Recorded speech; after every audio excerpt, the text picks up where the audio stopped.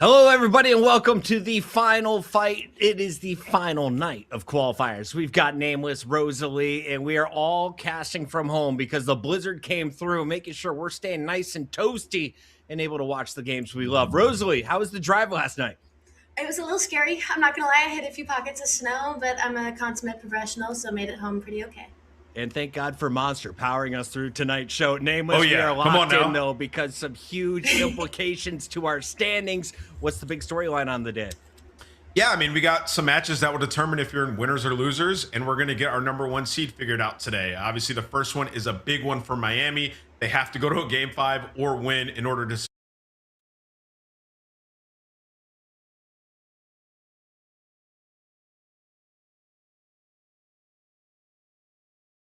Now this is how it would shape out with Toronto Koi No. down in that elimination bracket. But we know that things could get a little bit dicey with Miami in the mix today. A 3-0 loss could shake things up. Some other teams have the chance to secure the number one spot with teams like the Gentlemates in that power position. If they go 3-0 or 3-1, they will be our top seed headed into Texas. That's so crazy to me to even see that Toronto Koi is that far down with how well they've been playing. The entirety of this split. It's just so weird to me. It makes sense that we have everybody kind of in this bubble where we don't know where things are going to land because everybody can beat everybody. Yeah. Nameless, the big surprise so far in the standings was the Falcons, and then it was the Carolina Royal Ravens. Who finishes higher on the standings in your eyes?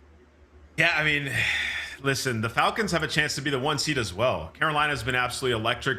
I think it comes down to map win percentage or some tiebreakers, but I think both these teams have a real chance, obviously, to finish 5-2. You look at Riyadh; they're already there, and for Carolina, they're playing LA Thieves. LA Thieves have not been dominant, so opportunity for Carolina today, especially with how well they've been playing in the Overload and the new life that Exceed has brought them. That match should be absolutely lit.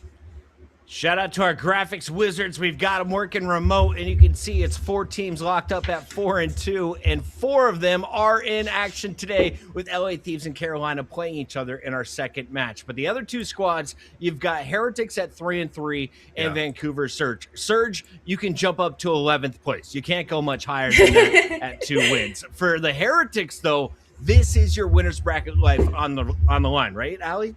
Yeah, exactly. And it's so good because Miami has been playing so well recently. They've been really good in the hard points. They're 8-3 right there. They're 5-1 in map ones. The only problem is they're going up against the Paris Gentlemates, right? But like, if you asked me that 2 weeks ago, I would have been like, okay, maybe we're a little worried in this situation because how good the Paris Gentlemates has been looking. But a lot of these underdog teams have been surprising us. So for Miami, their back's kind of against the wall right now. I'm expecting some lights out performances from them.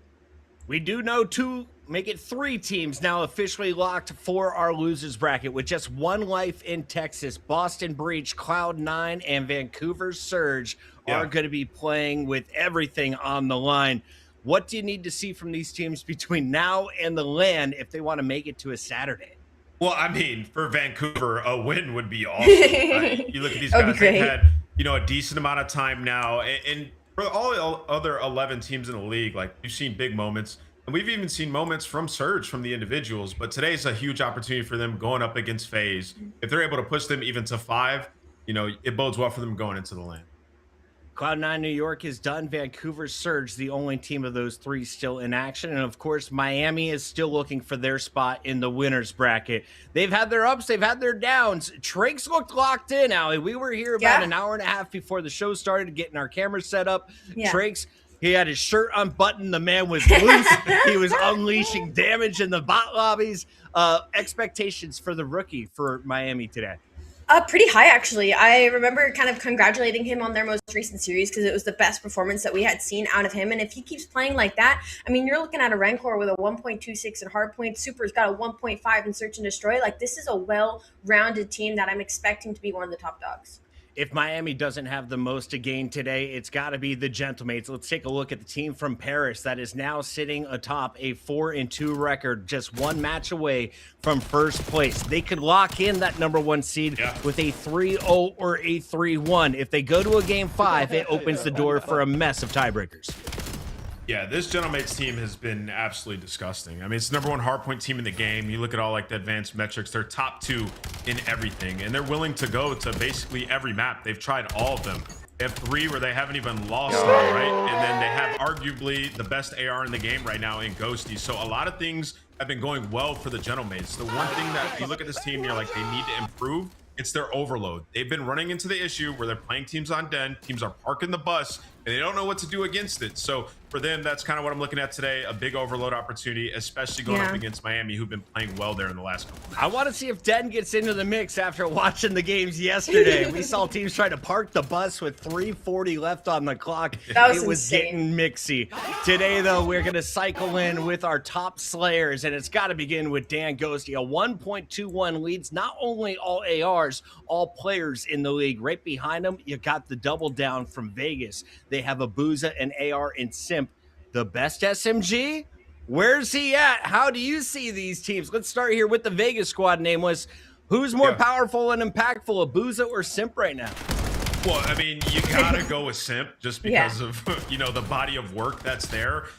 There's something to be said about the impact that Abuza's had on them, particularly in Search and Destroy, Chris. I think he has an argument best sniper in the game right now. He's taken over some searches for them. Yeah, he's a walking highlight reel in that game mode. And we're starting to see him and Draza figure it out a little bit. Got a little nickname, the Zaza duo, and their hard point's been improving. I really think them having that hard start, playing all the top 3-4 teams early on, has molded them into a real championship contender headed into Major 1. Allie, right now you're guaranteed a top 5 seed, but they're looking to finish top 4. With a win today, they secure that. And with a 3-0 or 3-1, they stay in the running for a top 2 seed. Where do you see FaZe finishing, knowing that today's opponent is the Surge, our 12th place squad? I definitely see them finishing with that top 2 seed. I mean, unfortunately, Vancouver Surge has just really given us nothing, and there's just no reason for me to believe that they're able to beat Vegas FaZe today. Let's take a look at the schedule on the day, the final fights before we head down to Texas on Tuesday. Heretics take on Paris. We're going to see Carolina versus LA and FaZe versus Vancouver. If you've been paying attention lately, that 4:30 match could be the best of the entire stage as Carolina has been undefeated with Exceed in the lineup. LA Thieves on a heater after taking out Optic. We're going to a break. When we come back, it's the first fight of the night. Lock in. Heretics take the stage when we come back.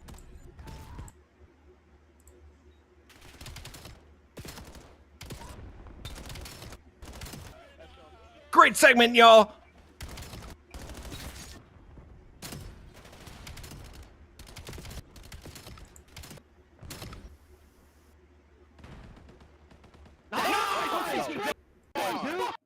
Go.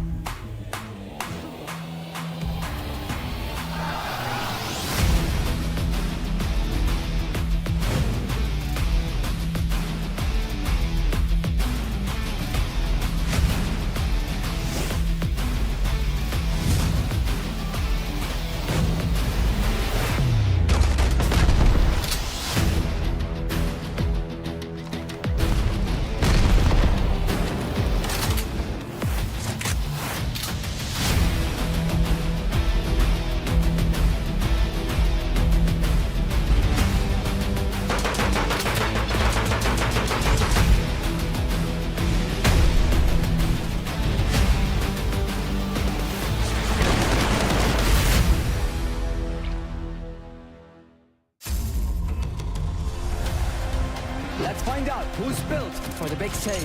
Heretics ready to dive in. Thanks, Tim. And Snoopy wipes them all. But Hydra with the switch impossible. He's making top room. So damn happy. Inside. Down the Bruiser. Dominance on the grandest stage.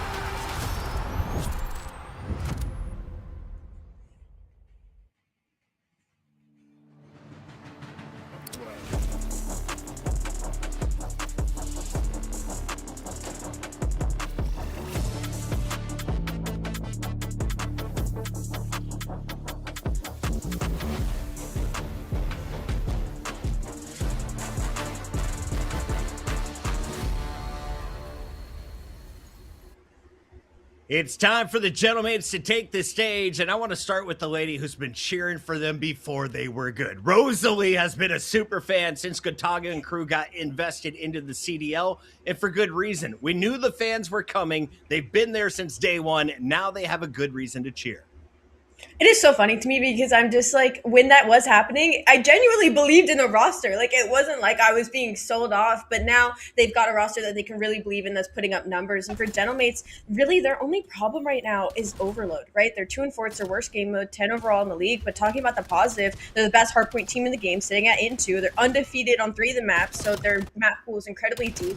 And they have the best player in the game, and Dan Ghosty, who's leading the league with a 1.2 right now, with a 1.34 in hardpoint. He's been doing it all. For Gentlemates, they can almost do no wrong. They just need to put all their forces into that third game mode. And you were saying earlier that Abuza may have the best sniper. We're watching these sim highlights, and he just reminds me that he is a threat no matter where he is on the map. We look at the numbers. They're number 1 in hard points, going up against number 2, though, as the Heretics surprisingly have one of the best records in the entire league.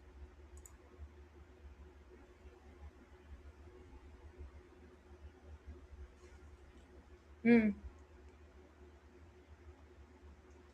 you talk about this Miami team, Blackheart coming in was massive for them, Chris, because they're 2-0 on it, right? And their auto veto prior to that was Colossus. So it gives them some wiggle room. So if you're Gentlemates, you have to be careful in this series. The maps you like, Miami like as well. Let's take a look at this Miami squad that has been on the bubble. The shakeups and losses to teams like Boston have given them life and an opportunity to lock into the winners bracket. How do they get there, though? Through Dan Ghosty's Paris Gentlemates crew. Nameless, I want to start with you. What's missing in Miami you hope to see in the final night of the qualifiers? Yeah, the easy answer would be search and destroy. There's virtually no map pool there. And I think a lot of it, Chris, is like last year when you have Real on the team, he was so good at finding first bloods and getting away with his life. And now you look at this team and where they're 5th in opening duels, so they're still getting those first bloods. They're not getting away with their life. 11th, like, you know, second to last in the league. Right. So that's a massive thing that they need to focus on. Because last year, whenever he would make a huge impact early on, then you'd see Super and Rencor making huge plays down the stretch in those rounds. So I think that's the primary focus if you're Miami, is that search and destroy.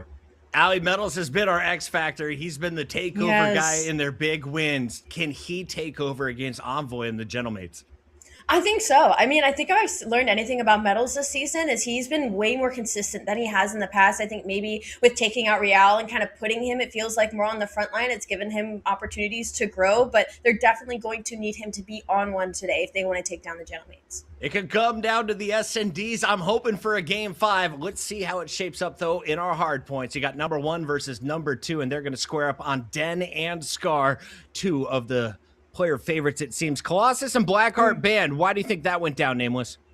Yeah, well, Colossus, that's the auto veto for Miami, getting rid of both of those. And then for Gentlemates, you know, like we talked about with the map pool, they've played 1 Blackheart. It was pretty close, but Miami are 2-0 on it. Have looked like the best Blackheart team in the game. So really both teams, I like the vetoes here. Ali, let's lock in. As you saw our 5-game series, you and the fans are still out front, but not by much. Who are you taking today? I'm still going to stick with Paris Gentlemates. I think they're looking to be one of the favorites heading into Major 1, but don't count Miami out. Nameless, did you just go with Miami as she said Paris Gentlemates? Where did that smile come from? I did. I'm going to go with Miami. He's going to try and catch up. We've had a lot of like weird upsets. We're at home. It's a weird energy. Miami's going to win this, bro. I got Miami in 4. I was going to go Miami till you picked them. So now I'm riding with the Gentlemates. They got the top dog in the game right now. They could have the number 1 seed, and they just need to win in 3 games or 4. Let's see if they can get the job done as we send it over to Shift and Study. Let's get it going, baby. Last day of qualifiers. Dude, this is unbelievable in terms of what we have in front of us for the standings, what could possibly happen in the bracket, and like the desk had mentioned, this first overall match, Jay, has some big implications for who starts in that upper bracket. Oh yeah, it's a big match for both teams. Obviously, you guarantee yourself a winner's bracket side if you are Paris, but on the opposite side for Miami, you're thinking, I'm at 7th spot, I got it locked up. No, you got to win a certain way to guarantee your spot into a winner's bracket. So a very good team that we have here, a very good matchup that we have here between the number 1 and number 2 hardpoint team. And I think that's touched on it perfectly. Just the addition of Blackheart forces these vetoes to be a little bit different because the auto veto for Miami is Colossus. You get rid of that. You don't want to play Miami on Blackheart, so you leave exposure in the mix, but they don't pick it. So a square up on the opening Den is going to be massive to see who's the best one on Den. I hear that, and I'm here for that. I think the biggest thing between both these two teams at the hard point, yes, it is the number 1 and number 2 ranked team right now in terms of hard point strength. But the one big thing that I've noticed about Miami, and the stats really do kind of support this, is they don't break well. But to be fair, they don't have to break often. They're rotating well. They're holding well. But if you find this square-up match on rotation, there's going to be a lot of focus to see if Miami can break some of those key hills today, Jay. Oh, yeah, that's massive because on the opposite side for Paris, they're one of the best hold teams that we have in the game. And the one time that we saw them on certain maps like Scar yesterday, they were able to hold down new HP. So we're instantly going to hop into this one. A battle of some of the top hardpoint teams that we have in the game. Gentleman looking to improve their seed, and Miami looking just locking on the winner's bracket. That's telling you, man. Right now, the league is up for grabs. You just never know who's going to show up on the day and be the best team of the game so far. Miami looking pretty solid over the top of P1. Evenly exchange the kills, stay in the hard point the whole way, and Renkor's off to a really well-off start. 2-0 up. He's got help all around him, and yeah, this has been perfect for Miami so far. Yeah, 30 seconds still to fight for here at the P1, but you're dominating all that mid-map control. Now you just got to pick up some of these long lanes because players like Sib are going to decide to go for a long route, actually cut it back to mid-cut and get up his life. So Miami is still going to have all the map control and soak up all this time, and Paris is going to be late off the rotation, not the start they were looking for. No, not at all. Good shots from Renkor. Surprisingly, doesn't finish Neptune up top. Looked like he had him dead to rights. But his streak will come to an end. Trakes will work on the exit eliminations, backing up into couches. And he is in a little bit of trouble. Good read on the spawn from behind, but does he anticipate all of these Paris members from the front? Timing is perfect on the little pop-up. He finds himself one slips away from the initial trade and actually forces a team kill to come through. So Miami are able to stabilize inside the hard point and keep Paris at arm's length. Yeah, now the spawn's getting a little bit mixy. Miami, 2 players towards the back. Everybody else for Paris going to spawn through mid couches and the front side. And they go 4 for 1 in that trade battle. Wow. Now the hard block doesn't come in. Trakes thinks he has the timing. Paris is still in the play to potentially find the break, but they gotta go. We need to start winning some fights.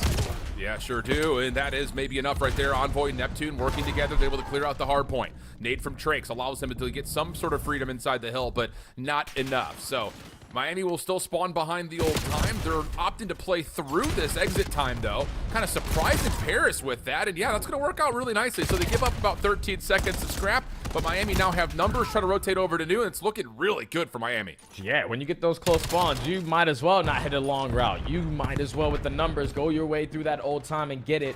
And they're allowing your teammates to potentially find one off the rotation, and that's exactly what happens there. So for Miami, an opportunity to chain that P1 and P2 to this P3 as they are lighting up the kill feed again. Paris is just off to a slow start.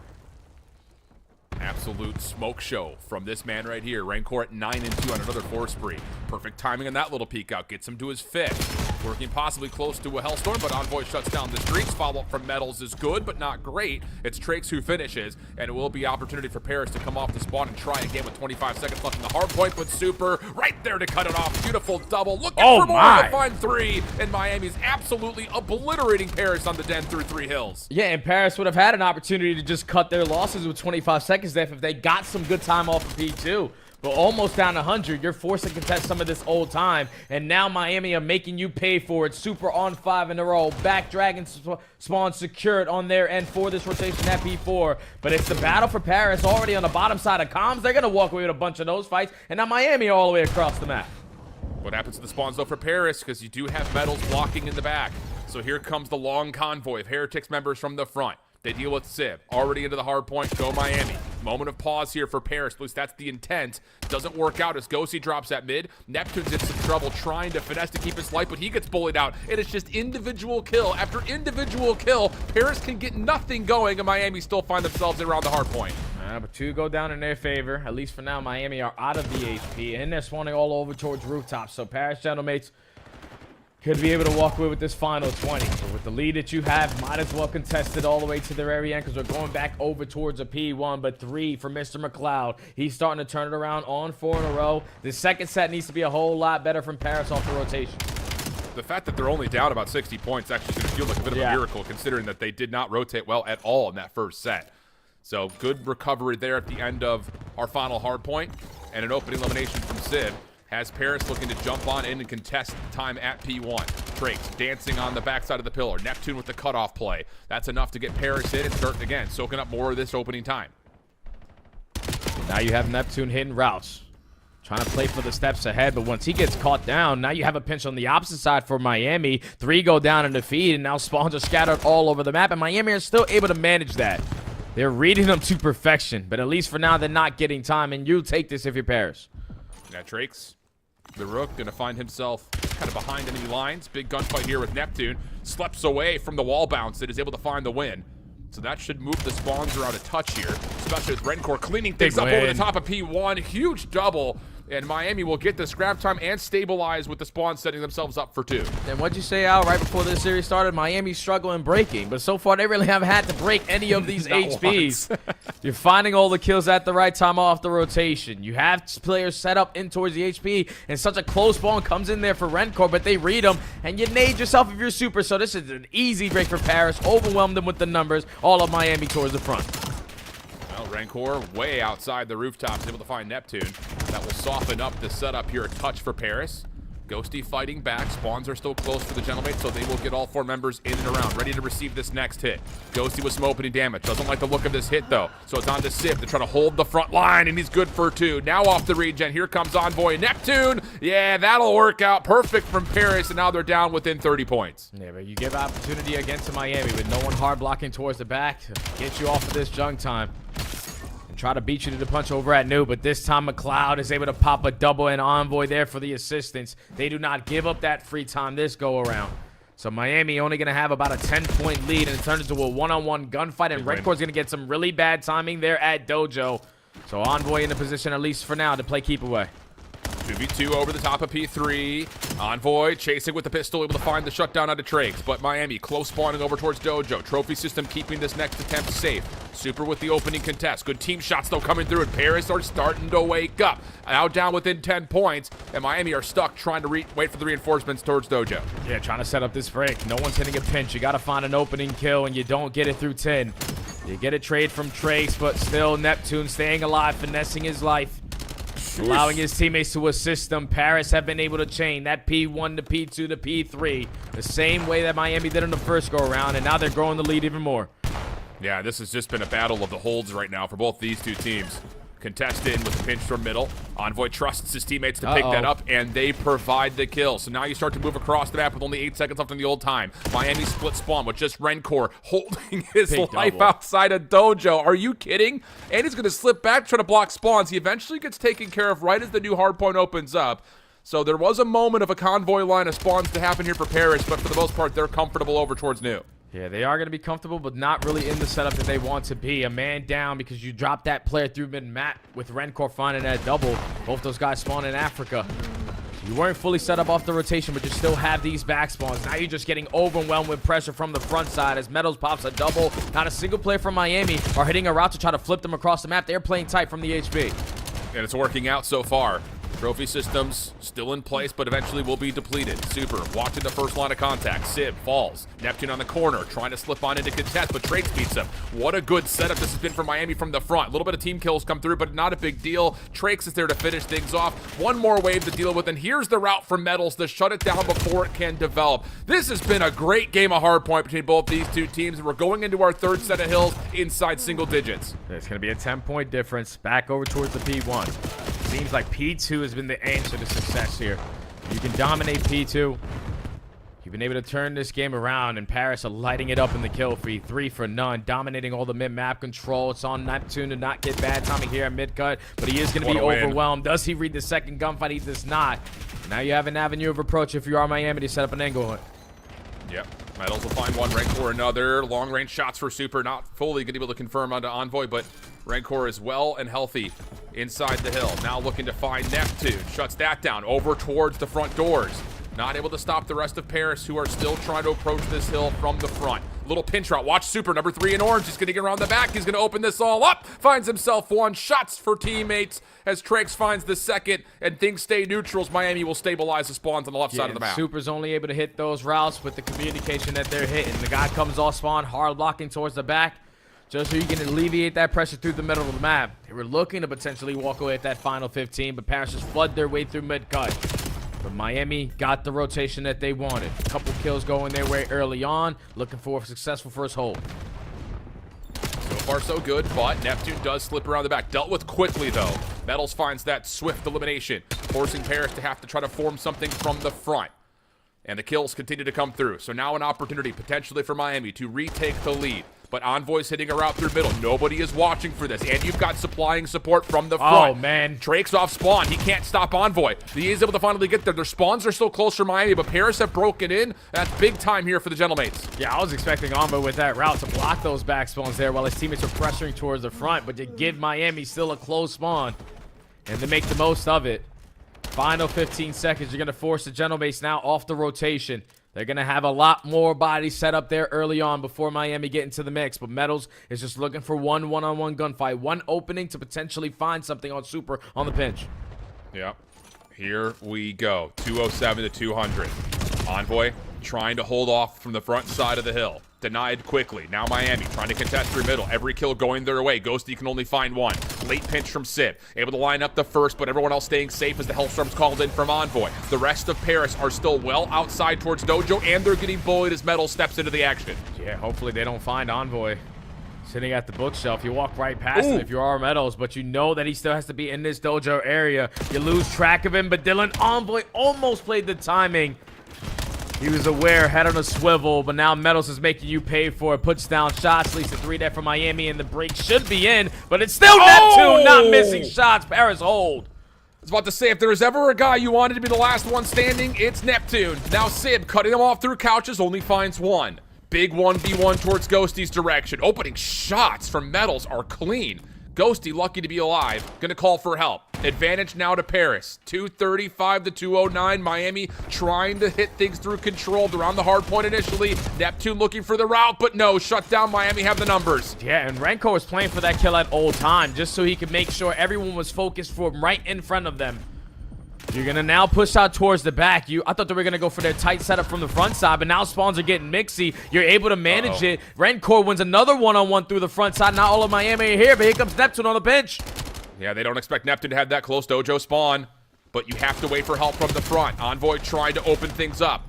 Able to find the first. Going to the knife, and he falls off the map. Uh-oh, so now you got to hit this from behind. Paris still in the lead. Neptune finds the opener. Rencor is low, but is able to find a little bit of reprieve outside the rooftops. Now it's on the Trades, the new guy up. Only able to find one, and the Trades will eventually allow us to keep contesting. 239, 230. Paris spawning close. Neither team can win here, so keep your eyes on the minimap towards one. It's all about this rotation now. Try to contest it. Don't give them any opportunities to just instantly hop that new HP. As now Miami are lighting it up in the kill feed. Spawns get a little bit mixy now for Paris. Sib at least finds one, but Miami are on the new time.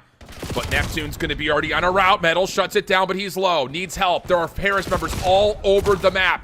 Able to step away for a small moment. Envoy going to get into the hard point. There's pinches all over the place. It gets to 248. Can you take him out of the hill? Neptune right there to support. And Paris will take away a nail-biting map number one. Oh, man. Some of those spawns on that map just made my mind blown. Shout out to Whaler because they gave...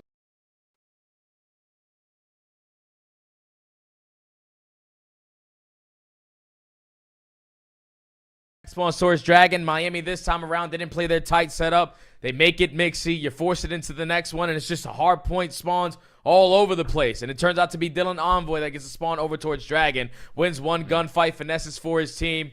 And then when you try to make up for it in the numbers, Miami just beat to the punch there in that closing moment. Better team of today. Yeah, better team, but barely. 10-point gap. And it really was just a battle of who could hold better there. And honestly, I think you could classify the entire map of what you just said right there, Jay. Hardpoint gets a little mixy with the spawns at the end from 4 to 1 again. And whoever wins their gunfights wins the map. That's really what it felt like it came down to. But a heck of a display of hardpoint between their number 1 and number 2 rated teams.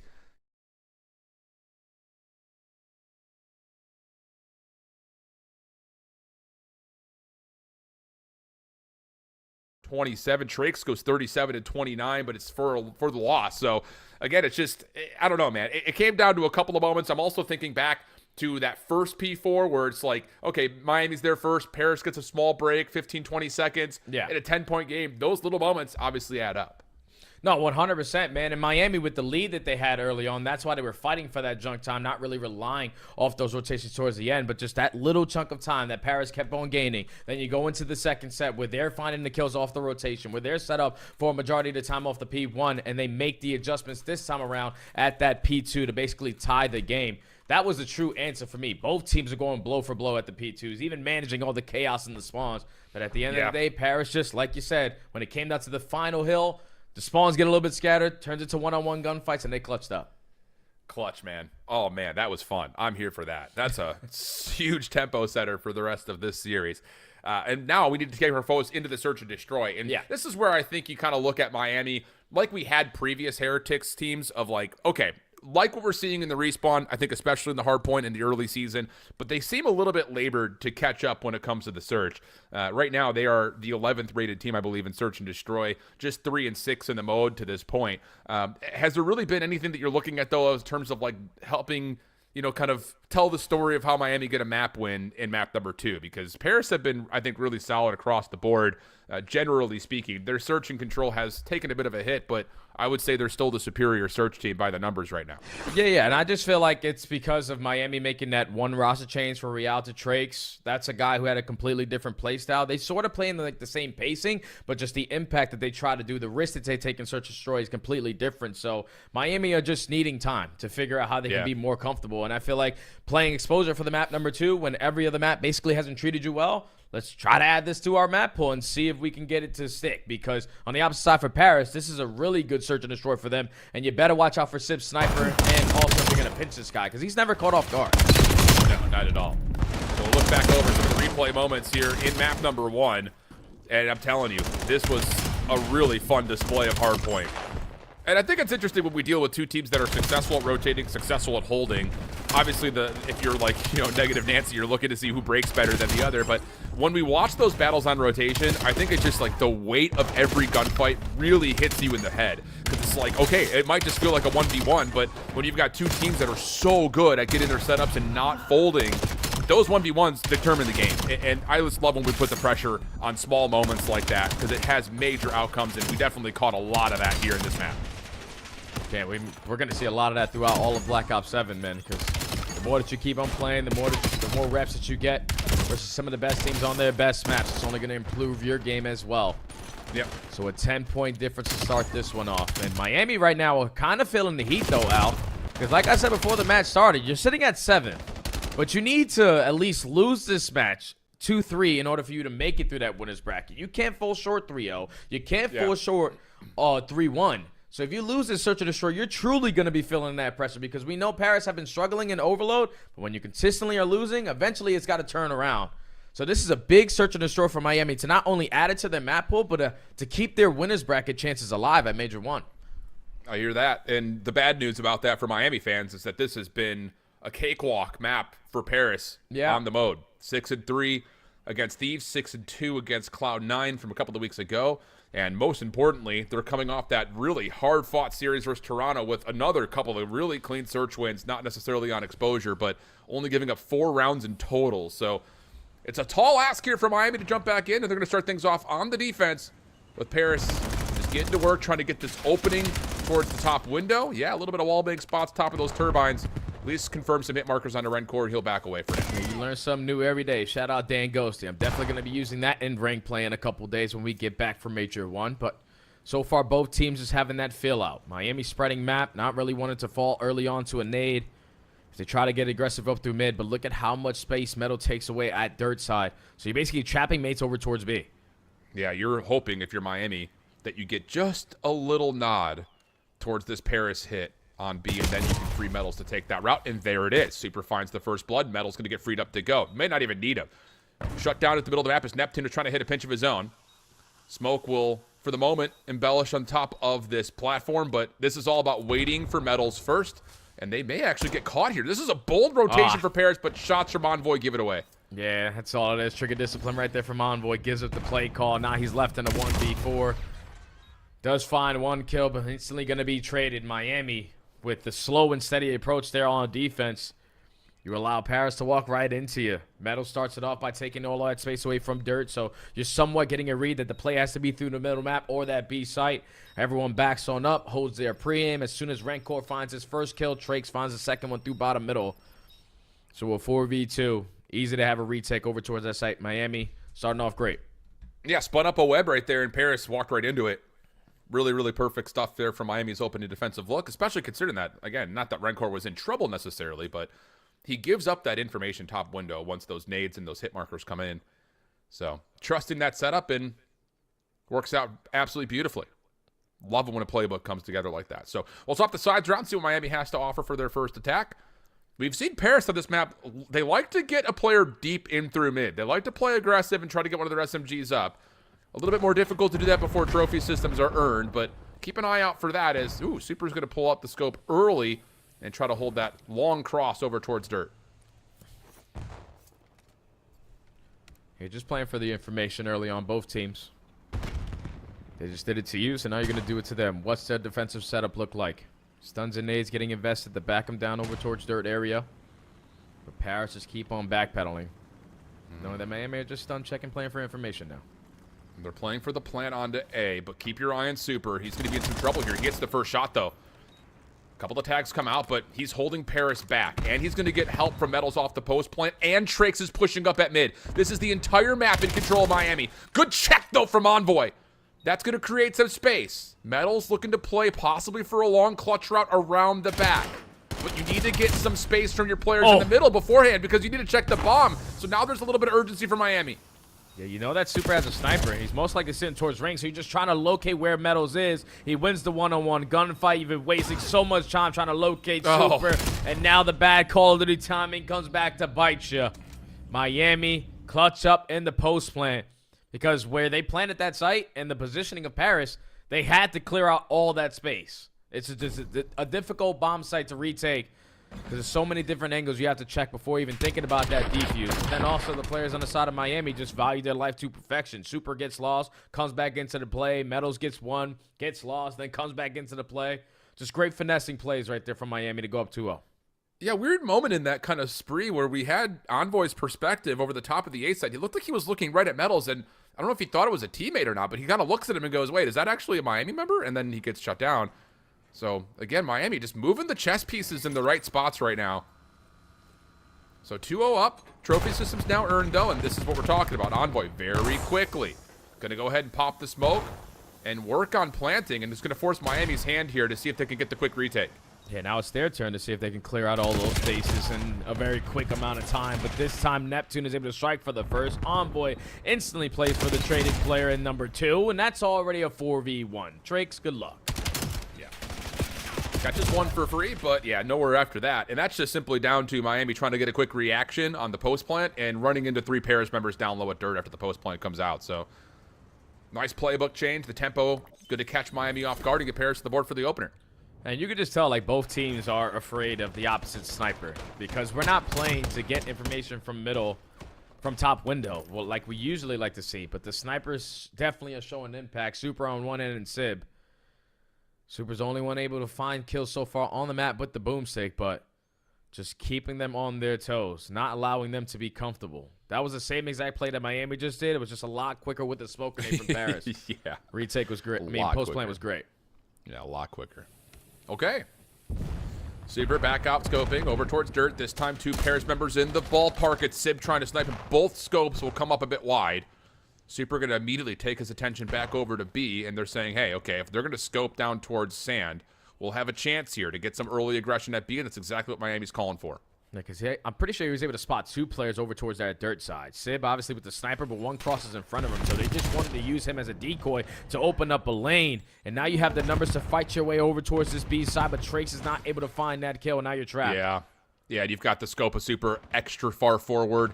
Gets the midair snipe onto Sib, who was trying to wall bounce, and then the pinch from Envoy also shut down. Man, if you thought the hard point was intriguing, this strategically has been really fun to watch as well. Miami currently finding all the right responses. Neptune looking for something. I think he may have picked up Sib's scope, but not going to get an opportunity to pull the trigger. Miami will go up 3-1. Hey, Miami are looking great right now in Search to Destroy because they're just reacting to what's given to them. All right, 2 players are pushing out towards Dirt. There's no point in wasting time to try to fight them. Let's go with our man advantage over towards B. At least in the man advantage, you still find yourself in positions knowing that they're not going to be strongly set up here. So a couple stuns and nades backs them out of the positions. You take the head glitches, you find the opening kills. They're just reacting so quick to the information gained. This is looking like a different Miami team right now in Search. It really is, and it's in a way that makes it look like the playbook is being executed on perfectly to this point. But Paris have shown that they can kind of break that up by playing with some timing. Metal's going to get aggressive this time, scaling deep through mid. You already have an opener for Trakes too, but Neptune wins that gunfight. Super response, cutting off Sib from the cross, but Paris have the opening to play through, and wow, through B. As they're going to try to see if they can stop the Miami defense from rotating in to defend this. Oh, but you don't check out towards the backside of Jens, and now all of Miami are here to reinforce their way back towards B. It's a 2v1 left up to Ghosty. He has the information. Both are on this side. How does he play it? Hello. Yep. Give it another go. Third time will not be the charm here, but Ghosty's got some space to work with. He's going to try to keep forcing it, and Super's found himself another weapon to use. No problems there for that elimination, and this has been really good from the Heretics. Yeah, even after Neptune strikes for the first flood at mid-connector, Super is playing the aggressor with the sniper in hand. That's so you know he's having a really good game because the confidence to be that guy mid-con, to play for that trade, find it, wrap back to your team, knowing that, all right, it's a 3v3. The play's going to be over at B. And we have a player in a position that can catch them off guard.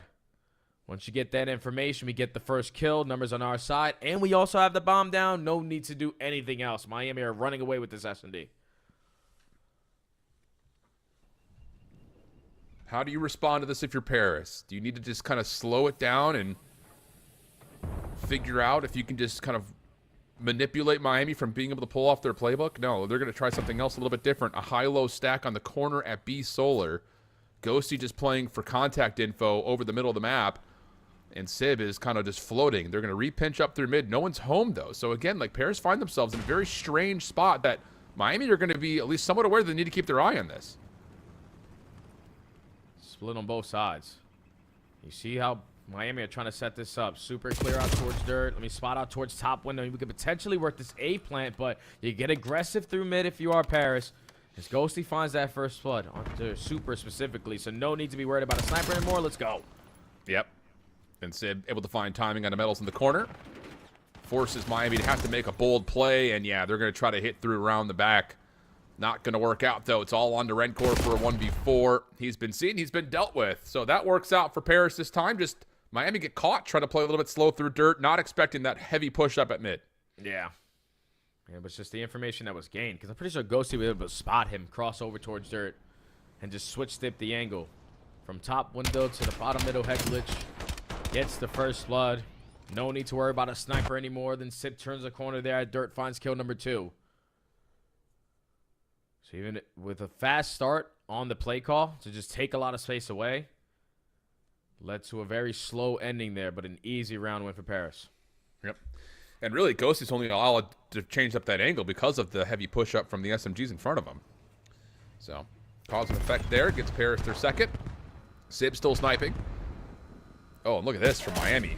Jump up and over and around. That's 2 players into the crates. They do shut down Neptune. I believe they also saw Sib. There are trades, though, and this battle from Dirt is a dangerous one. Sib wants to hunt for the kill, has a player low, and will finish with Ghosty 2v2. It's going to be down, though, at A. You have that information if you are Miami. Rencore and Metals. Clearing out space now. Covering all their tracks, but Ghosty at least spots both of them and wins the first gunfight 1v2. Yeah, Rencore changing up the position now, moving back up to mid. Paris are going to work together. And Rencore has found himself in a position to possibly still re-wrap again. And that's what he's going to go for. Bomb will be planted, though. And now trying to retake from the low ground becomes, well, extra dangerous, to put it plainly. Has no stun and no nade to work with either. So he has to do this with the gunny. A back-to-back setup for Paris and towards P3. Casually checking the bomb. Don't force the one-on-one. Finesse your life. Uh-oh, Sib bounces out the window. Rancor wasn't even tagged. So now Rancor's predicting top window. Ghosty has an angle, I believe, though, at this post plant from the low ground. And he's going to clear it by just jumping on up. And hold on a second. Rancor's going to find the timing from window. I don't know what Sib's doing right there. Ghosty had already bailed off from the fight. Sib just dives through the window. Rancor gets 2 easy 1v1s. Yeah, that can't happen. Like, it's as simple as that. You cannot force that gunfight there if you're Sib, because Ghosty gets the information and gets out. The only way you die to Rancor is if he jumps in towards the window and kills you. But when you jump out, don't hit him with a bullet. You're forcing Ghosty to be in a very difficult position, because now he knew where Ghosty was. He knew he had a lot of time to work with and just play for the rewrap through dirt. That's a throwaway round there for Paris. They're going to be beating themselves up after that one, but now Miami at game point. A critical error. Especially considering that you could still hold that post plant from up top based on where that bomb was planted. Yeah. Okay, 5-2. Map point and how big this could be for the Heretics. 4-man hit over to B. Paris, though, again, we've mentioned this. On defense, they do like to take away the middle of the map quickly, and they will do so once again with Ghosty and Neptune. Moving back for the pinch watch, though, is Super. He did have a scope initially, but he's swapped over for an AR. Man, Miami just taking what's given to them. A bunch of stuns and nades getting invested in the middle of the map. Most likely they're on that side, so let's instantly go over towards B, and Super just plays an angle that is unreadable for the first blood. Now in a man disadvantage, someone has to make up for it. It's going to fall into Sib, working himself by behind enemy lines. Well, Ghosty was moonwalking on this quick pinch back over towards B. They don't expect that. There's 3 more members for Paris playing over the top of the bomb site. So now Super's got to go quickly. Nade lands, but doesn't confirm the kill. Neptune able to continue to defuse, and he's going to actually hop off it to allow someone else, that's Ghosty, to get credit for it. Huge round from Paris, and that's just simply Super not able to get the read and the timing of the rest of the Paris flank. Yeah, so even after that first blood from Super, Paris said, okay, that guy's all the way across the map, across the world. We still have a 3v3 around this site, so we just have to time this pinch to perfection. And it was the aggressor in Neptune through mid-cut. Opens up with the first, not 1, but 2 kills. And then Sib from the back lines wins his one-on-one. You know, all 3 players are dead on this side. Super was the last guy, instantly hopped to defuse. So Paris able to stay alive. Forces swing round down 5-3.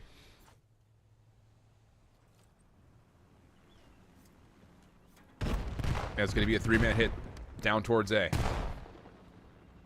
Envoy right back up into mid. Help here from Neptune playing that close cross. He does have an AR, though. Keep that in mind. He's able to find the shot punch, though, for 1. Trakes with a quick trade, but cannot hold the ground. We'll go 3v3. Yeah, now how long do you want to wait to potentially get this bomb down at A? Because you know there's pressure going to be on your pinch. And it's all about the timings that Ghosty can get.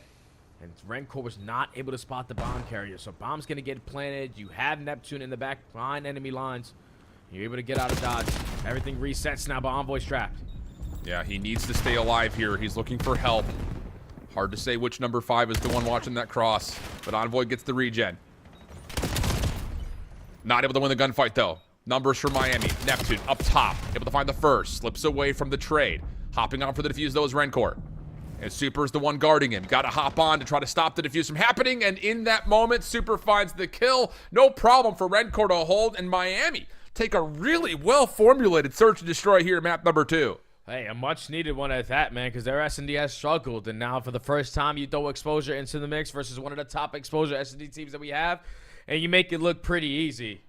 You just took what was given to you. Every time somebody gave you some information, you instantly reacted off of it, played your advantages to perfection, and then you also got Rancor, who's just stealing momentum away from Gentlemates when they were starting to have that rally in the comeback.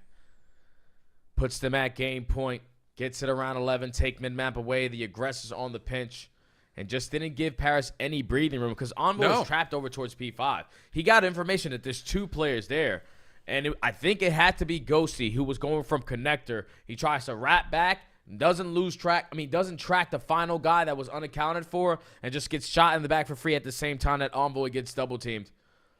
So great plays from Miami in that search and destroy to close it out and tie the series. Really good stuff. Honestly, these first two maps, they've been, I would say, like a COD fanatic's dream setup. It has been really good Call of Duty being played. That one was just a game of chess that Miami had the opening edge on. Really fun stuff. 1-1 though, the count here, Jay, and now we start to consider what happens with the Overload. And again, just kind of looking at how these teams had played Overload at the beginning of the year, it looked great for Paris, save just one really bad showing versus FaZe, but things have changed a lot surrounding the mode. You get up early, you park the bus, all of a sudden the map changes completely. So we'll see who can find an early edge. We're going to go to a quick break. When we come back, map number 3 between Miami and Paris right after this.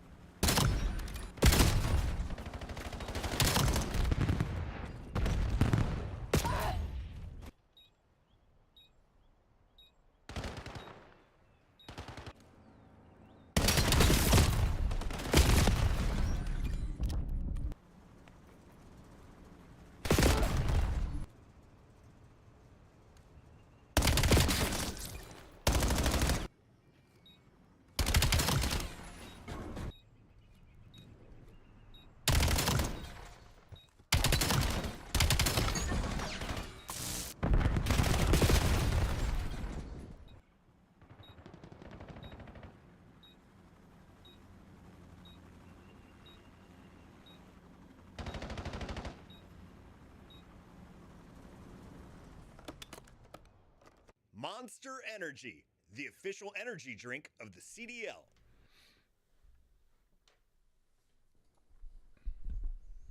Black Ops 7 returns to the Esports World Cup in Riyadh this summer. Scan the QR code to be notified when tickets go live later this month.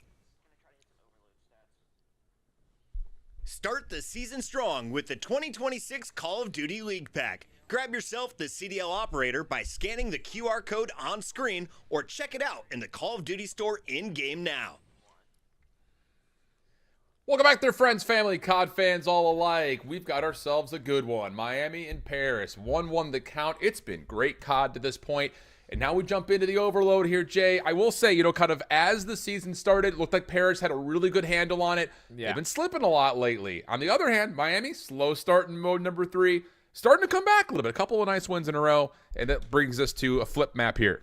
Yeah, nah, the exposure overload. Last time we watched Miami on it, I was falling asleep for about 10 minutes. And then we get to the overtime and Super just 1v3s. So it turned out to be one of the most insane maps with a very slow start. So there definitely is some work to do on side for Miami in this game mode. But the same could be said for Paris. Like you said, 3-game losing streak. And I feel like it's because they don't have the same slaying presence that they do in Hardpoint. Right now, Envoy is 46th out of 50 players in the CDL in this game mode. And we know how impactful he is as a playmaker. So when he's hitting these routes and not winning those key one-on-ones, they are slowing down the progression every single time for Gentlemen. So they just got to turn it up in the slang, in my opinion. Heard that. Okay. Keep it simple, keep it quick. Let's jump on in and see if both these two teams can continue to give us some high-level Call of Duty, my friends. Yeah, and that's Ooh-wee. again for our fly, but it's all exposure. Yeah, It's it's exposure. It was. I'm glad. I don't know if you caught me. I was like vamping a little bit. It's like, wait a second. I'm pretty sure I just wrote down it's exposure. I had to second guess myself. It's all good. Let's get back into it though. 2-2 over the top. Miami just quick off the get-go. Super with the 3-0. Start quick pull and a quick opportunity to set up towards B. And now we're all Paris are already on the back foot. Stuns and nades are connecting, so it's going to slow down. But look at what it's doing for Miami. It's going to allow someone to develop on a route. You're thinking that because they slowed down, potentially the rotation is going to come in, and you were banking on Meadows to be the opener. But once he loses, now you have the numbers advantage to stand strong on this defense. Well, Super shooting so far. Metals nade over the top. Allowing Super to get the regen up. Gone through, and he doesn't miss a bullet. 5-0 start. Ghosty looking for the shutdown, and will find it. Metals, yes, able to confirm the trade, but really forcing the issue here, trying to beat the timing of the pair of spawns, but not able to. Gentlemates putting together a solid defensive hold, and they have a chance to repossess the EMP if they so choose. Yeah, they're looking to take the map control, though. When I have every single player up and gun ready. Just looking for kills to go their way. You lose one through the middle of the map, but you find one here at the B point, so... Start to force your way right through the front door, but Trake's off the respawn, is able to line up 3. Now he's got 2 lead blockers. This should be a Miami score. Oh, but Neptune's able to find one. Trying to step away. Pistol works out for Drake, but he's stunned into place. Civ and Ghosty still in position. Envoy over the railing. Yeah, keeps the defense alive and kicking. Metal Super finding eliminations, but it's not enough. Paris will be able to regen and reset. Although, Super, if he can find one here, catch Neptune by surprise, he may be able to grab and go, but the EMP resets, and Neptune wins the gunfight. Now you got to try to find some kills if you are Sib. Because every single one of your teammates is over towards that B point. They're going to be out of positioning. So Miami just looking to stabilize around the map. Everyone camping their corners, looking for their one-on-ones, but now they're losing all the timing fights. Thankfully, they find 2 kills, so neither team is going to grab that EMP now. Yeah, tough there for Envoy. Will make a different move. Hitting the route around the corner. Knife out. He's able to find Trakes. Miami still 2 members in mid. Going to be able to at least make sure the EMP doesn't get pulled. And the shutdown on the Envoy comes through. Neptune on the other front. Make sure that Miami cannot stay deep over towards the pair respawns. We're halfway through this first half. And they're really, outside of Miami's first look towards B, hasn't been a significant effort yet for Paris. Yeah, neither team willing to give up or do something drastic in the chance department. We're making it all look clean. It's got to be perfection. And right now for Paris, they have the EMP in their possession, but the player in Sib is so far across the map, so they're just stalling out time, looking for some stuns and nades to connect. You find one for the opening kill. Now you're committing towards B because you have the man up. Yeah, but Trakes, good read from the down low position, able to find one. Should be an easy run through here, and yes, Envoy is able to get back onto the point. So first score comes through for Paris. Exit kills, not convincing for Miami. So hold on a second. You've got Neptune coming off spawn. He's going to try to rush over to the new EMP location. Trakes there to meet him. Not a clean look at the initial set of the gunfight, but the win comes through, and Trakes tries to force something forward, knowing Paris is playing deep, but is unable to do much with it. Yeah, and the slow and steady approach right there from Paris forced Miami to have a spread set up there. Because you don't want someone to leak out on the opposite side. Potentially the rotation comes in and you get a free score. So they were 2-2 split. Paris able to capitalize off of it for that first tally. Now they're looking for a second one as they're already taking presence over towards B, but Miami should have the reinforcements to stop them. Yeah, Ghosty was just waiting to make sure he could get back to full health. Nades through mid, over towards B. Not going to land, as Paris will try to hit a long route around the back. Sib does find one to open things up. Envoy says that looks like fun. Let me see if I can find more, but Super shuts it down. 50 seconds before we get to halftime. Sib still trying to keep the effort alive on the flank. He's low and in some trouble. Metals will find him, and it'll be a very favorable kill feed here for Miami. A chance to collect the EMP if they so choose to with that win from Trakes 4 in a row. And yeah, Metals is going to grab and try to push. Yeah, you just got to slow down there if you're Trakes. Job was already well done. He was able to set up a pinch, find the opening double to shut that down, be the lead blocker, and also find the lead kill. But then you give up your life for free, and you're forcing now the rotation out of your teammates. You do have your ARs set up in the positions to watch the cross. You just got to get past one player, and you do. And there goes Neptune to still play keep away. And Neptune's going to do better than that. Finds not just one, but all three contestants. Team Nade doesn't really make too much of a difference here for Paris. That is a huge defensive stand from Neptune. They're going to get the overtime, will the gentlemates. Keep your eye on Envoy trying to play around the back, seeing if they can get a route to going for the EMP quickly. But you got to win a gunfight here for Ghosty, and he will not be able to. So 1-0 goes the half, but a thrilling first half at that. Yeah, and to talk about the guy before I said it on the map was Envoy, sitting at a 0.8. The guy is almost double positive in the opening round. Finds a lot of success on these routes, winning key one-on-one gunfights, having goal line stops when need be. Getting loose right now. Yeah. And they're up 1-0 out because of it. Really good first half, though. I'll say that much. So, swap the sides around, see if we can get more. So, here we go.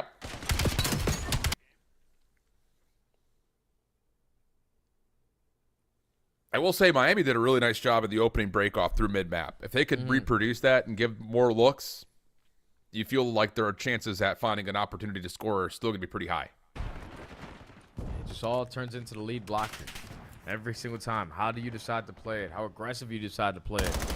You had like 2 or 3 opportunities to add one there. Just lose key gunfights at the wrong time. But into the second half we go. Paris dominate all the mid-map control, but now kills lighten up in favor of Miami. You got dirt. You got over towards P2 side, and you have all of mid-map. Just looking for these last 2 guys before we try to recover the EMP. Yeah, it took a little bit too long to find Ghosty, though, all things told. Envoy there to keep the trades even. Civ with the chase down, predicts the correct corner, and is able to find the EMP carrier of Rencor. But do they know that Super is still floating around mid? Looks like Ghosty is trying to keep the pinch safe just in case, but is unable to do so. So now it's on to can Miami win these gunfights around P2, and Metals is sure able to. Should be a chance to grab, but just as he goes to pick up the EMP, it resets the middle, and all that hard work now leads to a second set of circumstances for Miami to try to consider. Yeah, and already 2-2 split into kill feed. Gotta waste more of that game clock before we can execute our next play.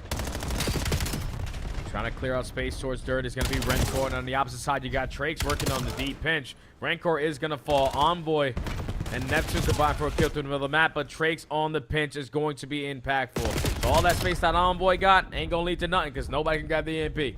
Yeah, but Miami still doesn't know where Envoy is. You can see them trying to look for him. And now they know. The trade will come through. Rencor, long pinch, trying to clear out ring and mid-map, but Metals beats him to the punch. And that's going to be enough to find pretty much everybody down. Big gunfight win from Rencor. So the EMP will be collected. All 4 down, but Paris will spawn towards the B point. Still winning gunfights, though, as Rencor. But you got to do more than that. And as Metals tried to go high, he will fall, leaving Trakes in a 1v multiple. And he will drop. So the effort for Miami completely quelled as Paris can reset. Yeah, they found the opening kill. It's just right behind Rencor. Your second lead blocker was the pistol carrier. Not the preferred weapon for the engagement. Now Envoy potentially looking to add another one on the board for his team off of this Hellstorm. Doesn't connect onto anyone. You're giving all the information and completely out of the play. Let's just run it up, add another one to the tally. This should be a freebie. But Miami coming quickly off the spawn, able to get 2 members here. And a pinch is developing from Super. He will find the EMP carrier. Can you counter pull this if you're Miami? Lots of space over through P2, and you shut down Neptune on the pinch. So now Paris will have to defend this purely from behind the B point. Super with some high ground. Stuns are landing. Civ, Envoy finding the first couple eliminations, and that's another 4 dead for Paris. Yeah, you're just trying to bully ball right now. And Paris just keep catching you off guard or finding that opening kill. So your push continuously is just getting shut down. Now you're back on the defensive side where Envoy isn't allowing you to get out your spawn for free. They've already cleared out a lot of space towards A. Envoy has his Zig. Neptune on the backside, but he does lose that fight. Thankfully, McLeod is there. 2-0. There goes Paris. It was close. Super nearly had the cutoff, but not quite. And now 2-0 up with 1:35 on the clock forces Miami to have to create something quickly. The EMP spawning over towards the tank on the top side of the map. Routes developing. Miami trying to clear out space. Neptune is the only Paris member over and around the EMP, and he loses his gunfight. So now it's just how much can Metals do from this position? Envoy trying for the cutoff, not going to be able to get there, and that's going to be a quick score for Miami, now just down 1. Now you got to get yourself in a position to play the reset. Everyone's on the opposite Big side win. of the map. Gunfights need to go your way. Metals is able to find 1, but Ghost responds with 2. You know that Metals is on the pinch. You now have just accounted for Rencor, and the EMP carrier is just going to go, and he's going to get it for free. Just all the information gained, knowing what you can get away with, and Paris keep that 2-point lead. 50 seconds on the clock. Miami still finding eliminations up top at mid. Metals doesn't check his right, but is able to find the shots from Ghosty to alert him that, yep, he needs to find that kill. Now playing over towards this back terrace. Looking to try to run the EMP down through dirt. Metals is going to get that back container position, but the problem is they don't re-clear mid. Flank from Neptune works out. They find the EMP carrier with 30 seconds remaining. It's got to be right here, right now for Miami. If they could score and pull, maybe there's a chance, but big advantage for Paris. Yeah, because all you got to do is just hold the line. They need to score in the next 5 seconds or it's going to be mathematically impossible. And when the team kill going down, you don't have the reinforcements. Also, team kills on the other side, but you're still holding the line if you are Ghosty. Paris, make the adjustments. The playmakers making plays happen. Getting lost, hitting routes, forcing Miami to be uncomfortable off the respawn. And Paris kill the overload losing streak. Get 1 on the board there. Wow. All right, that was another good map, though, between both these two teams. And I will say Miami is just looking at a different level right now in terms of how they're playing the 2 and the 3, map 2, map 3. But Paris, like you mentioned, a couple of big individual moments. Talking about goal line stands from Neptune finding 3 when they're on the opposite side from the first half. How key could that have been? And then even just beyond that, just Envoy getting a read that, hey, they're pushing way up into our base. We've got a little bit of a conga line. And yeah, even though my teammates around me are falling, there shouldn't be anyone in front of me. So good awareness there. He finishes 26 and 24, does Envoy, with 2 scores. So great stuff there for Paris to take the edge of the series, now 2-1 up. Yeah, that's the guy that you needed, man. That's the guy that's always making plays in every single mode. And when he's uncomfortable, when he's not winning his one-on-ones, it's going to be more difficult for everyone off the respawn to get out of their base. But you ice on up. You get the first score with ease. You finesse for the second. And I feel like that's what Miami were lacking in this map, was just that finesse factor. Because they found themselves in a lot of moments where they're lighting up the kill feed, walk away with a jar of these fights. But just the close spawns continuously are coming in for Paris. And instead of someone trying to set up a route to spawn a couple players out or fight a different angle from it, they're just head bashing through the front, getting cut down by stuns, grenades, and guns. So Miami's have a little bit more work to do here on exposure. Paris weren't going to allow a super 1v3 to break them down. And now they're feeling the pressure again, Al, because you can't lose 3-1 or you lose your winner bracket spot. So you need this hard. That's right. Yep, absolutely the case. So good stuff, though, overall for Miami. Better stuff for Paris. And we did see a lot of those individual moments come through in this highlight reel. So tight affair between both these two teams, man. It kind of keeps on building on the narrative that who is the best team of the game right now. It is really tough to tell. But let's take a look back over the series, because as we've also kind of alluded towards, it's been a really good series, really good COD being played between both these two squads. And we're going to go to a Scar hardpoint here. And I will say, you know, kind of we've seen the meta not necessarily change up, but we've definitely seen teams preferring to run at least 3 ARs across multiple points on this map. Some teams have really picked up on that and done well with it. Kind of shout out to like your Riyadh Falcons. Other teams maybe a little bit more hesitant towards making that switch up, and it really hasn't provided the results that some teams have been able to find.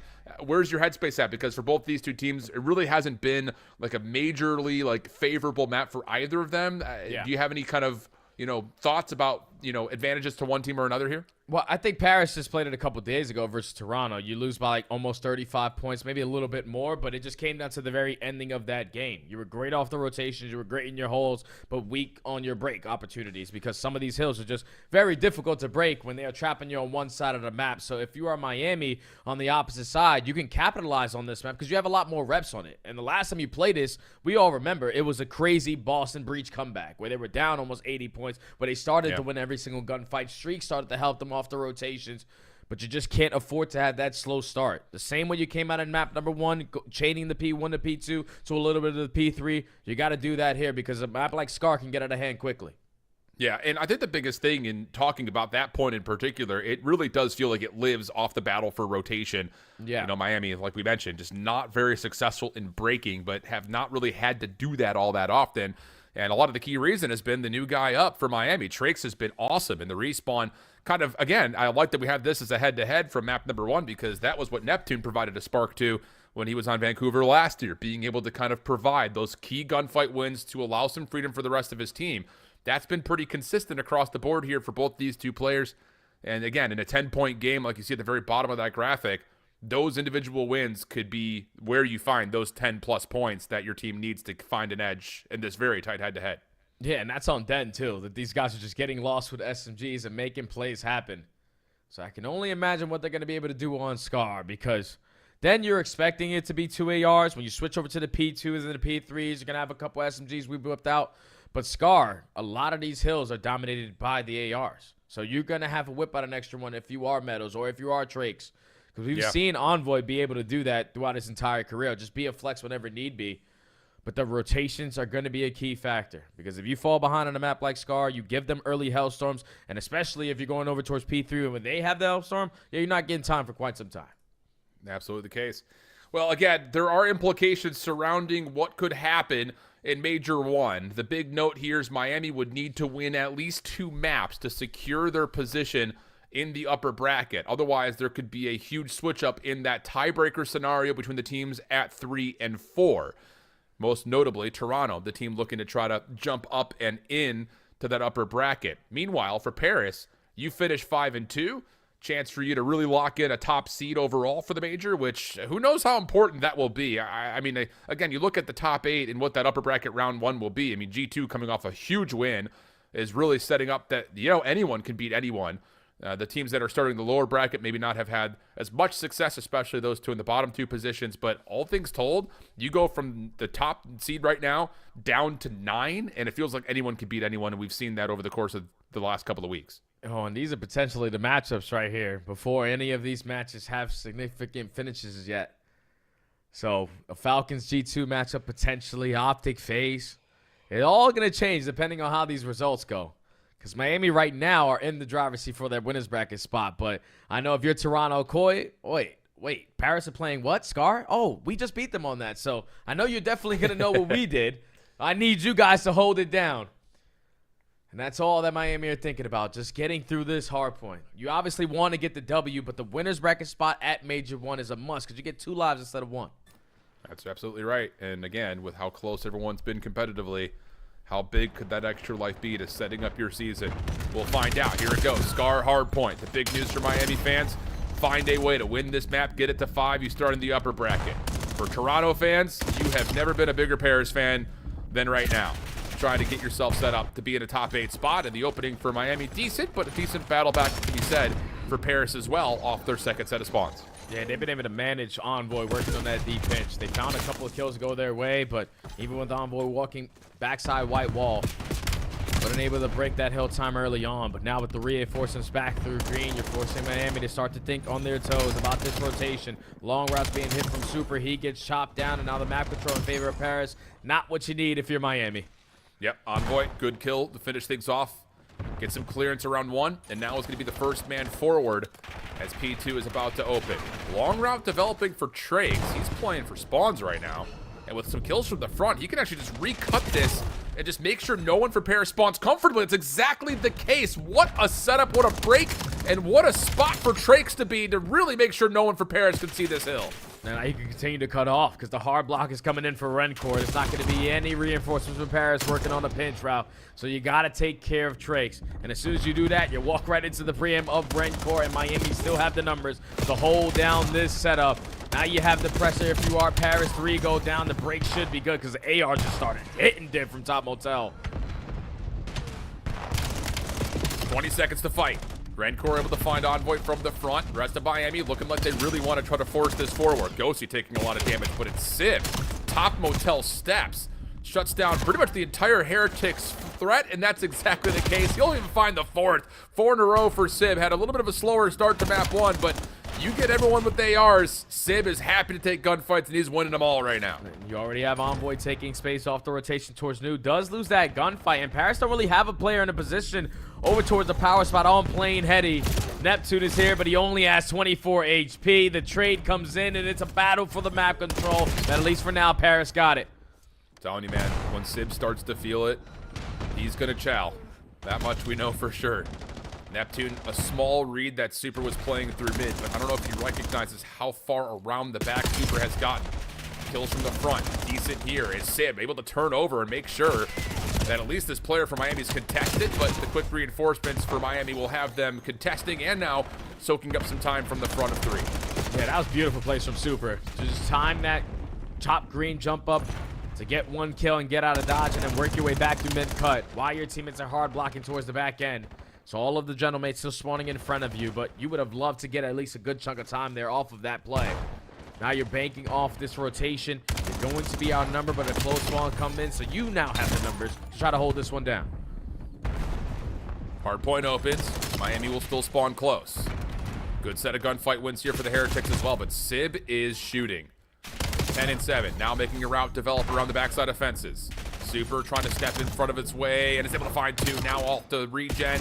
Has medals trying to lock down the spawns, but Neptune's able to provide some sort of a distraction. Shutdown is in though, and Miami continue to spawn close.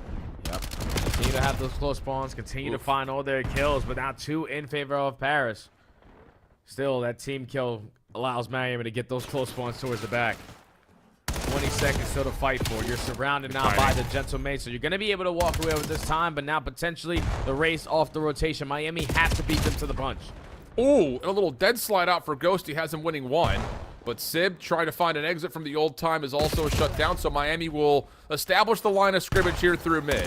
Super, big win if he can find it onto Envoy, but Ghosty shut down, make sure that Plain Heady stays safe. So for Miami, now it's just about trying to receive this next hit, and Ghosty is able to find the player top window, so an opportunity for Paris to go quickly, and they're still finding kills to get into the hill. Yeah, now they're trapping him towards the backside of green. Throw your stuns to your nades. He's in Sib on the pinch. Give me the freebie, and now 2 plays from Miami all the way across the map. Mr. McLeod blocking the spawns, and they instantly flipped them out. Miami forced to break from Plain. Stuns and nades aren't hitting, and Sib is still frying. My word. I'm telling you, dude, you just say, hey, Sib, it's going to be AR versus AR. He wants it. And he's got the hot hand right now for Paris. Doubling up the score.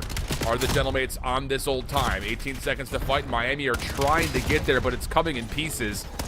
And a little pinch set up from Envoy. Shuts down the rest of the play through Plain. Perfect on the scrap time. 1 little off-spawn moment has Miami getting a little bit of the time, but that's a big win for Paris as we go back to 1. Yep, because now everything is in your control. Off the reset over towards P1, you know, all of Miami Heretics are spawning towards that green side. So we hold down Delhi, we can instantly hop the hill, but no one blocks over towards blue. So that's going to allow Trace to instantly find a freebie off of the time. Now he just needs to finesse. The hard point will stay open for now. Everyone looking for this next set of fights. Envoy, Ghosty win theirs. Back over to the hill, they find a 3rd. And now, it's 35 seconds. You've got a really solid read on where Miami is spawning, and you can set up maybe to play off these extremities and just play choke point COD, but not to be. Miami find a quick response. They're going to find all 4 down, and now there's still 20 seconds to fight for as Miami can also consider what comes up next to P2. Yeah, because you have players off the rotation. So if Rancor is going to force them right into you, you're going to be ready if you're medals. Finds a double on 3 in a row. Should lead to his teammates getting this trade onto Mr. McLeod as the last player. As Rancor now is streaking of his own. On 5, rotation in favor of Miami. Kill feed lit up for Miami, and this is the way back in the game. Yeah. At least Ghosty's able to shut down Super from playing that top corner on Motel Steps. But Rancor is soaking up hardpoint time with a trophy to keep him safe. Paris trying to get up top. Shots from all over the map. But the pinch is starting to find some success here for the Gentlemates. You got to win these gunfights, and Rancor's now stuck between a rock and a hard place. A perfect 2-2 split for Paris. Has him on a quick break. Yeah, Rancor was just looking for a kill, man, because if he got 1 kill, he could potentially earn that Hellstorm, and that could play a big part to the next P3. But the break set up there from Paris on the 2-2 split is good enough to clean house. And And now you're forcing all of Miami over towards this green side. You're playing it close on the wall. You're not attacking towards Jen, so you're forcing them to overextend a little bit more. And Paris is just gunning you down to shreds. Now it's a race off the rotation, and they have all the bodies in the right position. Yeah, this is a huge moment for Paris. Cannot win the gunfight at mid, so Miami will be able to at least stretch over to P3. They've got the plane heady first. Neptune in front of them. Paris trying to work their way through mid and around the back of this Miami setup, and at least they've shut down Rencor. The only person who can respond to it now is Super. Drakes from the front, trying to hold off this Paris hit. And he gets overwhelmed. Does not expect that Ghost is on that quick jump up, and that is a perfect little, hey, look at us, we're hitting your flank. Never mind, no, we're not. We're hitting it right through mid. A little show of sleight of hand. Works out nicely, and Paris can keep scoring. Yeah, and that's the teamwork on full display. The player top green backs down the guy at plane head glitch. Here comes Sib flying and frying. It's a clean house while we had pressure on the backside at least this break for a good chunk of time at that. And Miami don't really want to take a risk here because if you get too aggressive and you spawn out that green, the game is already going to be over. So you are forced to fight your way from blue side. Thankfully, you're winning a majority of the fights, but Ghosty and Neptune are tearing you apart. You got to back up. Yeah, and there's the split spawns that you called, Jay. It's going to be Trakes and Metals all the way out, trying to cut back through mid. These gunfights are massive for Rencor, and he finds himself too. Super able to at least keep one away before being shut down, and Rencor off the reset capitalizes onto a third kill. But look at the mini-map. It's just spawns all over the place. Paris with a chance to contest, but Trakes wins a big 1v1, and now we can work on just blocking out spawns while the rest of his teammates are still trying to stretch across the map. Yeah, but the rest of his teammates are all dropping like fives, and now Trakes is forced to make a play. He falls, and Metals gets traded. So back spawn secured here for Paris. Cannot win the game here, but you can get pretty damn close. So if you're Miami, you're forced to be the aggressors, forcing yourself to go right through the front door and just cause chaos. Good read from Ghosty, but can't deal with the player on steps. Envoy seeing if he can wiggle his way in. Able to turn, find himself one, but not quite the second. Miami will extend the map a little while longer. But as you take a look to the minimap, new hard point, top left corner, and it's all Paris there initially. Miami, can they spawn Paris behind them? No, not quite. At least not initially. One player will spawn back in Neptune, but the numbers for Paris are really good around this new hill. Yeah, Neptune has a Hellstorm in the back pocket just in case it looks a little bit scary. So once I die, I'm going to spawn right next to you guys. No need to rush this play, but now there's pressure on the top side of green with Super winning a one-on-one. Sybil's also going to fall to the hands of Metal. So the pressure is going to be here for Miami. It's just still the close spawns for Paris. Yeah, Super going to get caught on reload here. Has no chance of fighting back. Drake's looking to see where do they jump out at. Finds good timing onto Envoy, but around the close corner at Zig, Paris is overwhelmed with just sheer force of numbers. 232, 139. Miami trying to get across the field as fast as humanly possible to clear out the corner. Super at least able to keep Miami in the hill, but do they expect a secondary pinch from Ghosty? No, they do not. And Paris, yeah, they may not get that final tick this time, but they're going to be 1 point away from winning this map at worst. Yep, and Miami are going to be needing to place a perfect Call of Duty if they want to continue to have a chance at winner's bracket, because it needs to be perfect from this point on. But they have Hellstorms, they have the map control, and Paris should close it out. 150-249. All it takes is a pinky toe on an open zone for Paris to win this map. Miami find 3 straight eliminations, though. Can they get the 4th? Not quite. Ghosty eventually shut down as Neptune's calling in the Hellstorm, but there's really no one close right now. They do find 1 kill from Envoy. No shutdown on the hill itself, GG. and that will do it. 2 with the Hellstorm. All you got to do is touch. All you got to do is touch. I was going to say for a moment there, it looked maybe a little bit too easy, and yeah, Redcore not happy about how that map went. Miami will start in the lower bracket. Had their own destiny to control, but Paris was too good right there on Scar. Yeah, way too good, man. That's not once or twice you win the rotation over towards P3. You need to dominate P3 on this map, or at least contain the map control, not allowing the other team to get you points if you want to win Scar multiple times. But they just dominated in the rotations early on. Miami was consistently trying to fight their way back on in. You were down 50 when you get to the P2, and that was your opportunity, and Paris knew that. So instead of 4 committing over towards Motel Greenside, we go for the 2-2 split. We take our sweet time because this break is going to win us this game. Because not only the break counts, but they also shut down Rencor, who would have earned himself a Hellstorm and potentially used that for P3. So Paris just made the proper plays at the right time. And Dylan Envoy had one of them series that Estrio had yesterday, absolute takeover. Yeah, dude, Envoy was insane this series. And a really good map from Sib, even though he finishes 30 and 31, still puts out a ton of damage. And that's just one of those things that when Sib gets a chance to just take AR gunfight versus AR gunfight, if you've been following his career since way before he was a pro, he is good at Chell, anything and everything. So big steps there for the Paris Gentlemates. They secure themselves at worst the top 2 seed, I believe, with that win, whereas Miami cannot get the second map that they need, even if they were to lose this series, to keep a top 8 position. So they will fall pretty far down. I mean, just in the retrospect of all that tiebreaker at 3 and 4, I don't know, Jay. I mean, this has just been an unbelievable Major 1 qualifier, and that now sets us up for what I believe is a pretty set bracket, but lots of fun there for our first. It is just our first of our 3 matches, though, so we'll head back to the desk to break things down and keep us going on this Sunday. Win it in 4, and you just secured your number 1 seed. Congratulations to the Paris Gentlemates. Nameless, what was most impressive, the Game 4 victory or what you saw earlier in the series from the Paris boys? I think, honestly, off the rip, Chris, the rally back on that first map, they were down about 100 points. We get over, second rotation, great P1. The P2 hold, absolutely excellent out of the Gentlemates, able to rally back and win a close one. And then also Envoy's performance. You heard Jay and Shift talking about it a little bit. When Envoy's playing like that, they're going to beat everybody in the game. And it's starting to look like he's getting a bit comfortable, Allie. Allie, as we take a look at the highlights, Envoy was all over our leaderboard and our screen. Can he do it again? Can he raise a trophy for another team?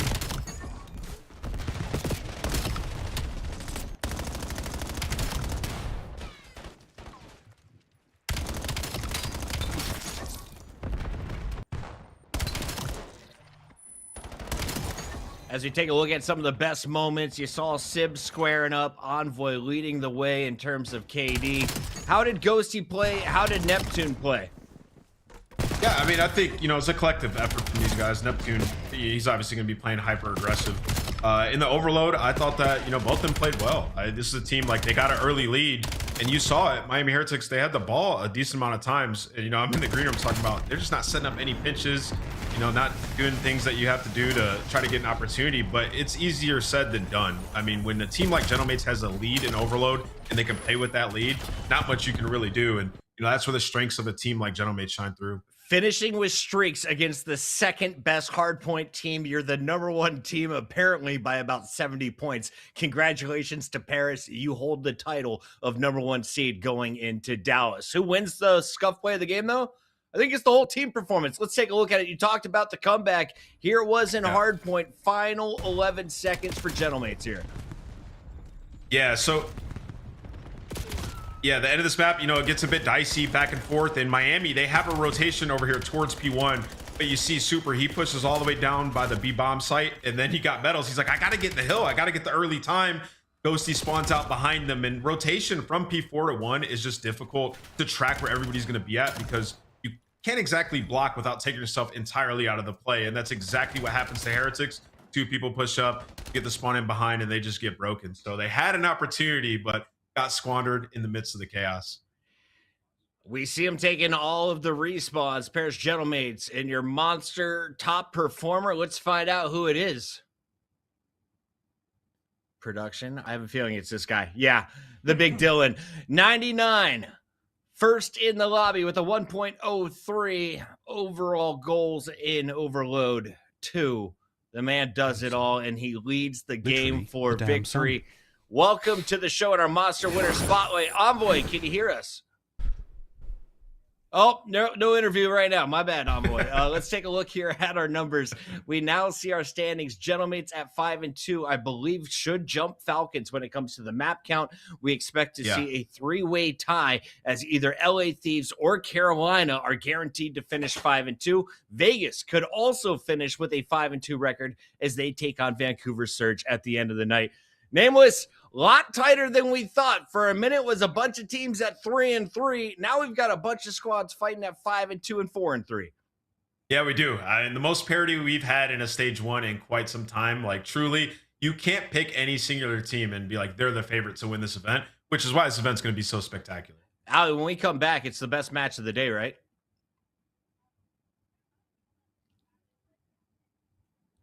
LA Thieves taking on Carolina Royal Ravens. We'll find out who finishes with 5 wins after this.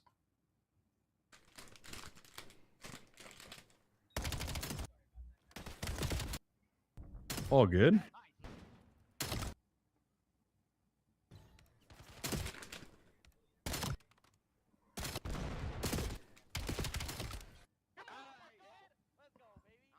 Okay.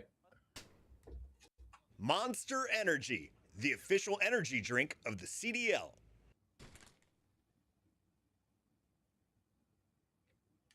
Black Ops 7 returns to the Esports World Cup in Riyadh this summer. Scan the QR code to be notified when tickets go live later this month. Start the season strong with the 2026 Call of Duty League Pack. Grab yourself the CDL operator by scanning the QR code on screen or check it out in the Call of Duty store in-game now.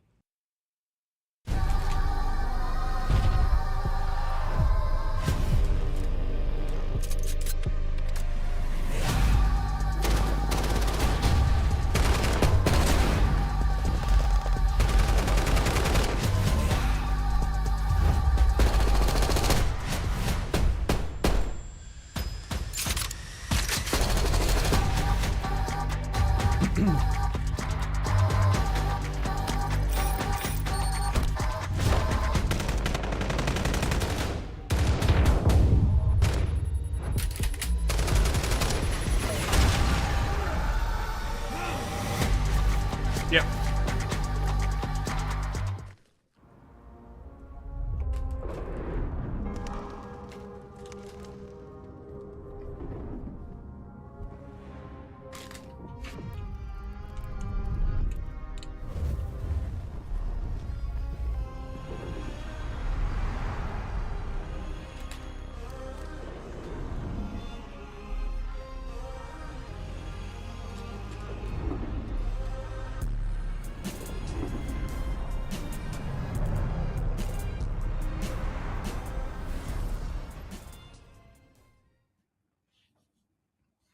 Welcome to the final night of competition before we head to Dallas for the first major of the Black Ops 7 season. Chris Puckett alongside Nameless and Rosalie, and we just saw our first matchup in the books. Paris locks up a top 2 seed. We expect that to be a number 1 seed, but for now, that title belongs to the Riyadh Falcons. Nameless, can you walk us through the situation? I know we're guaranteed to see at least a 3-way tie at 5-2 tonight.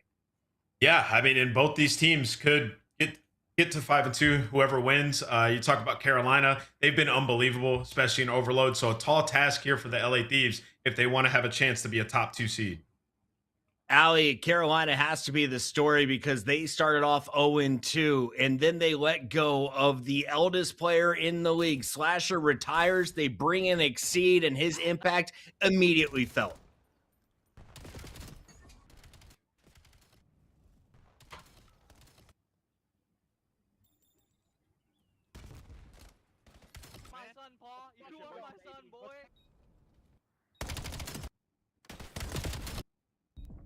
Logan. Dead!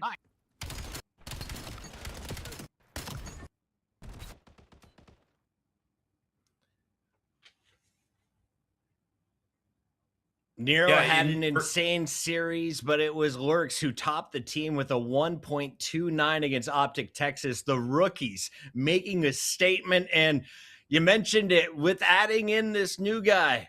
Exceed the tempo, the pace. It's at a new level, Nameless. Yeah, 100%. And, you know, we've talked about their search as well, him with the sniper in hand. It's changed so much for them, right? Craze can go back to like his natural role, go make an early impact, be a nuisance, and then you have the sniper overlook. But he's got another sniper to deal with on the other side of things. Scrap was put on an fire. Absolute show yesterday, Chris. I mean, he was popping off. And, you know, he was just, the way he runs a sniper, I love it. He's involved with his teammates. You saw a lot of B pushes, him going with them, just trying to give them, you know, a lookout. apply some pressure, and it works out well for them when he plays like that with the sniper in hand. And we talked to him about it at the end, and he said, I'm just figuring it out. I'm still trying to find what's my best lane. Who do I want to chow at the start of rounds? He looked extremely confident on dead. We look to see what the LA Thieves choose to square up on when it comes to search and destroy today. And if we look at the numbers, we got to find out who has the edge. They're both looking at 4-2 records. One of them will go to 5-2. The other joins the group at 4-3. 4th and 5th overall on the leaderboard for now. When it comes to hardpoint, it's been a mess for both sides, Allie. 100%. And that's going to be the biggest thing to keep your focus on throughout this series. It's for LA Thieves especially. They are awful at map ones. They're 1-5, and the good news is when they get later on into the series, they kind of turn it around map 4. But if you're LA Thieves, you don't even want to get to that distance, so they're going to have to figure something out. Well, the issue with LA Thieves is Blackheart and Colossus problem, right? Like these guys, they haven't wanted to play those maps. Blackheart, they haven't played yet, and they've only played one Colossus, which was the loss to Boston. So if you're a Thieves fan, you're hoping to see that in this series and see some progression there, because if they're not willing to play those maps and they're not good at it, you don't have a chance to come in and win this major. What are we squaring up on today? Our maps and modes are ready. Let's take a look at our 2 hard points, our 2 search and destroys, and Scar Overload. Blackheart is in the mix. Colossus is in the mix for a game 5. Allie, do we get to a game 5 tonight? Honestly, I think we do. With the way Carolina's been playing, and LA Thieves have been struggling when it comes to that overload. So I definitely think we might get a game 5. Exceed is not lost. Is tonight the night that he keeps that streak alive, or does his streak end, Nameless? I'm going to take Carolina. If you're asking for my prediction, I'm going to predict them to win this. I like the game 3 Scar. Thieves haven't played that yet. On the other side of it, Carolina's 3-0 on it. So they already have an advantage coming in. And then I just told you about the Blackheart and Colossus issue for LA Thieves. We're kicking things off with a Blackheart. So if Carolina can just play like they did in the last couple of matches, they have a great opportunity here map set wise, Chris, to cause an upset. Apologies to the chat if you heard the screaming from upstairs. My daughter just confirmed it is now over 1 foot of snow here in Columbus, Ohio. Shout out to the production team, everyone working from home across the city, bringing you tonight's broadcast. And shout out to Texas, keeping the streets clear enough and the power lines up and running so we can get to tonight's game. I'm told the players are almost ready. We're just locking in the casters, and then this one is good to go. Allie, earlier we had an issue with your microphone. They sorted it out on the back end. What do you want to tell me about the squads facing off? Why do you love the Ravens tonight? I just love their S&D and their overload. They have one of the strongest attacks in the league right now. They're converting at an 80%, which is like 20% above the league average. And then for hardpoint, it's their weakest mode, but even there, like they're 4-7. They're relying heavily on breaks. Like they just need to clean up their fundamentals a little bit. And for Nero, he's been really consistent, which has been great for this team because that's not something we've seen in the past years out of him. So maybe he's found a home. And who gets the sniper? Because Nero started with it. Exceed's popped off with it in the highlights. Oh, Exceed. Do you I think spread it around or just keep it in his hands? Okay. I think, You for sure just leave it in Exceed's hand and let him battle with Scrap. But I just want to say, these last 2 series, it's looked like Thieves are starting to settle into Black Ops 7 a little bit, right? So if they come out here and they stomp Carolina, going to change a lot of narratives. And we could have a new, solidified favorite at Major 1. LA Thieves credited playing together for their win. On the other side, Carolina has won with their swarm. It's time to make our scuff predictions official. Nameless, you were going with? Yeah, I'm picking upsets today. Weird energy in there. I need to catch up. I'm 0 for 1 right now, but Carolina's gonna get me one here. They're gonna get Rosalie? Oh, this is actually so tough. I think I'm gonna stick with LA Thieves, though. I'm riding with Scrap after watching the snipe yesterday. LA Thieves are locked in. His Nameless right with the upset. It's time to find out. Map 1 loading up with Miles and Chance on the mic. It's all yours. Hey, thank you very much, Chris. Oh, baby, we do have ourselves a very, very exciting game. Very, very exciting to see how this one goes down. But yeah, that's it, mate. I'm ready to party. Chance, how you feeling? I'm feeling great. I also feel like Nameless is faded. We're calling it an upset. If Carolina wins, Carolina is the best team in the game, dude. They are undefeated. They're playing on a Scar overload, not control. Wow, that's going to get me. Close. The team looks spectacular. But, legit, are we calling it an upset if they win? They've been dominant. They have the they have the aura. They have the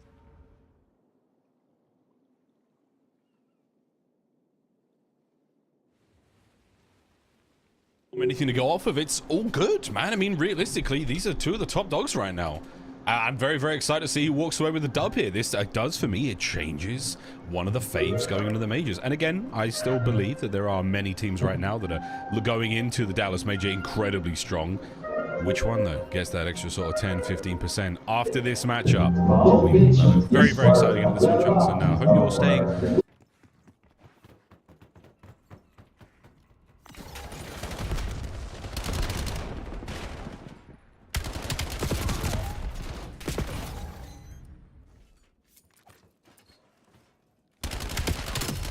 In Carolina, start their black card on Friday. Will it keep going that way? Kenny, great moves. Even better moves, thank goodness. There was another Raven there to help out.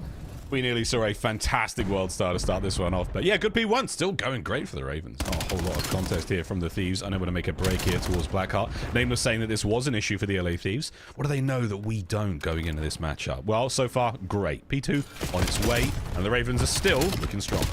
And P1 on this map, sneakily, as Cray is able to pick up another nice 2 kills in the feed. I think one of the easiest hills in the game to hold if you ever get full control of it, especially with the spawn management coming in from the Royal Ravens. So they're going against a bunch of world champions sitting on across the virtual stage, handling right now. It's the exact hot start you're looking for. Young Exceed, no more in that life. As he was on technical streaks, not going to be using the skewer. A nice break here and a bit of a flip there for the LA Thieves. Get themselves some of this time. Sorely needed. Top right on the side of the map is what we're going to next. It's going to be Craze trying to make entry there, and it's just a little toe-to-toe with Kenny. Manages to win that fight. A lane now to work with mid-map. Scrap on the rotations. He's just wandering from one lane to another, trying to identify the next wave of attacks here from the Ravens, but it is going to be Hydra and Abizi in the feed, getting all the work done. So Thieves, great work. This P2 has gone their way. Yeah, Scrap goes on a 5 spree to break the time, and he has followed that up with fantastic teamwork, sort of dancing around any spot he needs to fill in or pick up from his teammates. And while they're getting shot in the back, he's trying to turn as he's stunned. But this is a solo man on a solo mission. Yeah, LA Thieves going to have to work for the new break. Carolina has stabilized. They've lost the lead, but you've won the rotation anew. Yep, this is the way P2 started. Big hold here from the Ravens. A solid break out the Thieves, but not going to happen just yet. Number 6, Kenny trying to make it through mid. Dealt with by Craze. Lovely shots once again. Left to right. This is how it's going to look on this map indeed. But the double wall jump there is going to pay off. Oh, only for a moment. Exceed eats a stun. That puts his M15 down for a second. Allows Hydra to get forward. A 3-man hit now from the Thieves. Make it a 2-man hit. Last one on point. Big break. Thieves are in. Yeah, so much better when they're going for the old teamwork shot there for LAT. They had a couple solo pushes to try to break the time. Couldn't do it as an individual, as a unit. Nice and clean. So the break's on point, and that is going to have another lead exchange rolling through. Unless Carolina can break it in the final moments, and actually successful at it. Kenny gives you 2, but it's not enough because Lurks responds with a 2 of his own. And they had enough pressure there to get the final 8. And on the foot race to new time, it's a 2-2 split coming in for the spawns from LAT. So if Carolina are quick, they'll win another rotation. Oh, they're pretty quick with it. So 1v1 on time. Oh, and Lurks wins it against Scrap. Nice work there with the Dravik. No one there to deal with the next wave. So Ravens, once again, technical, another rotation 1. They are first in, and so far, so good. Thieves, though, the breaks have been great.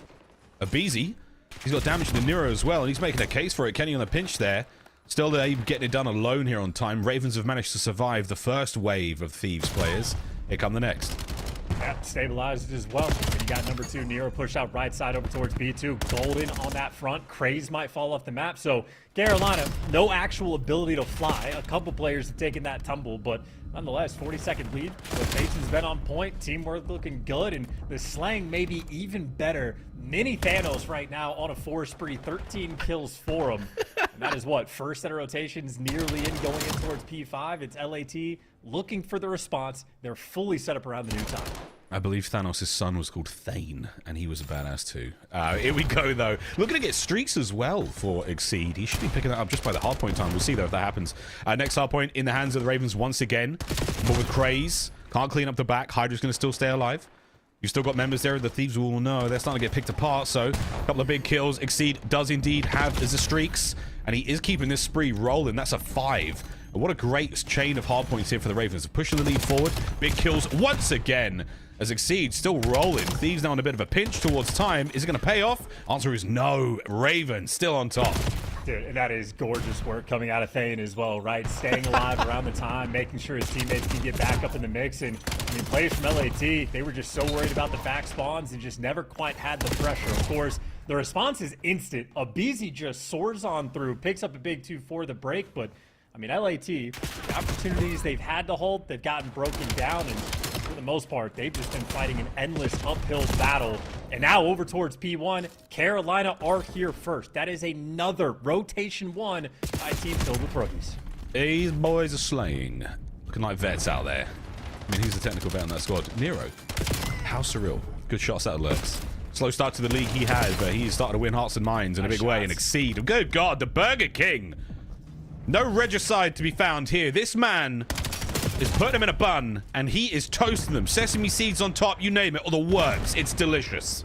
Yeah, and keep in mind for Nero and Exceed, those are SMG players running the AR. Scrap at one point went on a 6 spree at the start of this game, and now everybody's falling off the map and said, that is 5 claysters on a single map. 5 claysters and a partridge in a pear tree on this map. It's not even Christmas. Nero picking up the flank, looking for that P2. Right timing for it as well. Wow, Ravens, good time to get over towards that left-hand side of the minimap. Once again, they get the rotation early. They're going to have the hold. Can they keep it, though?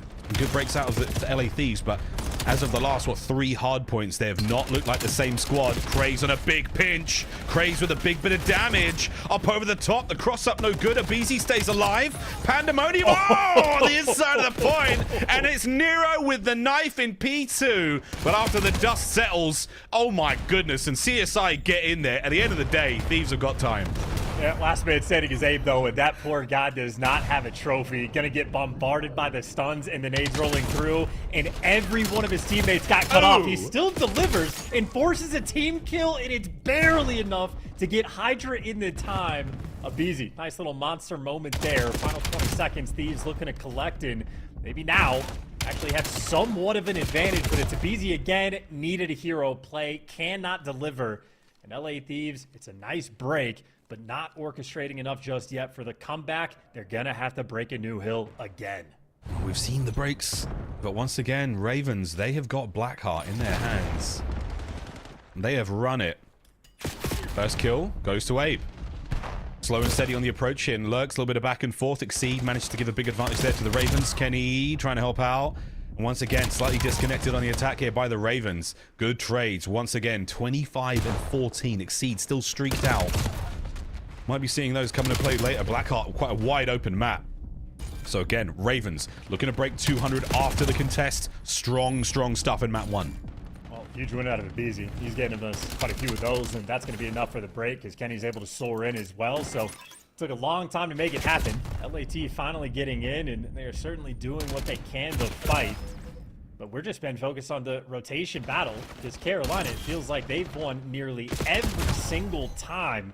I mean, it's just controlling the game. It's the management, or maybe the first time they've made the mistake. They just hit old time for 10 seconds and flip Scrap and Kenny out. So now LAT finally have some degree of an advantage, and of course, that's why Exceed is the Hellstorm in the back nine. Well, this could help quite a bit. Not a lot of cover. Here come those Heat Seekers. Looks like they're ineffective as well. Will the missile connect? It does land. No real damage. Thieves survive. Lurk's trying to get down now with his gun alone, waiting for the boys. What a great moment here for the Thieves. You managed to survive the streak. Can you survive the players of the Ravens? Yeah, capitalizing on their single mistake that they have made, and LAT still have the presence here ready for the trades of DZ and Hydra in time. Trying to find it. Here we go. On the entry. Exceed trying to play it a little slow, but slow is not going to win here. Oh, maybe it will. Lurks picks up 2. Oh, it's a 3-man break. Last man on point. Can he stay alive? Kenny with a dance. Scrap gets involved as well. And the break is complete. The Ravens are in. Yeah, and Lurks is here on rotation as well. He gets the 1 kill, and he backs all the way up. Heads up gameplay rolling through. The stun on point, and the kills even better. This is rookies right now taking it to the top dogs. Another rotation 1. A big rotation 1. They even get the scrap time as well. Mid-map now from Nero, slowing down the flow of players. He is on cruise control, and Craze now gets taken care of by Hydra. Maybe a turning point here, and you better get it going, Thieves. We are in the dying moments of this game, and Exceed has got himself another Hellstorm. Attaboy Thane. I mean, he has just been running the show, and this is a victory lap. Carolina taking them to task on the black card. Nearly every single rotation won. Maybe a single hill where they make a mistake, hitting scrap time for 10 seconds, but they bounce back immediately, and LAT suffocated. That is a map that is going to feel like a nightmare to them. Whoa. Oh, baby. I'm gonna get low. Yeah, one is back left. Nazi can be on. Of the Ravens with damn good reason. They're looking good out there. Blackheart going their way. Struggles still found for the members of the Thieves when it comes to the mode. Hey, plenty of time to get that fixed for next week, right, Charles? Yeah, it's going to be a massive 2 days of scrims you're going to be able to work with. But looking at the stats for LAT, I mean, just struggling to shoot back. Kenny really not there in the damage front, but Hydra the exact same thing, -10. Scrap also heavily negative. And that is just a situation where if you are playing a break game, it's a nightmare. You're constantly having to try to be a leg up sort of on the trades. And even for that one moment, Miles, like on that final P4, LATs get that set up first. A couple players on Carolina over towards the steps. LAT, like, let the pressure up. They, like, instead of going to attack, knowing they have the closer spawns, play for the trades, you'll refill in quicker. Just a moment of, like, passiveness for the squad. And I think that is just a sense of the overwhelming pressure they had to deal with. Yeah, it really was pressure. I mean, every single time we jumped on board with somebody there on the Ravens, it was find your kills, push straight out, immediately find the next spawns of the Thieves, and deal with it. It's going to be the highlights, and a lot of it is going to be blue, ladies and gentlemen. The Ravens certainly running that one. Exceed with a disgusting KD to finish out 2 sets of Hellstorms, and a brilliant, brilliant bit of work there in the game altogether. And also one of those types of games that it was close until it wasn't, because even with the hot start from Carolina, Thieves did have a nice break over towards P2. That's when Scrap like goes on the 6 free. Things are starting to look better, but then you can see Scrap goes from a 6 free to 7-13. So just moments of, you know, ceasing to exist on or off the map. Yeah, a lot of, as you said, 5 Claysters. A whole 5 Claysters. Sorry, Jim, you're never going to live that one down. It's a little bit of the legacy that will stay with you. But a great hard point again for the Ravens. Putting the rest of the league to task when it comes to the mode, and Blackheart looking great as well. We said the same thing about the way the Heretics play Blackheart. They make a small map feel tiny, the way they really trap you in. They take away all options. They take away your ability to make any sort of decision, and you have to play on the back foot. Great stuff again there from the Ravens. A solid start to their campaign here. And look at that game flow. It was close until it wasn't. Well, Chance, it was only close for, what, the first 3 hills, and then there was no going back. Yeah, and just relentless pressure. So there's like the small map that they make feel even smaller sort of theme on Blackheart we've experienced, but I think the difference for Carolina is just pressure. Like, you're always dealing with multiple players. Because, like, you know, moments on Exceed or from Exceed, like on that P5, just a great job of staying alive. Like, your teammates come in for the reinforcements, but they're making those plays across the board. Like, Lurks is making super heads-up plays as well, playing incredible Call of Duty, great tack usage, and just understanding, like, I need this first cutoff kill. Okay, I've succeeded in that. Let me back all the way up to be the guy to block the spawns, wait for my teammates to pick up the other 2 lanes and get going. So, like, it is, like, veteran-style plays coming out of the young guns right now with the team. And, of course, in terms of pace, I mean, it's as fast as you're going to see. About as quick as it gets here in the league, and it is pretty damn speedy, ladies and gents. Well, we're going to change pace quite a lot now as we've got Raid, Search and Destroy. Now, Raid, again, a classic here in the Call of Duty world. One of many of our players has been around the block a few times, Chance. The rookies, though. The rookies going to have the same number of reps, not necessarily in the same way, but current form, Ravens look so good. Yeah, absolutely. I mean, listen, the structure of the map is still the same, but there's a lot of new toys that they can play with all the wall bounces, all the jumps, especially over towards that beast site, like those steps cuts. You could basically turn it into a jungle gym. So I know they're going to be happy for it, and Carolina can continue to play with confidence because they're going to feel comfortable for that map number 3. Of course, though, dealing with Scrap, not an easy task, but Nero has been literally right there to match them. I mean, pretty much dead even across that board. Yeah, that's a very, very nice look across our entire season so far in the 2026 run of the Call of Duty League. Both these boys putting in the work, giving us the goods. Will they give it to us here on Raid? Essential. Bounce back opportunity here for the LA Thieves. We will be going, of course, to Overload after this one. One of the bus will be parked on that one today, but we'll see as we get into this matchup. Map number 2 on its way, Raid, with a fresh coat of paint and a bit of a transplant from LA to Tokyo we go. Yes, nice and tranquil. slow the pace down just a little bit. The Thieves players maybe enjoy the sunshine, try to take a deep breath because, you know, I think Nero is one of those players I want to have like a long sit-down conversation with and just explore his thoughts on the different teams he's had over the years. Like go back all the way to Boston Breach in like the Vanguard era and trail it through up to this team because this team seems to be the most willing to play at his pace. And of course, Nero's pace is demon time. And speaking of demon time, Craze, he's in. He's right in. And he's already got his. Despite that effort, though, it is a 3v2, so you're down a man. You lose the lurks early on here if you're the Ravens, but look at the way Craze is playing. That boy, Craze, as Stud would say, is now on the worldwide tour, all the way towards the backlines of the Thieves. Yeah, and just light speed. They don't even want to deal with him. Kenny and Hydra are going to try to cut through mid, and they've made it towards the bomb, but Exceed has all the intel. Yeah, he's got all the intel, and he's now got the kills as well. Wow, Thieves wiped off the board in round 1. The Ravens playing him like a fiddle. Yeah, how many round ones have we been? Okay.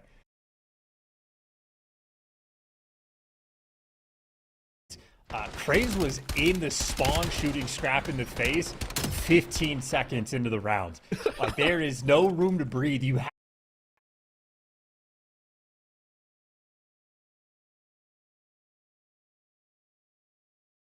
that they're dealing with, and they got a bunch of rookies flying at them with no respect and no fear. It is a tough thing to deal with in Call of Duty. If it bleeds, we can kill it. Whose sandals are those? Who left their sandals? Out by water there on the elbow. We'll deal with that later. We'll deal with Exceed. Now with the snipe, and I tell you what, that was close. Pressure now forward. Oh, and Exceed was going for it, but Scrap not having it. Massive advantage here for the Thieves, and it might not be as electrifying as the Ravens round was, but it is as clean as that. They are done, they are over, and it is 1-1 here on Raid. It's a great punch back. Scrap's going for the wall jumps as Abeezy's going out for the lower chow to go towards mid, so obviously Abeezy is the king of being aggressive in S&D, so nice little punch back against the Ravens. If Exceed hits that first shot, maybe things go a little bit differently, but flinch is a very powerful thing in this game. Yeah, really. And again, if you don't hit the first couple, it is going to get ugly real fast. But Exceed just shows a little bit too much, and that kill from Scrap is a game-changing moment. Perfect bounce back. You take one heavy hit, you land one back, you let them know that you're not going to go down without a fight. 3-1 split here on the defense here for the Thieves. 3 towards A, and it's 3 on the attack towards B for the Ravens. So poles apart. But what a way to get it going there for Scrap. A big shot slows down the attack. That was Scrap versus the world, and he came out on top. Now Craze, it's all about the timing because he's got a Kenny right next to him. If Exceed gets the intel, that might be the go button. Well, that's exactly what happened. Shots ring out, you hit the go button, you don't, or you do get the kill, but you do get traded out. Teamwork from LAT on point. Oh man, what a save. Great damage there from Kenny just to allow the guaranteed trade. A-bomb site, plenty of presence on it. It looks like we're going to be pushing this one out. So Nero, yeah, you spotted him out. What a attempt that could have been from Scrap. The low hop. And we are so close to getting this little 2v2 started towards the backline. Hydra's now going to pick up the pinch, and an opportunity here to blow it wide open. And the Phenom doing what he can to cause problems. A lot of respect being shown in this moment, but now from the smoke, Nero nearly hopeless. Can't even get away with his life. Thieves string one together. I'm with you, Miles, on that one. That is a sign of respect. If Hydra knows he's in a 3v1 and he's playing his life, smoking out his own feet, this is a team against Carolina. You cannot afford to make mistakes again. Yep. So they are bringing their A game. Yeah, you know, it happens. And when it hits the fan, oh dear. Well, this is the first snipe from Scrap. A big slide. No way he catches that player on that left. Yeah, Lurks, unfortunate. That lower right hit, more than enough to get the job done. He doesn't actually get any more information on any of the players, but he does see the smoke. So a heads-up play there from young Scrap. Attack towards the A-bomb site now. And, ooh, a little bit of a snipe off. Scrap and Exceed. Exchanging blows, no kill. That was a crazy transition. My brain went through a time warp, and, well, Craze takes down the first Blood King. Even on defense, look at Carolina. I mean, a 3-man hit over towards Ring. They've got Lurks tucked up in a corner, and another situation. If Scrap misses a shot, he's going to get traded, or Exceed will just drop him, and Hydra eviscerated. Stun in his face, and they take him down. Carolina continue to play with aggression. Why spread the map and play for picks when you can run it down, stack a lane, and let the teamwork reign supreme? it wasn't even just the teamwork. I mean, everyone wins their ones. Everyone gets their individual moment. Nero with a big win there. I mean, Lurks, yeah, he's picking up the pinch on Hydra there in that moment, but Exceed hits a big snipe on a scrap. He's pre-aiming top art the whole time. You've got Lurks on that top window on the outside of art. He's got all the coverage there from the Pillars players as well. I mean, it's a solid, a very aggressive setup from the Ravens. But they were playing all in, and it paid off. They're just playing with such a high degree of freedom right now. And a lot of confidence as well. Bringing it together and now mixing up the pace potentially. Have to respect the sniper of Scrap or the sniper of the M15 in Kenny's hand. A quick first blood, and the Ravens have to dig deep and reposition. This time, Nero in the middle of the map. I don't think anyone's going to account for Nero being this close. Kenny might have seen him shoulders up there. Yeah, he ADS for a second there. He knows it's on. Hydra on the flank takes care of business. And Kenny wins the fight in mid-map as well. So, another great round. The Ravens should take the lead here, and as it Lurks, he went for it. I'm not sure if the last kill was a snipe or not, but confidence either side, sky high for our teams as the Thieves take the lead. Yeah, beautiful adjustment as well. You get the first blood, and I mean, we saw Hydra doing this yesterday, where once there's an open lane, I mean, he is full sprinting to go on these pinches. So BZ 4-2, but he's the one anchored up in spawn. It's almost like him and Hydra will be taking turns of who wants to be the maniac SMG flying in your face. BZ with success towards the middle of the map, and that time Hydra and Kenny having that success over on the bedroom side of the map. Quick rounds rolling through for both of these teams. Even on defense, we've been getting aggressive. Yeah, it's quick. It's a fast one. Raid will look very different in the next patch, of course. Major 2, we will not be seeing kills like that. So Scrap, enjoy them while you can. You'll get to see them at Major 1 as well, but for now, a great first blood. The guessing game begins. Which way is he taking this rifle? Oh, you missed out on the toes of Lurks. What a sentence that was. And funnily enough, the B side has been open the entire time. Hi. And LAT did not capitalize. In the meantime, Craze flying up the middle of the map, and he's looking for extra. And he's going to get it. A big 2 kills. And, I mean, this is a moment of hesitation for LAT. They had an open bomb site, did not go for it. And now they're on the receiving end of a potential beatdown. Scrap and a BZ left in a 2v3. Other side of the map, you do have the bomb over here by A, but again, quick check, make sure everything's all clear. And there is a flock of Ravens, a murder of them on their way forward. And they're rolling this together. Abe, did you see the top of a head maybe? Did you see anything? There's the coverage from Scrap. He's going to get one at the very least. Back on up. Oh, and I love this. Go towards B, lay that bad boy there, and now pull the remaining members of the Ravens over. That's so heads up, and that has to be just an instant decision. That is beautiful coverage. They might have just bailed themselves out of this round. Well, the Ravens got here very fast. A BZ up close. They're not going to account for the 2v1 situation right now, but Abe's dancing. Has he got the coverage from Scrap? He does! Massive damage. Not enough for a kill just yet. Nero with a snipe. Bang! Connects on the Scrap, and that will be enough for the defuse.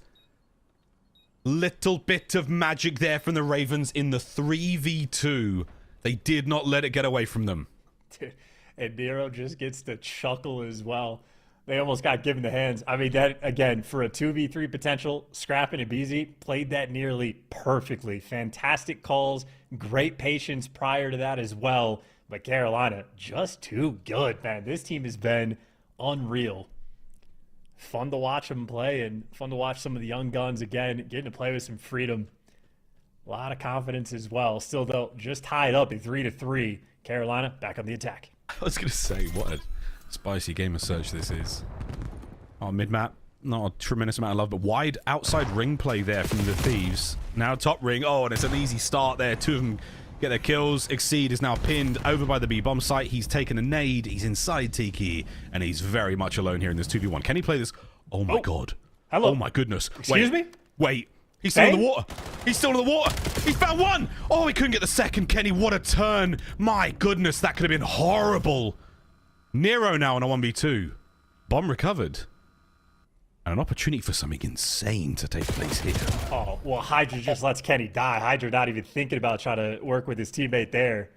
And Kenny maybe a little bit too much trust. And for Nero now, plenty of time to work with. 40 seconds is half the round, and he already has the bomb. The potential's here.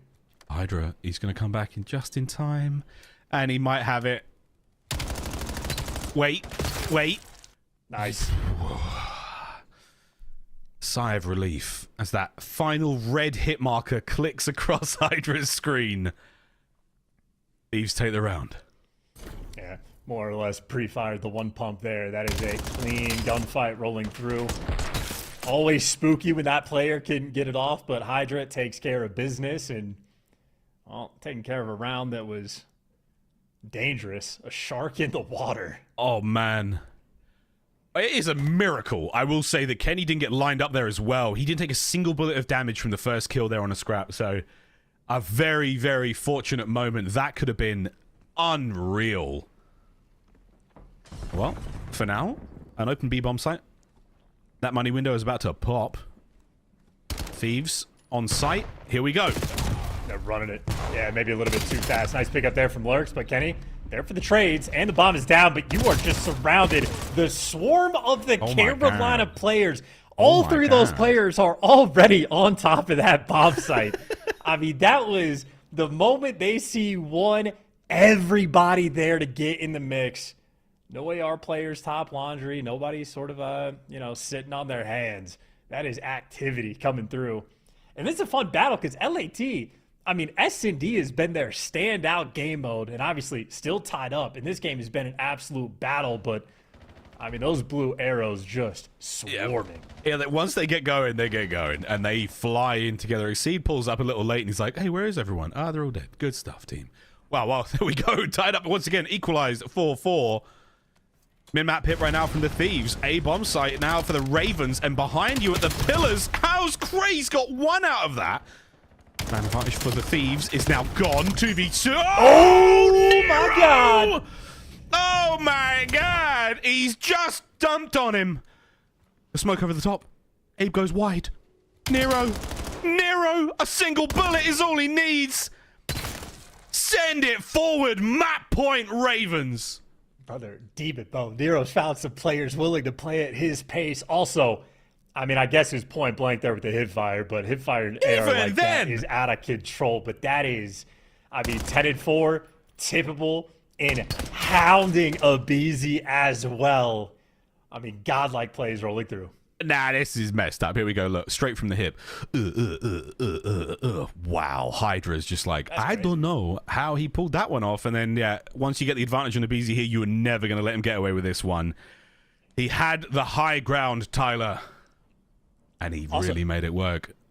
I disagree. I think half the league lets a BZ get away. That gets weird. I think Nero is in a small category of players willing to play that confident. Uh-oh. No, you don't care. You don't care. None of the Ravens care. They're pushing forward. Your names matter not to us. We want glory of our own. Kenny now in a 1v3 that he stands no chance in. Lurks with the aggression forward, and the Ravens will fly together. Here they come. Right over the top. Kenny pinned down and taken care of. The Thieves eviscerated in the last 2 rounds. Dude, unbelievable. I mean, I was saying it in jest at the start, but they actually kind of do look like the best team in the game. Like, what are you going to complain about? They're gross. Great plays the whole way through. Great rotations. Young players making these like heads up, high IQ, veteran style plays, and then the teamwork. I mean, extraordinaire is rolling through. Granted, we probably go to a round 11 if not for that Nero just sort of bailout moment where he's on top of things. But I mean, him and Craze there as a duo, 20-12 combined, and that's a map for LAT where they get the advantage in the old first blood category. Doesn't matter when the Ravens are flocking like that. GG's, no flocks given at all there in the last 2 rounds of Raid. GG's, lads, that was a fantastic one. Well, I mean, lo and behold, a 2-0 lead in the series, Chance. Ravens, wow, they have put the Thieves to task. We're about to see one hell of a game of Overload. Scar coming up next. I'm a little speechless. How are you doing, mate? Listen, they're undefeated on Scar Overload. I have no idea why LAT let this go through, but we're going to find out exactly how big of a problem that is. I was going to throw the break. Miles, pressure's on. You get 10. Good luck. I will throw the break in a moment, Charles. When we come back, ladies and gentlemen, we're going to play ourselves another game of Overload. After this one, we find out who the best team in the game might be. Is it the Ravens? Let's find out.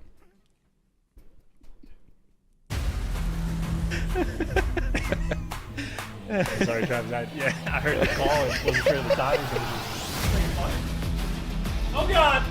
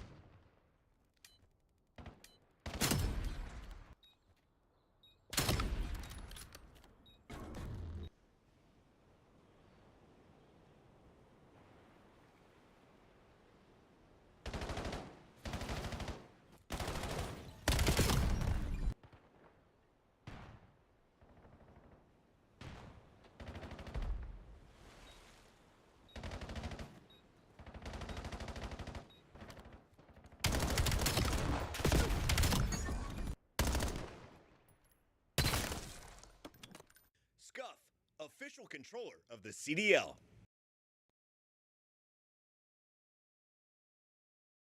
Look like the pros to play like the pros. The CDL team skins are available now. Scan the QR code or check out the in-game store now. Monster Energy, the official energy drink of the CDL.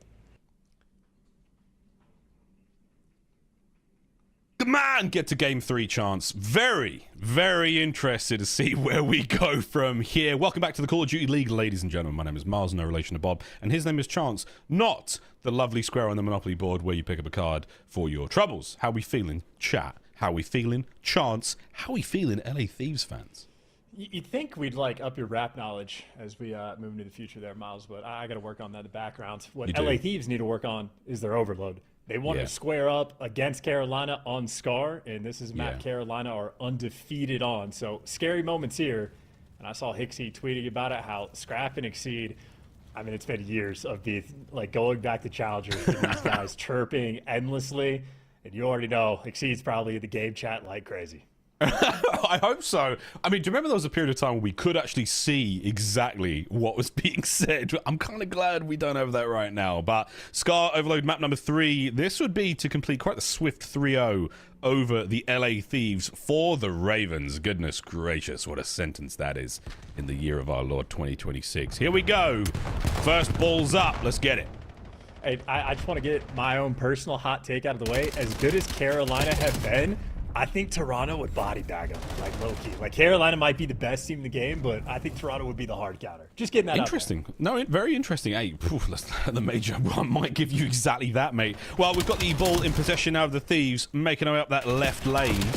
And they've got pretty far under the coverage of Hydra, trying to find those kills. Forward we fly, but not enough to get the kills. And there's too many Ravens to deal with now. Kenny on the tactical retreat, and simply too many guns to deal with. That play has been snuffed out. And out forward you go, Ravens. Yeah, close but no cigar. Maybe just rushed it a little bit. LAT got in position, but bit off more than they could chew. Now Abizi, though, taking a bigger chop. He's able to pick up 2 there in the feed. He's made it to top blue, and this is the position he wants to make his home. Good news for Lurks, though. He gets the trade. Problem is, though, Scrap still here. Another big 2. Yeah, nice. Makes it 3. Great play. Great play. The ball's now making its way forward. There should be a capture on A. Nobody home for the Ravens. Off the backboard. Kenny gets the dive in there, gets the grab, and that is going to be the first score on the board for the Thieves. And you had Carolina a few of these moments on the map where they really trust each other to go and make the big play. So Lurks off spawn, over-rotates away from the ball. And, well, when Scrap is killing like this, that's going to be a problem. You got to be a little bit more careful on defense. Another rally here, opportunity, a Scrap over the top, and it's 2-0 to the LA Thieves early on here. A quick 3 dead, make it 4. So with the bottom spawn, that ball is going to be up and at the ready, but you are going to see all members of the Thieves up and at them, and they're going to find a couple of kills now, worrying about the next wave of Ravens players. Option towards the A goal as well right now, as this could get ugly, but nice work there out of Kenny. Takes care of another Scrap in the feed too. Well, Thieves clearly came to play. First time we've seen them on this map, they're looking fantastic so far. Scrap, I mean, they've been taking turns running worlds. Kenny had the nice start, and both Hydra and Scrap have had their pop-off moments. And I mean, I remember Hydra, you know, on Outback or Fortress, when he gets behind enemy lines, he could be a nightmare. This time gets dropped, and now it's a foot race. We're on the chase. Well, you better kill him. If you don't, Kenny's got to go huge against 2 players there. So there was an opportunity for some real shenanigans there from the Ravens. That was an open lane. If they knew what we knew, we could be looking at 2-1 right now. But good job out of the Thieves. Oh, great work out of Hydra. His Hydra senses were tingling. He picked up that man in mid. Ball pick up now for the Thieves. Opportunity to make either goal a possibility. Can Kenny go large? He's getting big damage, but not enough for the kill. Thieves now stacking up towards the top side of the map. Here comes the next attack. You can hear the trophy putting in some work, but unfortunate that the M15 just wins that gunfight up close. But trades rolling through, and the M15 also wins the gunfights at range. And Abizi, last man standing, just wants to play for kills. He's got to hold on for a second. He can't make anything happen alone. Now, bear in mind, if the ball resets, it will go down low again. So we'll grab that sooner rather than later. There's the pickup. No, it's gone, actually. I take it back. It has been reset to the bottom side of the map. It looks as where Exceed could make something insane happen. He's trying to play for the kills first. I think Kenny did see in there, so this is a bit of a stalemate for now. Yeah, sorry, I'm just dumbstruck, dude. Those shots for Abizi were just ridiculous. We always talk about the straightest shooters as like the AR players, but Abizi low-key might be that guy. Nero caught slipping or sleeping there on the floor. Aggression there towards the spawn of the Thieves. Not going to get anywhere for the Ravens, and they are very much back to square one. Craze, even in that further forward position, the furthest we have seen a Raven make the spawn of the Thieves. Now it's technically Lurks, but is it going to amount to much? We will see. But wait, it's an open goal! Oh my! Scrap has made it forward, mate! Run! The Ravens are behind you! This could be a goal! Scrap has done it! He's just snuck in and stole the 3rd right from the Ravens. Yep, him and Hydra managed to get behind enemy lines, and Carolina finally getting punished for it. Again, they have a lot of those moments where they sort of like overextend on the map, but traditionally they've made it work. Because even like number 3 on the minimap, they're just trying to get in the spawn and sort of set up these like score plays, and obviously you're down in overload. You're gonna have to start taking these bigger risks, but that just leaves the map open. And now LAT gonna play an easier game. Oh, much easier game. Way easier, but could we see a little bit of a change here and a goal towards A? Scrap saves it. And the next man, I mean, that would have been a nice kill, but you'll take it for now. Lurks alone. Lurks dealt with. Final 17, and why not Thieves? Go on, lads. Make a case for it. You're going for the next goal. Hydra with a big damage. Abe looking to get the trades. Can't get the next one. The ball making its way forward. Can we get a goal? Big finish from Kenny over the top for number 4. Unbelievable. Yeah, I mean, listen, that's a play out of Carolina's playbook as well. They're just executing it better. Hydra had at least 2, but multiple lives where he is just, again, trusting his teammates. I'm going to go inside of your spawn, and I'm going to create these open rooms. So red arrows, how often they're shooting people in the back. You know what another fascinating thing for me here is that the Ravens, it's almost the inverse of Hardpoint where you're counting the 3 deads. They're counting the 3 alives, and they are making moves, knowing full well that they've got a bit of space to work with here on Scar. Great stuff. Taking opportunities when the members of the Ravens are alive and well, trying to go for those goals. Really great work here in this game of Overload. 4-0, forcing halftime with seconds to spare. I'm just trying to figure out why this is the first time LAT has played this map. They look fantastic. Like, this is going great for them. I mean, again, Carolina undefeated on it, but they've been given the hands. Well, they're getting absolutely dealt with. You've got to see a very clean overtime finish here for the Ravens if they're going to get the win here. But Abizi, Abizi, still alive for a second longer there. Kenny on the big snap, fighting forward. Looking for the second man there. No, Scrap's going to take it. So now, fight your way forward, Thieves. They are stacked up here by the APC, by that tank. Not going to let anyone get through. Quick reset, back to mid. Oh, dude. Every single kill they get is just extra devastating. That's a clean 4 down in the feed. And do you want to pick up the device or do you want to play for kills? No, we're going to be going for it. Abizi has it in hand, and I mean, he has no support. His teammates across the map, but the more time they waste, the better. Yep. Talking about parking the bus on Scar. Quite a scary prospect. I'm not going to find another place that's a little easier to hold than your spawn, but we will see. Another 3 dead. Opportunity here for a 5th goal. Kenny caught unaware. Abizi fighting his way forward now. Swap over to the A side of the map. What a cross it is. Oh my goodness. Hydra's juked him. Oh dear. He's dancing. He's diving. And the spawns for A are great. So you may as well go to B. This is goal number 5. You slippery son of a gun. What a play. Dude, yeah, and look at that smile on Hydra too. He knows he just got away with some crazy finesse. His movement's been getting better as well. The POV already starting to look nice and smooth from Hydra. Trying to get into that form. I mean, this is running the show. I mean, just completely taking over. That is score number 6, and this might just be an angry LAT. We're spawn killing now. Oh yeah, now we're in it. We are in the gills of the Ravens. I know, guys. Ravens don't have gills. But these ones do now, because Kenny's got right in there. Lurks brings him down finally. Exceed manages to get himself in the wrong part of town, but you're just in that, mate. Not a great place to be. Abizi is still applying pressure. Bottom side spawn now for the device, as we now battle in. Ravens getting a couple. We've still got the next wave of Thieves members to deal with, and Kenny finds number 26. Yeah, this is an absolute beatdown. Just a victory lap. Try to just win gunfights like that. Yep. So you have all the confidence in the world for map number 4. LAT, dude. I mean, flip the switch, crank up the pressure, start dancing with them. But this is a flowy team right now. They're having so much fun. So much fun. 6-0. Come on. They can't kill Kenny. Come on. They can't get close. Wait. He slipped through. He slipped through! Surely you stop this one! No way! He hits the slide! Ah! Kenny, what a play for 7! It's a little too much fun. And Scrap, he's lining up for the 8th as well. He wants it. It's a 1v1 in the middle of the map. Go on. Fight for this one. Kenny's going to call in the streaks. That's going to get rid of the players here on spawn. Oh, goodness gracious. Another 3 dead. Rancid display from the Thieves. They are back in this series. Yeah, and we are very close to the point where LAT, all 4 of them, could set their controllers down and they would still win this game. This has been running. Dude, I checked it for what it's worth. They've banned this map 3 times, or like vetoed it. So it's their most vetoed overload map, and right now I have no idea why. Not anymore, it's not. Well, we haven't got the 8th yet. I mean, the game is over. The game is over, ladies and gentlemen. Thieves have certainly run it up. The Ravens don't want to become another team to get fully shut out here in an 8-0. There's not that many of them in the league. Oh, dear God.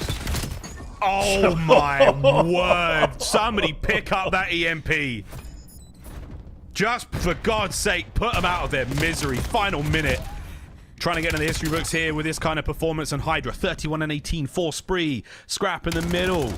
Looking to get anything done here. Oh my God, these gunfights are rancid. I mean, you appreciate the teamwork out of Carolina, though. If you're getting fried, at least get fried together, you know? Oh, goodness. Another one, and it doesn't like we're going to get that 8th score, but it's not out of the realm of possibility yet. Goodness, Thieves. Wow, this is exactly the sign of life you wanted. They are cooking right now. Final moments of this map. And we can successfully say that the towel has been thrown in. The Ravens are down and out here in Overload. Scar not treating them right. Yeah, closed for business. 7-0. What a bounce back from the LA Thieves. Well, we go to another hard point. And I tell you what, friends, that was a map. Dude, I mean, that's just... I mean, we get to learn now, right? Because 5 rings on the team of LAT, multiple champions and multiple titles, a lot of veteran presence. They're down 0-2 in the series. We already know we can expect from these players the ability to bounce back. Like, watching these guys go on tears, make these highlight reel top plays, we've seen it over and over and over. What we don't know is how Carolina Ravens can handle that type of pressure, because I mean, this is where the veteran presence actually really makes a difference, is the ability to restabilize after a map like that and refocus into map 4. So we'll see what they can bring to the table.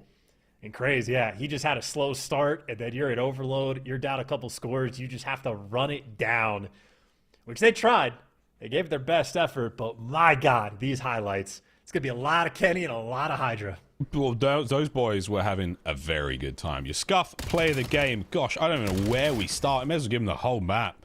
Really impressive first half. The second half, though, was utter domination. These are all the goals. And what a highlight from this game of Overload. 3 dead after 3 dead.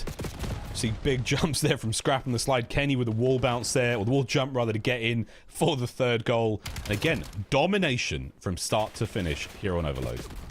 Yeah, you are kidding me. Yeah, fun captures as well. It's not just the bully ball. It's the finesse like this, of you're just showing the right side. Nice little swing out towards left. The comms have to be on point towards Kenny or whomever for whatever direction Hydra wants to go. So I think maybe sort of 4 or 5 different styles of play LAT was just able to show off to a very high level.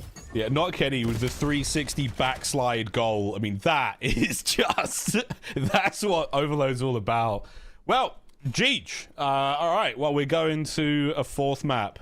And the guys are going to be feeling fantastic after that one. Damn good reason. But when we get back to reality, Den Hardpoint, Overload might have gone so well for the Thieves. However, Hardpoint, back at it. Blackheart was not great. Ravens ran that one from start to finish. Raid got real ugly real fast. Is this the beginning of the LA Thieves comeback chance? How we see in the Den go? I mean, if Kenny's going to be shooting like that as an AR player, and Scrap certainly have some fantastic moments as well, I would have to imagine LAT are going to enjoy a much more structured map compared to Blackheart of map number 1. So maybe enjoying the map picks. And even just to acknowledge an overload performance like that from LAT, I mean, that is a little bit spooky for the rest of the league in a sense that, like, pick and bans are going to be that much more difficult. Yeah, again, it's that sort of combination of a perfect flow state moment where you got 2 players in their absolute element who are seemingly unkillable. So I don't know, yeah, you start to think about things a little differently. Map 1, this is how it went for Exceed and Nero. Exceed was on 1, 2 Hellstorms to his name, massive damage there, and great hill time. So both of our hot shooters there for the Ravens, they will be soaring on their way into this game of Den. But Chance Den, very, very different hardpoint style of map. Who knows? I mean, 163 was all that the Thieves could muster there. We're going to see how this one goes. Yeah, and we already talked about the confidence of Carolina and their S&D, willing to make these high aggressive plays. Well, the confidence of LAT as well. They were down in their series yesterday. They lose the map 1 in a very tough fashion against Boston, laughing it off. Immediate bounce back in the map number 2. They lose an overload in dramatic fashion. They had the bus parked on them with 4 minutes left. They lose that map. They laugh it off. I mean, this is a team that maybe has faced more criticism than any other so far this year. I mean, everybody was on them, but I mean, ultimately, a 4-2 record, looking great so far, and the team clearly feeling good. Yeah. I wonder what that does for the mental of these boys going in. And again, this is for the other side. Ravens, you've now taken a hefty loss. That 7-0 was a little bit more than just a round loss. That was style points. That was an ego hit. Will they be able to bounce back and they roll straight back into this Den?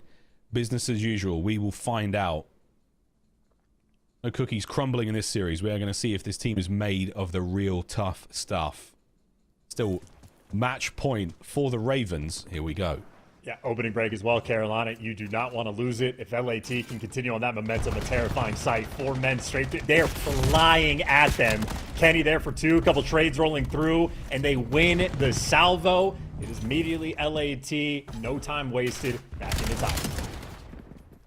Couple of big kills as well. You know, kept that hard point very much safe and sound as they isolate the angles at which the Ravens can attack from. They haven't accounted for number 3 though. Craze. He's going the way round, way back. Abizi picks it up. Right time. Perfect timing. Now through the front, the Ravens have got an opportunity. Yet they start to overwhelm the defenses there of the Thieves, and they should be able to at least get some time, if not keep them off of it. Yeah, nice shots out of Lurks to try to re-stabilize. I think after a beatdown like that in the overload, someone for Carolina gonna have to step up to the plate. And if you try to step up, you got to be worried about Kenny. Collapse those 2 players. And LAT not going to be playing for the spawns, but they certainly have more bodies around the time. Okay, Ken there to get as much damage as he can towards the back line. Able to get a 1 or nearly the second. Big nades, though. And nice. Nero and Exceed clean the hard point. What a break. Oh, dear goodness. That's your time now. Ravens trying to push this a little further forward. Lurks there with a couple of ring-a-ding-dings into the head of that member of the Thieves. And now on the left flank, Craze. Oh, can't get anything done. Abizi cuts him down. An immediate turn. Can Tyler Farris get 2? He sure can. Next man on point. Abizi has just ripped the Ravens wide open. Oh, this is disrespectful. Yeah, Scrap is the first player to actually go on a pinch. They just straight up bullied them away from it. 4 man hitting the front, and even with Hydra 0-4, LAT have the lead. And well, now they're teammating each other. So, hey, Carolina, take the gift. You want the final 10, and if you can win that rotation, that'd be even better. It's a bit of a foot race, and I think Carolina know they're going to end up a man down since Exceed is getting that scrap time. You're playing for kills first. Hey, you take the lead, but at what cost? Will you win the rotation? Man through middle now. Nero on the attack. Craze on time. You've got 1. All Abizi back at it. Gets traded out. And now it all comes down. There we go. The last man of the Thieves cleaned up. The counter-attack now on. Will the Thieves get the immediate break back? And nearly. Craze, though, holding the line. Brought down again on the immediate trades. Lurks now getting involved. Oh, and they've jumped right over his head. Another swap. Yeah, that would have been scrap there for all 4. That is, I mean, again, maybe just a skill diff moment. Gives you 1 with the nade as well. That was a key moment as well, because Carolina were able to flip the spawns, technically win that rotation, and get a setup as well. Scrap, though, well, he is just a juggernaut. Breaks it all down and keeps his team on top. Oof. 12-7, Charles. That's a old school internet joke for you out there. He's the juggernaut. It is Chum the Juggernaut. I'm not going to say the next bit. We're going to keep fighting our way towards the next hard point, though. Quick shots there out of Nero. Backline traded out by Honest Abe. 12-6 on a 4 spree. New hard point is open and ready for action. But the Ravens, once again, they will be the first team in there. And Lurks lurking. Can he get any more out of this life? Nothing but damage. Craze with a sweet nade will push those players from cover. Oh, Exceed on the flank dealt with. And that is going to be that. Hard point break good for the Thieves. Yeah, we've lost the thread. You got, I mean, listen, Hydra might be 2-7. Craze is 3-12. And Exceed has been a little bit off as well. I think that last map maybe gave LAT too much confidence to work with. Carolina now trying to reset and go for the team hit, but falling 1 by 1 like dominoes. Lurks and Craze able to show up there in the feed, but with more distant spawns, yet they just do not have the pressure. Man, you nearly got the second man as well. Scrap in a perfect position to get a lot of damage, but no kills. Oh, the immediate transition from Kenny gets 1. Kenny, can he get the next man? Holding it together, Thieves. What a brilliant hard point this has been for them. Big flank taking place through the middle of the map now, but look at that route from Hydra. He's playing for P2 before number 1's even popped. Yeah, and we've seen, Abizi pick up this exact route prior on the hill number 1, and, well, Exceed's trying to do it. You're juggling there with the timing, and he does make the read. So Carolina start the hill off right, get the first 2 kills. And hey, good luck. First set of rotations. LAT had him beat by about 50. A nice 3-piece right there from Lurks, though. And Carolina finally can take a breath, calm your way through this, and restabilize this on P1. Well, yeah, we are back. We are back. Lurks. Good shots into the next man. Contest. Here on time. Over the top goes Nero. Good coverage from Exceed. That is the break, and that's a good 10-ish seconds before the thing really get into the mix. What? Just going to bully out through the front again. A lot of damage rolling through, but Exceed last man standing. Final 12 seconds, so not a ton of time there by LAT, but they actually win the foot race over towards New. Scrap gets in a lobby first, and great shots. Beezy wins the gunfight on the new time, and just like that, you have cleaned house. You've secured the spawns, and LAT killing the momentum of the Ravens. They're trying. They're not done yet. Beezy drops a dead nade inside time, destroys his own trophy. Unfortunate moment, but Scrap picks up a nice kill, picks up some damage over to Hydra. Beautiful work on the wall bounce, the rear wall bounce as well. Insane tech just to stay alive for a second longer. Nero with a banging nade. Wow, 3 for the Emperor. A 5 spree and his hard point. Yeah, and Miles, you saw that from start to finish. The drop nade of the Beezy unfortunately kicked off that sequence, but Carolina needed it. Just as you want these final 20 seconds that they're not going to get, you get run over. And the bully ball is crazy. LAT going to go into new time with, what, a 65-second lead. And one set up here first. A great corner there out of Scrap. I mean, that was a moment of my bad. Don't worry, guys. We'll fix that in 10 seconds' time. They really did. Perfect stun connection there. Hydra now on 9 HP. Will get his. Nearly. Will not get his 4th kill in a row, but his teammates there to pick it up. Hydra down over to Kenny, fills that hole on the right-hand side. Dojo now. The flank taking place on the other side also, so the gate cleared out by Abe. Back to Dojo. Hydra on that flank. You should be able to take care of at least one front here, but the hard point has been cracked open. Here we go, Ravens. You are fighting desperately to get back into this one. We have certainly ruffled the feathers of the Ravens after that game of overload. Still battling, still on time. Thieves are there. Oh, no, I mean, they're cooking. Scrap made sure, again, him and Exceed do have a bit of a history. Scrap opened up this map and the previous one, making sure his teammates get off to a hot start, and his teammates have delivered. Kenny, that's a minute and 40 now in Hill, a Beezy. I mean, not just this map, looks to be hitting form in its entirety. That LAT happy to trade away these final 10 seconds if they can win that rotation. It's one man to beat in Nero, and actually, they're going to lose a couple of those spawns, so Carolina going to be able to battle through this one on P4. That's not a good start.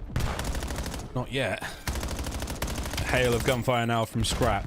Just to keep those players out of it. Oh, and buy time for a Beezy to get in the mix. There we go. Gives Craze his 24th death and another 4 down for the Ravens. Goodness gracious.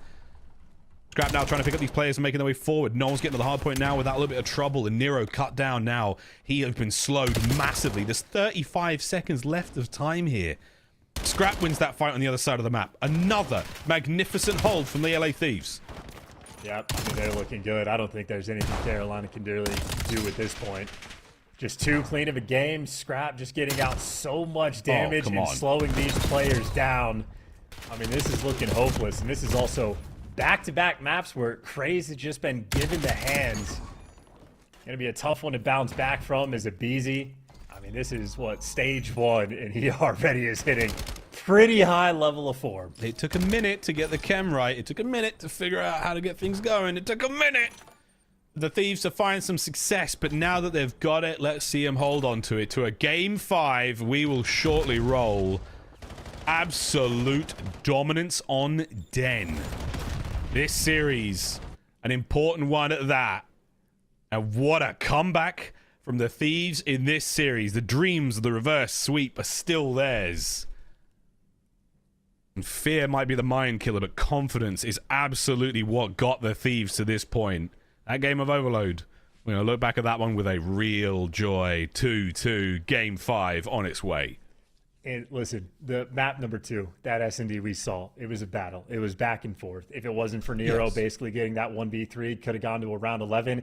That is a situation, though, where LAT play incredible S&D so far this year. Carolina took the battle to them. Can they play with that level of confidence in a map number 5? And Craze will be the player to watch. Back-to-back maps where he's going about double neg. Certainly feeling the heat as Scrap and Beezy combined for 60. I mean, that is elite work from LAT. Oh, yeah, elite is the best way to describe it. Wow, fantastic. It was close, and we didn't get too far into the 3rd set before this one was done. Wow. What an unbelievable game of Hardpoint. Well, back-to-back strong maps there for the Thieves. Can they close it out, mate? That's the real question. To Colossus. One more here in the series. First hard point was a banger. This raid S&D very, very strong back and forth until the last 2 rounds. This is going to be a very, very exciting contest between our 2 teams. Are we battling for the top spot here in the league? That's what it feels like. It really feels like that. And the best way to do it with a Game 5. Well, folks, time for a break. When we come back, it's time to party. Thieves, Ravens, Game 5, Colossus. Don't go far. Monster Energy, the official energy drink of the CDL.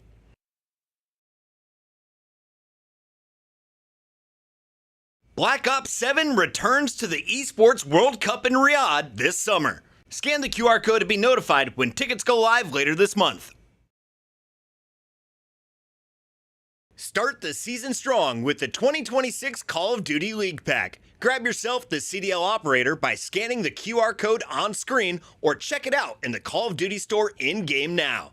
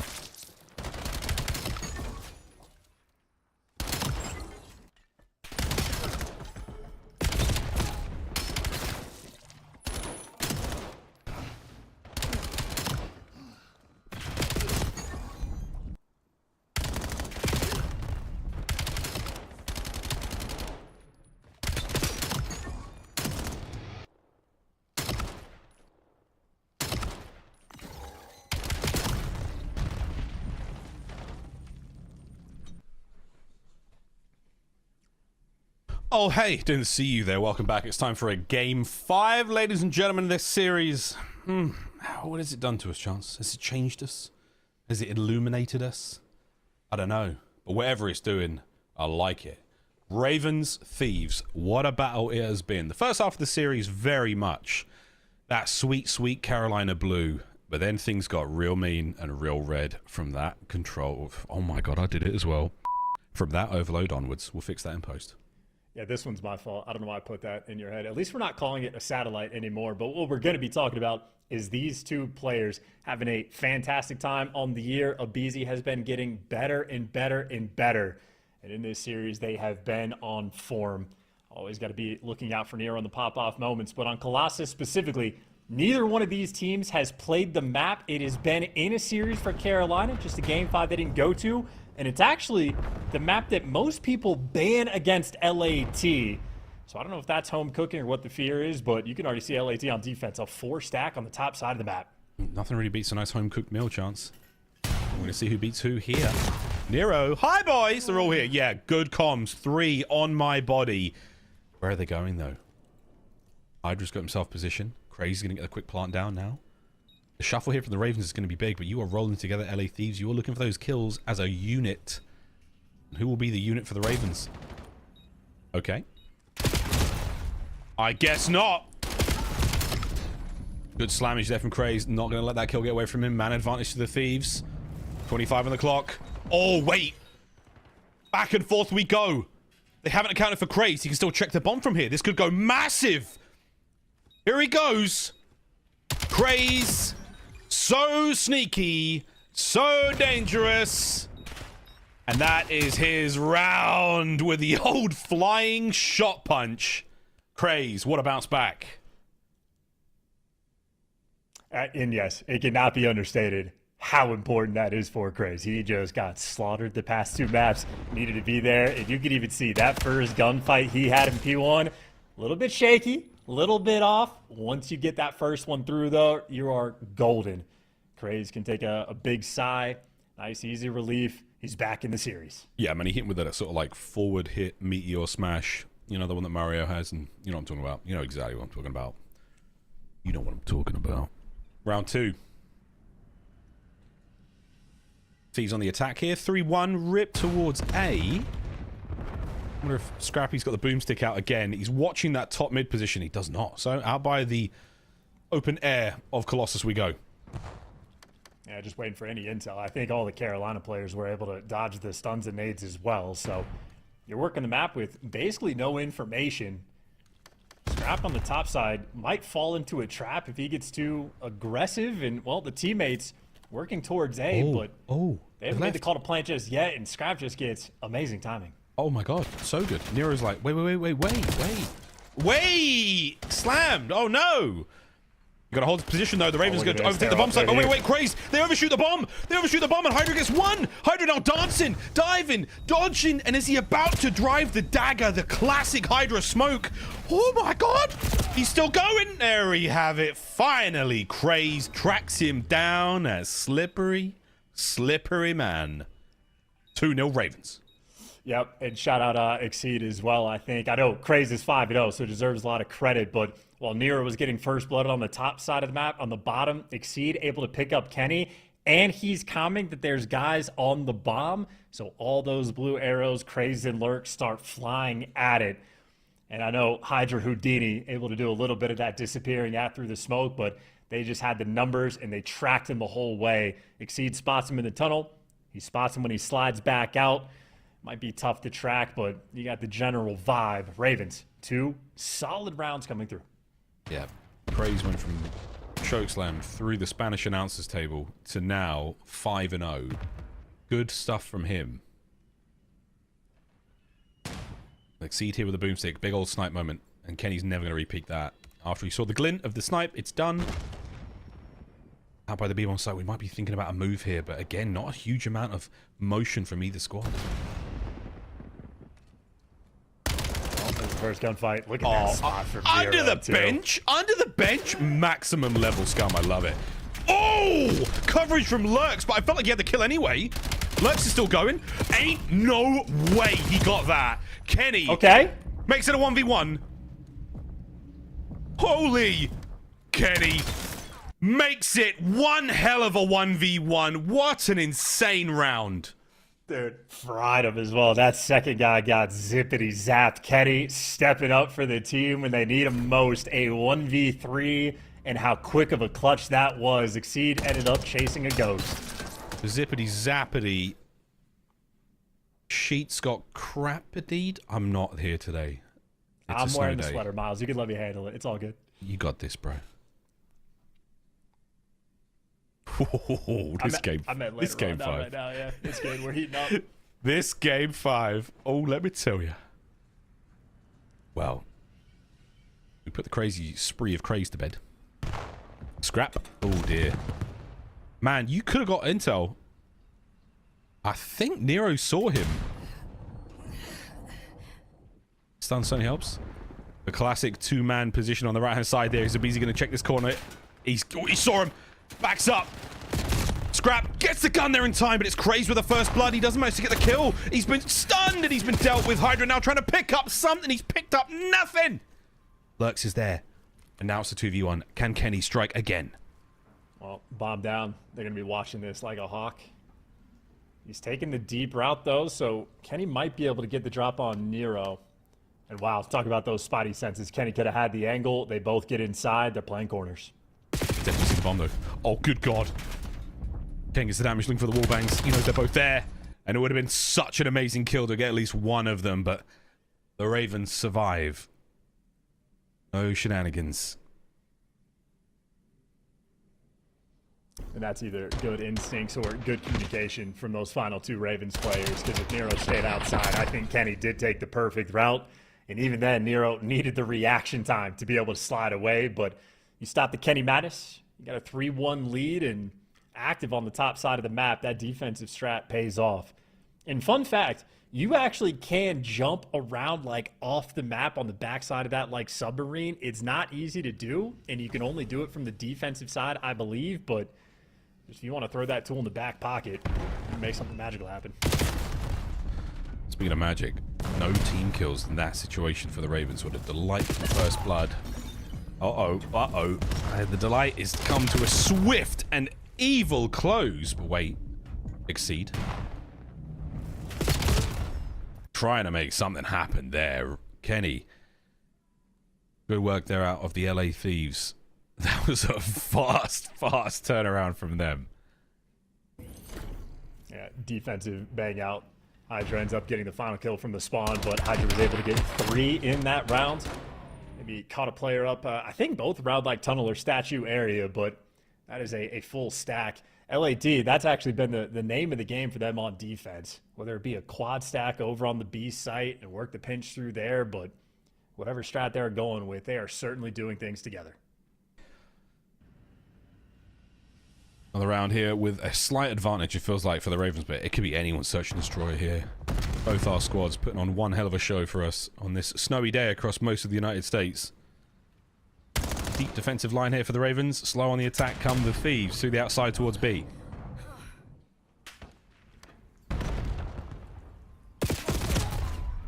First blood. Wow. Nero. Unreal kills.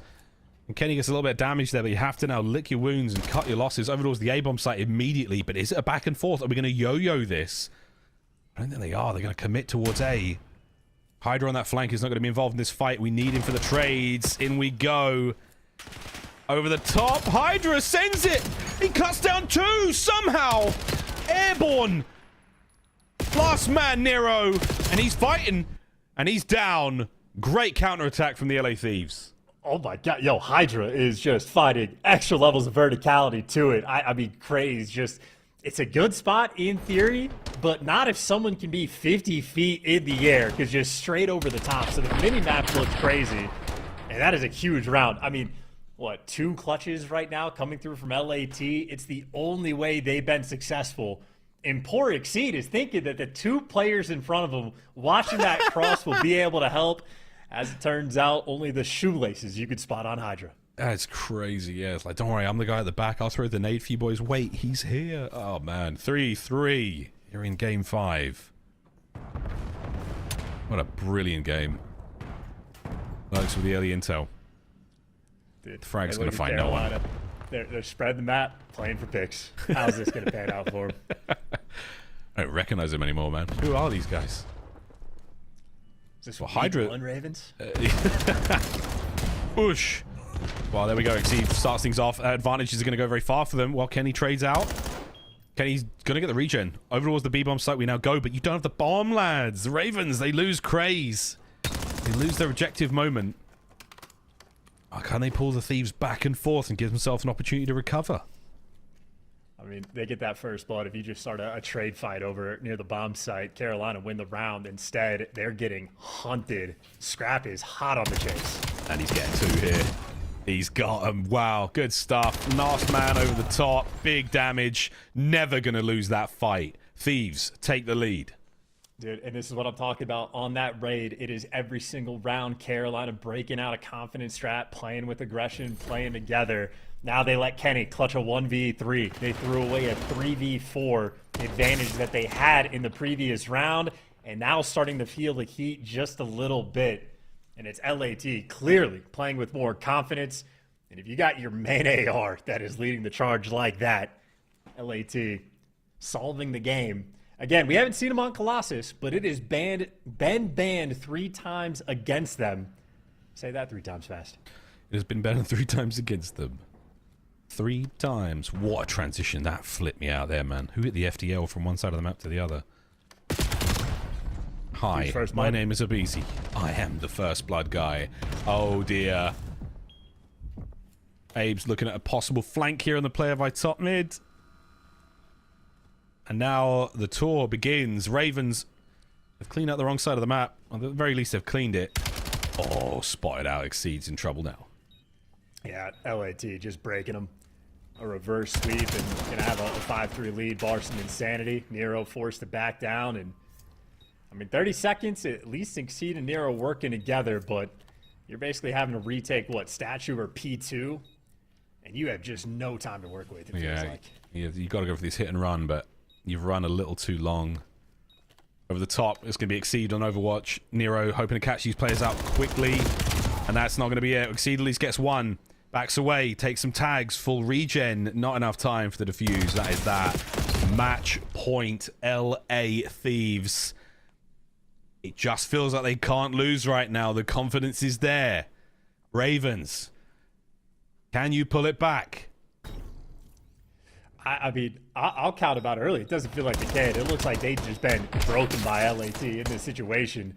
I mean, even in that 2v3, not even an attempt to win that round. Not a good try. They didn't even get to like near the bomb until there's only 17 seconds left. They had the early lead on this map. They gave away a 1v3, and since then, it has been lambs to slaughter. LAT around the way from finishing off their split 5-2 towards the top of the league. One final battle towards A. They're all going in together. The opening salvo of fire certainly paying off for the LA Thieves. Their fire superiority, and now the flank is set in motion. Hydra can only find one. Over the top comes Scrap. Traded out all over to Abe. He's now found himself behind the members of the Ravens. It's going to be a 1v1. Over the top. Tyler Ferris loses the fight. Oh, the Ravens live to fight another round. Okay, Exceed, I see you. Good shots, good positioning there. And whoever had the read there on the pinch. I mean, Hydra gets that first one for free, but that second guy was ready for that doorway. Whether that's a good read or good reaction time, Carolina survived that onslaught. Oh. Because that was a nervy moment, indeed. Unreal. Oh, man, it was a bullet missed. A single bullet missed. Not the case there for Exceed. Catches a headshot. The double X there rings out. Well, still match point for the LA Thieves. Another attack. This time not as direct. We're not going to be as head-to-head as we were on the A side. But Hydra. A first blood. Takes a little bit of damage as well. And there's going to be a player to his immediate right over the top. Nero now. He's going to stay alive with good coverage. But wait. Another smoke play. A quick reshuffle in this 3v3. Exceed finds another. 2v2. Kenny with the immediate trades. Scrap is distant. They spot each other. Scrap, this is 1v2 form. It's yep, and they catch them. We might just be going to a round 11 unless Kenny can call game here. Kenneth Williams with the bomb plant. Exceed on an absolute tear. There's the quick plant, and he does have full pockets to work with. A concussion and a frag grenade to his name. A little bit of that Kenny magic. 35 to go. Oh, God. They're defusing. Check it. Can't see it. Can't see it. Craze is going to get away with this. Round 11, we go. Oh, gosh, no. We're going the distance, Chance. Every single step of the way, this series has delivered. One final round. Lock it in. Round 11. What's the play call? 8-man hit P1. I don't care. Get everybody involved. No trophies. If you throw a trophy, you're a coward. That's a decent amount to unpack there. Sorry, bro. One final round. Oh, come on. Here we go. Oh, we're doing it. We're going away. The Ravens, slight disconnect. Thieves, we're all in. All bets are off. Opening kill goes to Craze. Trade is there from Abizi, and it's a back and forth kill feed. Scrap alone! The Ravens! They come out on top in what a bloodbath it was on Colossus. Heads be scratching. But the Ravens come out on top in round 11. They're the best team in the game. No, listen, what a fun series they just had. They're going to be able to throw up that 5-2 record. They remain perfect in their record after making the roster change. They fought off the onslaught from LAT, working on that reverse sweep, and that is a lightning fast round that just ended it for the round 11. Carolina, still a lot to learn. Like, this is a series they need to go back and make some adjustments for, rewatch the scar, rewatch that Den hardpoint, because clearly things need to be worked on, but ultimately that is Exceed balling out and dancing on him towards the end. 14 kills, not a record, but not far from it. The new man on the roster has transformed this team. Your Majesty, Exceed. We were in La La Land for a moment, but that round 11 pulled us right back to reality. Unbelievable. The Carolina Royal Ravens, they haven't looked this good since the start of Black Ops 6, and even before that, it was the London Royal Ravens. God almighty, brother, going to this major there. They got something going on here. They got something going on here. Desk, take us away. What a game. Undefeated in the lead, Exceed has come back up from challengers and made a statement. He is the second coming of Neptune, I feel like. The man made a statement last year. Exceed says, it's my turn, buddy. Dropping 14 with 1,600 damage. Rosalie, I want to start with you because we couldn't have asked for a closer game. Going to a round 11 in a game 5. I mean, just the equalizer and Exceed is really all I can think about. You know, you're giving LA Thieves all these first bloods, and he just treats LA Thieves converts 80% of the time. And then even when they were making that comeback, it was just like, it wasn't like Carolina was getting shaken at any point. They stayed collected, they stayed cooled, and they stayed clutch. Craze, a huge bounce back from him after a horrid map number 3, map number 4 to do what he did in game number 5. Right. I mean, what a weird series, guys. I mean, we kick things off in Carolina. They're just looking like the best team in the world. All of a sudden, we get to an overload where Carolina have been dominant at, and then it just gets turned on its axis in this map 5. Yeah, and in this map 5, funny enough, Chris, when they started to slow down the Ravens, which is what I was actually rooting for them to do in the game, it became worse for them. They just had to go back to their roots, fly around, play aggressive, and you see the round 11 call. Yeah, the round 11 call. We're just going to bang out statue. Craze gets here, finds this first blood. We got Exceed back P2. I mean, just excellent, just executed to perfection. And this is a Royal Ravens team that is a contender at Major 1. What a wild way to finish the qualifier here for both of these teams. Both had an opportunity to go 5-2, and it's Carolina who take the opportunity and soar to a top 3 seed after starting 0-2. They have the only player in the league with a perfect record and one of the top performers. He was silent in that final game, but a huge impact along the way. First in the lobby, first when it comes to KD damage, and of course his hardpoint KD second with a 1.32. Nero reaching new levels here in Black Ops 7, Rosalie. Oh, 100%. And I'd love to see it, you know, because this was a player that we were all calling. We just needed a little bit of consistency from him. We got blips of his ceiling. We got blips of how good and how aggressive he could be. This game clearly fits him incredibly well as this team. I'm really happy for him.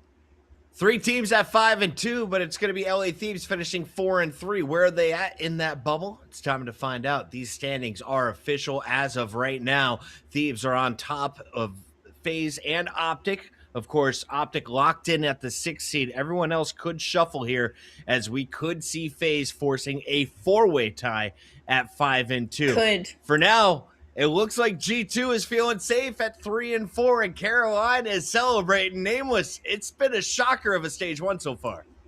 Yeah, it's been wild. And even looking at the left side, I think in a tie scenario, we'll end up seeing Riyadh also with the top 2 seeds, so potentially first. So Yeah, it's been exciting for sure, and definitely some storylines we did not think would happen.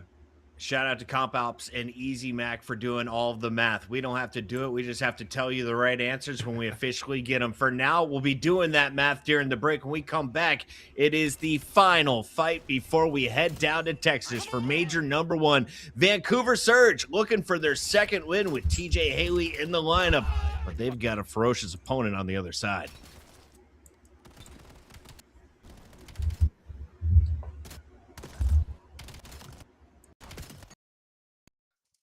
I don't even think I gotta kill that rat, but we just too nice.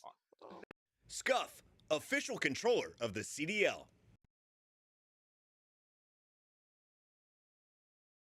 Look like the pros to play like the pros. The CDL team skins are available now. Scan the QR code or check out the in-game store now. Monster Energy, the official energy drink of the CDL.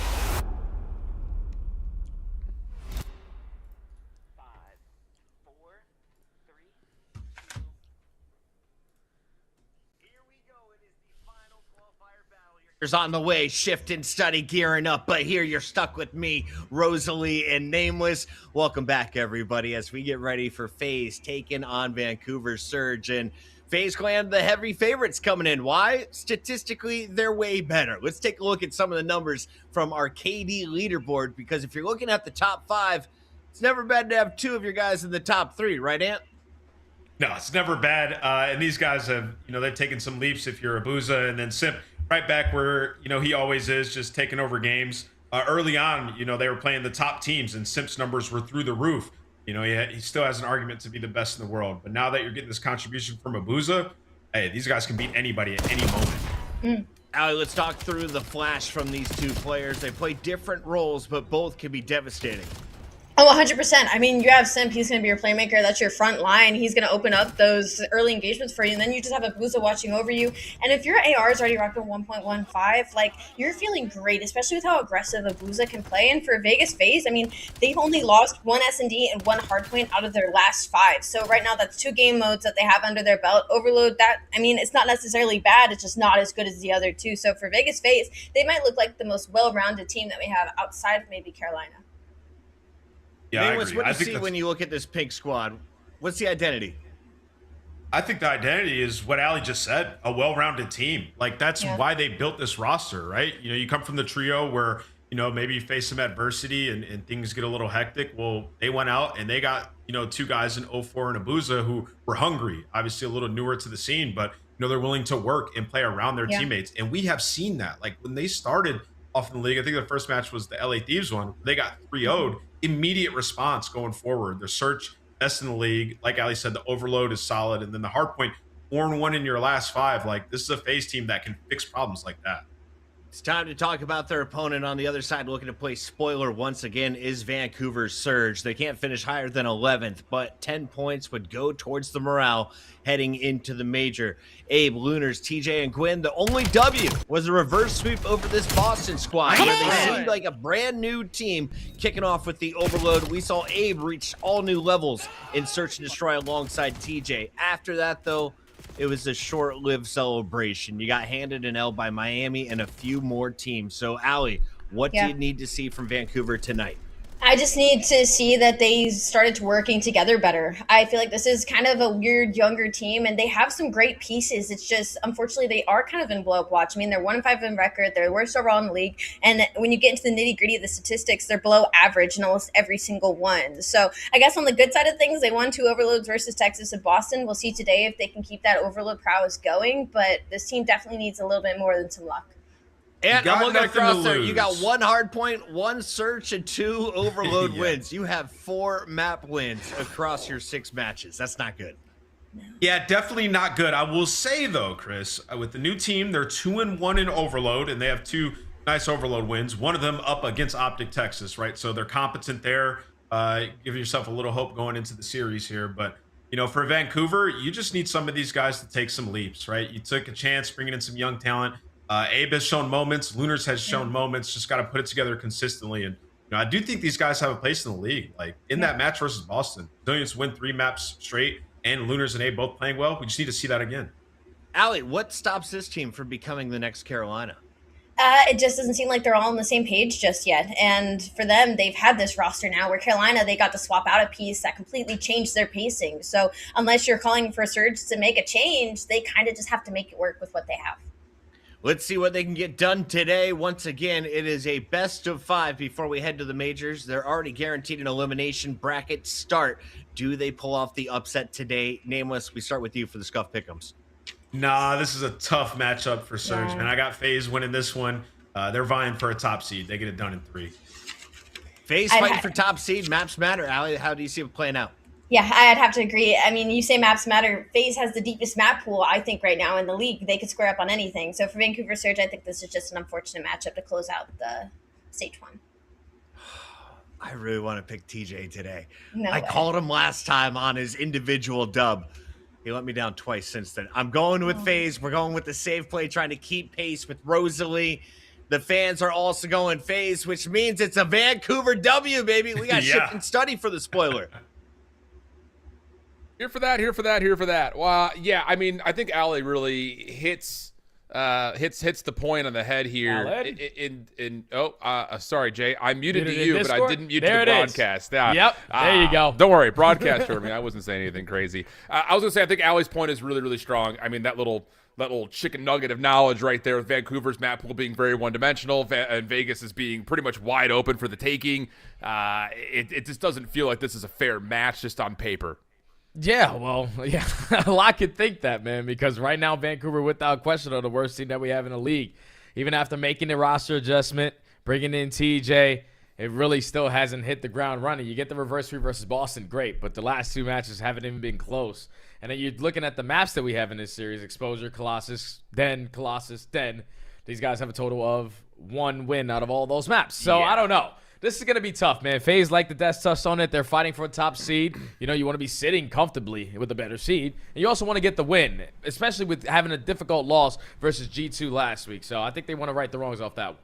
I hear that. Yeah, especially just kind of, you know, stop the doubts that were coming through. I mean, to be fair, again, every top team has lost to an unexpected opponent. Yeah. But coming out and losing to G2, and then if you were to come out and struggle versus Vancouver, I think it would really raise some panic going into the major, at least in certain regards. I wouldn't, you know, sell the farm or anything like that, but it definitely wouldn't feel comfortable, especially like you mentioned, hey, we're vying for a top spot to kind of match up with the other top teams that are out there, give ourselves a little bit of freedom in that bracket, if there is such a thing in this current standings. But here we go, trying to lock things in. It's FaZe Vegas taking on Vancouver Surge. Exposure hardpoint, let's get it on.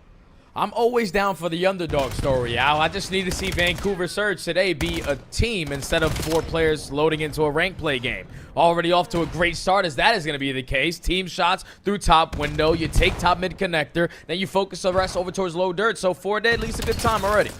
Yeah, and you know, the other point about this Vancouver team that Ant brought up, like the individual pieces have all shown that they can hang at this level, but sometimes it feels like they just get a little bit too loose, like they're trying to do too much.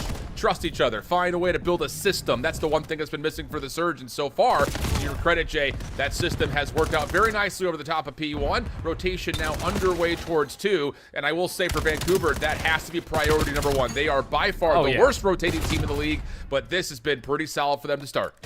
Yep, and a map like Exposure, you're winning rotation, you're most likely going to win the map. So already off to a good start, like you said, as Surge chain that P1 to this P2.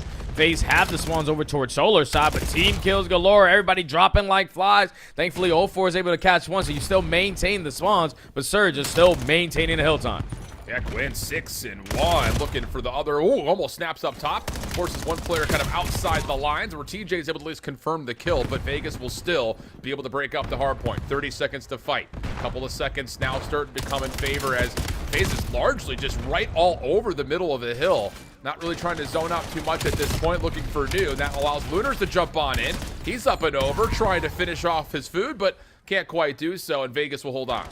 Yeah, Vegas going to get this final 15 seconds. Only going to be down 15 going over towards P3. But Vancouver aren't willing to give up this side of the map for free. They're still pressuring old while they have players off the rotation. But one player slipped on by, and now you're losing those gunfights at that old time. What is it going to do to the spawns? 2 people out. FaZe have the numbers to get the break here. Yeah, and Surge just making sure they're not hitting for that mid pinch. Now they can turn their attention to the back doors. Quinn, first contested for the defense of this hill. Only gets 1. Not only mentioning, had Vancouver been one of the worst rotating teams in the league, they're also one of the worst holding teams in the league. So it just continues to, you know, pile against them. Although this route from Abe opens up a little bit of space to now allow the rest of Surge to hit from the front. Sit stunned up, trying to find some sort of safety inside the hill. Won't be able to, and that's enough for Vancouver to get a break. Yeah, they find the opening kill out of a long route through the backside, and the stuns and nades play a big part to FaZe not being able to hold that down. So Vancouver now looking a little bit more in sync early on into this game. But FaZe are not willing to give this up for free. Still pressuring the old time. A pinch here from 0-4. Still in control of the spawns as well because the boost is already outside at the next HP. So Vancouver now have to work the OE. Yeah, great route from 0-4, but he doesn't get TJ down. Abuza now the next one up. Oh, did not expect that TJ was playing that close onto the barrel. So Draza will have to try to make safe the spawns. Not going to be able to, as TJ's now on 3 in a row. Brilliant moment here for Vancouver, finding success from the front of the hill. They've also got isolation on the remaining FaZe members, but Vegas quick off the front side at spawns are here to contest again. Yeah, you're still alive if you're Abuza. You were one of the players that originally still spawned towards the backside off of the life that Draza had, and now you and Draza combined the Zaza duo for 3 in the feed, make it all 4. Spawn secured for Vegas. The lead change about to come in for Vegas, and now Vancouver trying to work through side door. Yeah, have to pretty much flood this. See if they can get some good timing to hit from the front doors while hitting from the side, but not fully working out. Lunars is able to provide 1 elimination and a couple more on the outside, but FaZe are already bumping the hard point and working on rotation. So they will get the scrap time, grow their lead, and also at least find 1 shutdown on the rotation to new. Yeah, that's a big gunfight already because that one player is going to spawn all the way at that old time, so you know you have the man advantage. You already find kill number 2, and now you got this pinch developing from 0-4. You're going to completely be caught off guard, but thankfully he runs out of bullets, and there's a simp in play. So FaZe technically win the rotation over towards new or find an early break, whatever you want to think, but they are locking this one down. Yeah, and then Abuza and Draza can just keep their ARs now up over towards mid-map, allow your SMGs to stay safe inside the hard point. Abuza a little worse for wear after that last gunfight, but able to get the regen and then immediately turn his attention up to Lunars, who was trying to find some elevation change, but denied. So now Vancouver in a problematic spot. 25 seconds on hold. You don't want to let this cam go for free, but they're just not finding the kills they need to get full clearance to at least allow them time on this old time. Draza up and in. No, not quite. And now a moment starts to develop here for Vancouver to try to get us at least back to more relative terms. Yeah, you take the last 10 seconds, and off that first set of hard points, it was Vancouver who won the rotation to P2 and P3. Gave them a little bit of lead. But at the ending of P3, you lose the final 15 seconds, and then you lose the rotation of P4 and P5. That's why FaZe had the lead that they do, because you haven't been able to successfully find a break. So now going into this second set, your main priority is doing the same exact thing, and with trophy systems, we need a better hold at this P3 this go around. But FaZe is just continuously trading in the kill feed, 2-2 split, no one on the time for now. Oh, we need to have that one back if you're Abe. Abuza follows with the kill of his own, but Vancouver can still stay healthy inside the hard point, at least for now. Abuza clearing off the side rail, then goes up top, but Gwyn with the shutdown. Leads to now Vancouver a bit further outside the picture than they'd like. 120 plays 88, and Vancouver's trying to develop some sort of a route here as they've got Lunars from the low ground, but doesn't have an angle, and as he jumps up to try to contest the hill, he will fall, and FaZe will have the numbers. Yeah, they have the numbers, can walk away with this last 10 seconds. They already know that Vancouver are going to be early off the rotation to new. And now with that spawn coming in for Draza, everyone else head on a swivel. Turn over to the opposite side. Wait for me to be the initiator. And that's the same thing that Abe is calling on the opposite end. He finds two. Vancouver win the rotation, and Vancouver had the better side of the map as well. Yeah. So they'll get this to within 30 points, maybe even better than that, as FaZe are trying to develop something largely through mid. Big read. Trying to sniff out a win from the front, not able to. And that will be a clean kill feed for FaZe. All 4 of the Vancouver Surge members will drop, and FaZe can start working on these spawns to manipulate them in and out. That was a massive read right there out of Abuza to find that initial kill, because he was the guy trying to break you down off of a dirty pinch. And then you send in Sim to find in 3, and now spawns flip on its head. Vegas have an opportunity to blow the game wide open. Still a good chunk of time here. 20 seconds in fighting. All of Vancouver trying to attack from the front. Stens and nades are connected and get them out the time for now. But the big picture, FaZe have the money hill with trophy systems. You got to get a break early. Yeah, good shell there onto Abuza, who is lucky to find the first. Simp feeling the pressure, trying to Semtex out the corner and predict some jump downs, but doesn't even need to. 04 is working with it. And finally, the last gunfight will develop inside the hill. Open up the control room to FaZe's name. Spawns are still in for the time being, but Lunars is working on that while the rest of the Surge trying to hit from the front. Gotta play it patient. Look for an initial kill, man. and you don't even trade Simp at 23 HP. Now you have to be a lot quicker on the flank, and Lunas doesn't check the right spots. Clean first hold there from FaZe. Now spawns are still being split. 2 from the front, 2 from the back. Simp, your job alongside 04 is just don't let us pitch us from top window. The AR's got the back door. Yep, and they absolutely do. Plus you get TJ on rotation. So Vancouver were fighting, but now it's turning into a runaway, kind of as you predicted, Jay. I mean, look at the setup behind this hill with 13 seconds. 04, Simp, both making sure nobody hits early routes. Vancouver will get some really clean clearance, though, on the outside of that last bit of time. So they have an opportunity to get across the map, but they need to win these gunfights. Maybe easier said than done. Yeah, it's all about these key fights off the rotation, and they do not win a single one. The only one that finds one is TJ at the old time.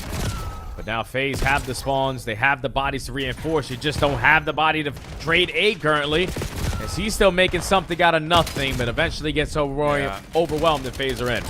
Yeah, we're just not hitting routes to stop these spawns around the back either. So as much as Abe's moment is decent for a 1v multiple, and he gets 2, those members for FaZe just spawn right back up and are immediately back into the hard point. So the route's just a little bit too one-dimensional. Vancouver now in desperation mode. 20 seconds till the fight, and we're all running in through the front door because we have to. And FaZe are very prepared for that, as there is a smoke embellishing most of that front. Small mistake there, but it shouldn't really determine the outcome of this game by any stretch of the imagination. Let me find out. Vancouver says, screw this. I need to get a break on the hard point. I'm throwing with this smoke. Down 60 now. And we got rotation. We might have just made the play, baby. Just got to maintain top mid. And so far, lighting up the kill feed is going to be Mr. Halley, but Draza, all it takes is 1 kill. You get him off the time. Now you're holding the cross. Teammates able to reinforce. Yeah, and then Abuza just able to assist on that play. Draza shutting down Gwyn through mid-map. Just not winning gunfights, Jay. That's pretty much what you could say about that. Whew. 04 running and gunning. Making sure Vancouver could not get a look down from this mid-ground position. But a couple of kills do come through, so Vancouver could contest. But Simp has an AR, and he will use that to great effect. Last player down low in Lunars will drop. FaZe could still win here, but the lead is just feeling very insurmountable. Yeah, they can just run it up, close out the game here. Last switch for Vancouver is going to be through the front. You have some players developing on routes to try to take some top mid control, but these routes might be too damn long. FaZe only need 3 seconds. Yeah, and they're going to get it pretty cleanly. So, yeah, really the story of the map right there. Vancouver fighting, but too many key moments where it just FaZe are playing good macro hardpoint, where they're controlling spawns, giving themselves an advantage even when things get mixy from the front. Vancouver, essentially near the end, they're kind of forced to have to play aggressively to get to whatever time they can, but it just was not enough to flip around the status of, spawns and then leading to hardpoint success. Too much success overall for FaZe. Yeah, it's just crazy how fast that game turned because Vancouver came out the gate swinging. P1 to P2, you were up by 30 to 40 points with the rotation over towards P3, and you were the team initially to start with that time. It's just when you allow FaZe to break it when they do, which is in the final 20 seconds, now you're trapped in towards the back. You lose the rotation to P4 and P5, and you struggle at setting up breaks as a team. You just allowed FaZe, when you came out basically dominating the first 3 hard points, to have a 50-point lead at the end of the 5th one. That's just unacceptable. And then when you go into the second set, you got trophies, you got rotations, you got everybody starting to hit on all cylinders, and just an easy closing of a game there for Vegas. And Vancouver just stood no chance. No, man. I mean, look at the hardpoint time. You can kind of see it there in the scoreboard. Almost everybody for FaZe over a minute. Only a single member for Vancouver able to stay in for largely more than 30 seconds. So the game flow kind of as representative as the conversation, pretty close, and then it starts to just get a little out of hand there at the end. I think especially that second set where it's just FaZe is doing all the dirty work. Route man getting paid to be sure. So good stuff overall for FaZe, kind of keeping on their overall strength so far. I mean, their hardpoint has really taken a turn. I mean, their average margin of victory has often been pretty high. It just comes down to not making big mistakes at the end of games, and obviously here there is no such thing of doing that. So, good stuff. Yeah, and it's just such a big difference from FaZe before the break to FaZe now after the break, because before the break, we didn't know what these guys are good at besides search and destroy. But ever since the break, that's now 5 out of the last 6 hard points they've been dominant in. And the scary thing is, now that they're the best search and destroy team in the game, you got 4 modes potentially locked up in a series. So FaZe are looking in prime form, like they want to be before they go to Major 1. Now stepping into this map number 2 on Colossus, it's a good search and destroy map for them. On the opposite side for Vancouver, we're the worst S&E team that we have in the game. Haven't even played this map yet, so FaZe should have another field day. Yeah, it is tough to look at Vancouver statistics and, like you say, coming ranked 12th in search and destroy, and out of the 7 total maps they've played, 5 of them have been on Den. They've only won a single one of them. Yeah. So not great news. Again, just talking kind of to Ali's point about the map fluency and your ability to kind of vary up a series, from series to series, because you had already kind of mentioned it. We were going to see it here again. Den is still in the picture. It's map 5 if we end up getting there, which at the moment doesn't feel super likely. But, hey, it has to start here, and you need to show us something if you're Vancouver, like you mentioned, on a map that we have not seen them play yet. It's just tall. It's a tall ask because we just have not seen much out of them in the search and destroy. I mean, across the board, it's like a red carpet of finishing in the bottom 2 essentially of every statistic in search and destroy, which is just not great news. And it just, I think for me, to my point, like I don't want to just be here and be like a negative Nancy about Vancouver. It's just like all the individual pieces are there, but they're just not building a system with one another yet. It just feels too individual. Yeah, and they're currently last in first bloods and last in conversion rates, even if they find the first blood. So, like, nothing is going right for Vancouver. And like you said, I don't want to sound like we're completely destroying the underdogs. It's just you haven't really shown us anything yet. I keep on thinking of this roster, and I'm just like, 4 people spawning into rank play. The system is broken. And when you're going up against these other teams who have put in the time, it's not like they're not practicing. They're putting in time. They just haven't put in, I guess, the right time to find success. It's tough in the hard points, and now it's going to potentially continue here in the search and destroy. But on a new map, you can always catch them off guard with some strategies. And I feel like this is one of those maps for Vancouver that they should be really good at. It's a small, intense map. You got players who play with the fast pacing and can be in the mix at all times. Let's see how they do. Yeah, agreed. And it is surprising to, like, even use that word system because, you obviously look at what Gwyn and TJ were able to do together.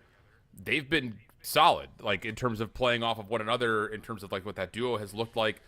I think even just beyond that though, like talk about just the story of Abe, like coming out of challengers, but then getting an opportunity to jump in at the end of Black Ops 6, put yourself on that Toronto team, and they finished 3rd. And like that Toronto team is a system-based team. So again, it just feels like they need to find a way to get together and know exactly what they want to do as a group of 4. We'll see if they can find a way to get a spark here on Colossus. Opening offense on the way. And eyes towards A, with Abe potentially looking to actually force the issue here. That'll work for the opener. Now, do you draw the line of the sand here? No, you're looking for more, and you nearly get it, but the trades are decent for FaZe. Little shoulder has Simp aware of what's coming next, and at least Lunars is able to win that gunfight. Yeah, that was such a deadly shoulder there out of Sim. Lunas is still able to walk away with the fight, and now it's a 1v2, all left up to Abuza. You spotted him on the back of their base, so you know he's going to be hitting a rotation, but the more time you waste, the more you're going to lose track of him. And now 35 seconds and counting, we got to get this bomb down. And Abuza has found an angle to clear out part of A. Second guessing himself as he looks back over to B, nothing there. And he will stay a little while longer before eventually trying to reapproach the A site. Gwyn will have the free plant, and we'll go into the 2v1 post plant. Is he going to put himself in a position to spot the exit? Or are you going to ego chow if you are Gwyn? Because you saw him in mid-tunnel, and just to jump up on the top statue doesn't give Abuza an angle there. And an opening round on the attacking side for Vancouver, which has been a struggle for them in Search and Destroy, is fantastic to see. Good stuff there for Vancouver. Yeah. Concentrated focus. Stay alive from the nades that are coming in. And initially, again, I got a little bit worried because everyone's pushing up to that P2 box. And you think, oh, you got your first blood. Don't overstay your welcome here. But the gunfights do go their way. So, good numbers advantage. Good opener. See if we can get a back-to-back with the defense coming up. Yeah, that would have been a little bit different if Abuza had a different weapon of choice on the round, but just not being able to trade Simp. Force him to play a little bit safer. And now Vancouver are keeping up the pace. You take away statue. Stuns and nades are connecting onto 0-4. But you spot them on statue, you hit that guy with a nade. Let's now send it. He's weak. Oh, what a shoulder from 0-4. But TJ gets one, steps away, and has help from Abe. Nice little two-man play right there. The stun comes over. That should be an easy trade, and it is. Okay, so Vancouver showing us a little bit of aggression on that defense, getting TJ up, and works out with the help that's around him. See, this is why you play this map instead of Den, because Den, those gunfights don't happen as frequent or instant trades situations like the way that Colossus does. It's just the size of it allows you to always basically be near a teammate once these fights are going down. So even with the early information gained there from FaZe that they were aggressive towards statue, nades connect, it's a 2v1 setup. You get the guy on the cross, all right, you get that first blood. Now I'm the one that was weak, jumps up for the second kill. It's just you're always in the play on a map like Colossus, so Vancouver might have just found their S&D map going to Major 1. Well, we're going to get a bit of a, heavy-hitted shot towards B here. Abuza not able to hit the first couple of the shots, but you know what he can do with this weapon. Always a threat, there and that's why. Third time's the charm. TJ will drop as first blood goes the way of FaZe. Yeah, and I'm telling you, it's always the easy shots that are difficult to hit, and the ones that are more difficult are the easy shots. So first blood for Abuza. Now forces Search to slow down their aggression. And with that stun connecting, you know they've already wrapped back towards A. It's just how aggressive do FaZe want to be here. Yeah, for sure. And looks like they want to be very aggressive. Good challenge on top of the mob, but Abe's able to find first blood. This gunfight is going very well for Vancouver. Is that a little too over-aggressive for FaZe? Abuza's going to step over. Smoke is blocking his view for now, but he's going to get a chance at this. But, yeah, these shots are tough, and he will be put down by Gwyn. So, yeah, FaZe offer them the 3v3 over statue, and Vancouver's prepared for it. Yeah, sometimes you're just playing with a little disrespectful. Like right there, FaZe said, all right, I spotted this guy. We have the gunny in us to go for those chows, but the smoke grenade helps Vancouver in that situation. Not able to spot them at all, even after the first blood from Abuza. Vancouver are just matching the aggression with aggression. Evening up the numbers in the fights. Turn that situation in a man down into a 3v3. Because we're going to have to take a look at that again because FaZe, I thought that they were going to slow it down, but even in the man advantage, too much confidence, get caught. Well, here we go. Opening nades over the top of A. Vancouver is not here. Instead, they've got Abe and TJ over the middle tunnel. Simp getting a small read on that. And now here come the defensive nades. They do not land. No follow-up immediately. Abe just continuing to throw these little jump peaks back and forth. It looks like Vancouver will just kind of invest their defense behind the play here at A. Yeah, and now they're instantly off that smoke grenade. Going to work this objective. So 4v4 post-plant setup. TJ looks for the first blood and finds it, but Sim instantly responds to two. Man advantage is to FaZe, and you get a hit marker. 1v3. Yeah, that's tough. Gwyn takes a shot, hits the foot. And that will be enough for FaZe to get their first round. Really solid read as well for FaZe right there, just for what it's worth. Like, yeah, you've got the set nades for both sides over the top, but knowing that you've got 2 members at mid and they've both thrown their utility, okay, that's enough for you to hit the smoke, hit the plant. Really good call, just kind of reading the utility right there from FaZe. We got to take a look at it again. Simp lines up 3 on the round. The hit marker only knocks him down to 23 HP. You get that kill, it's a 2v2, and that round can completely change. But Mr. Lair adds that one to the board there for FaZe. Now trying to chain it to a second round with the aggression over towards Statue. Again, they find first blood. Oh, a couple of tags there from Simp. That'll get the defense very far forward and surrounding where the bomb had been dropped at. Right back over through mid. Yeah, that'll work out. Abe able to find at least a trade, but now he's stuck with nowhere to go. And that will be an easy follow-up. FaZe very quickly right back in this map. Yeah, trophy systems in play. Allow FaZe to get aggressive up through Statue.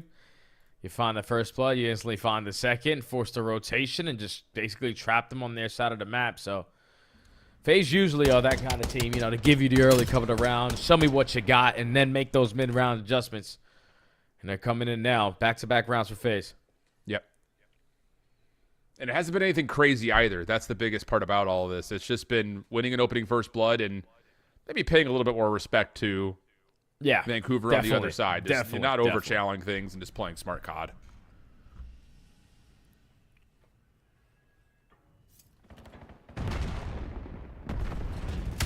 Here we go. Little feel out for 04.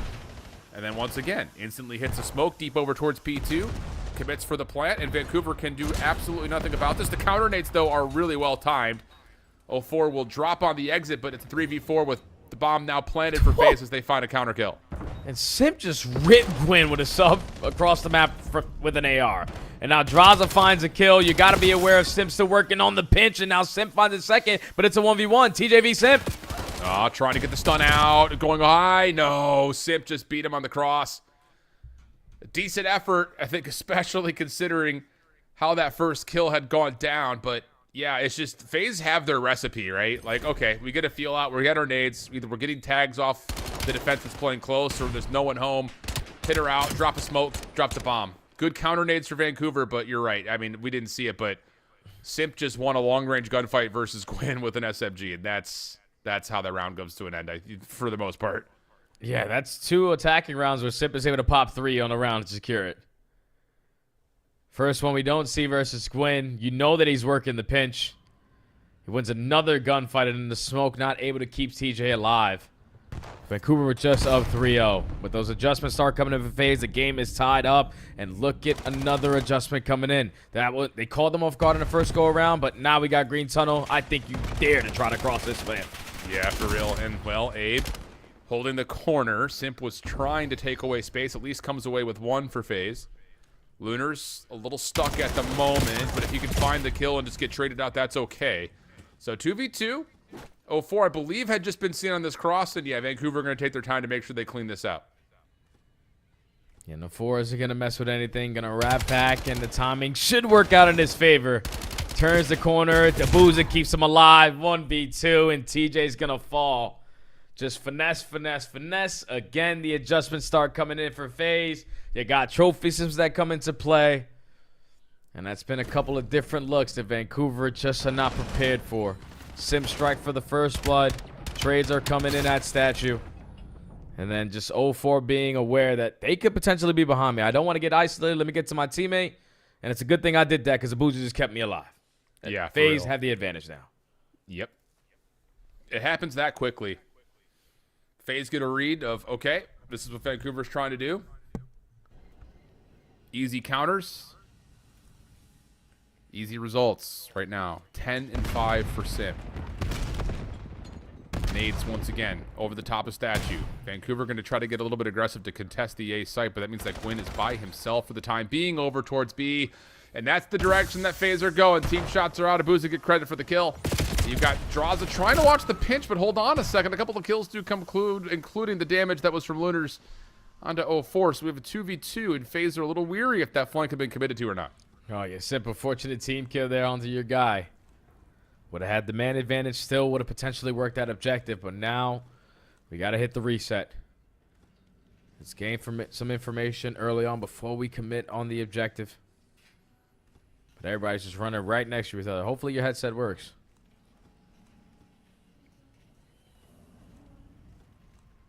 It's the wrap back to the B-bomb site here for FaZe.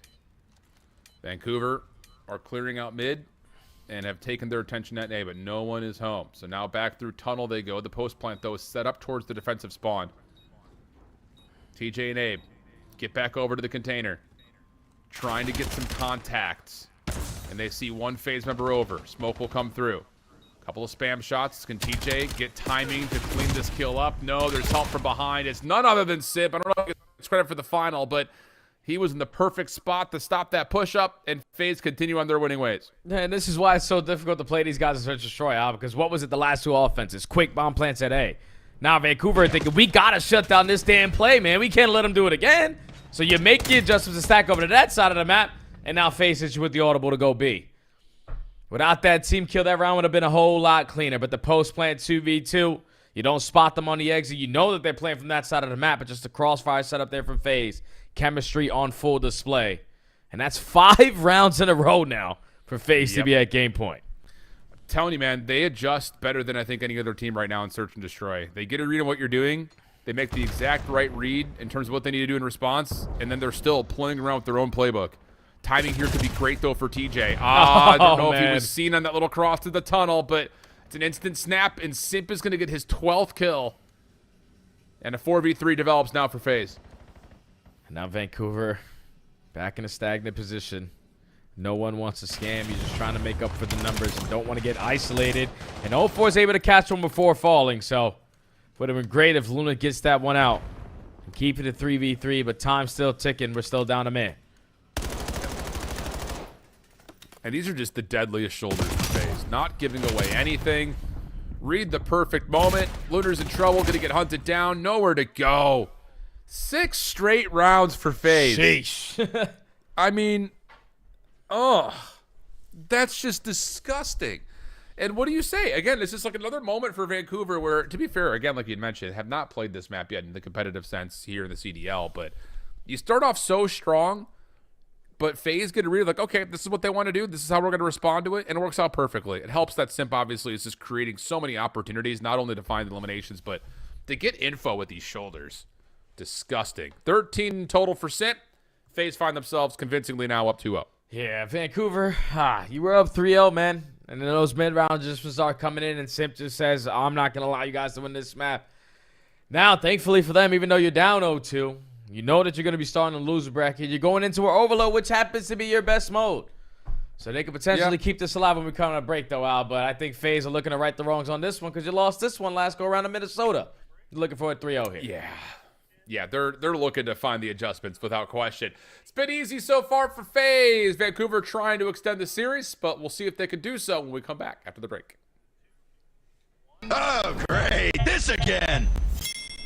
Oh, they're gonna dig this.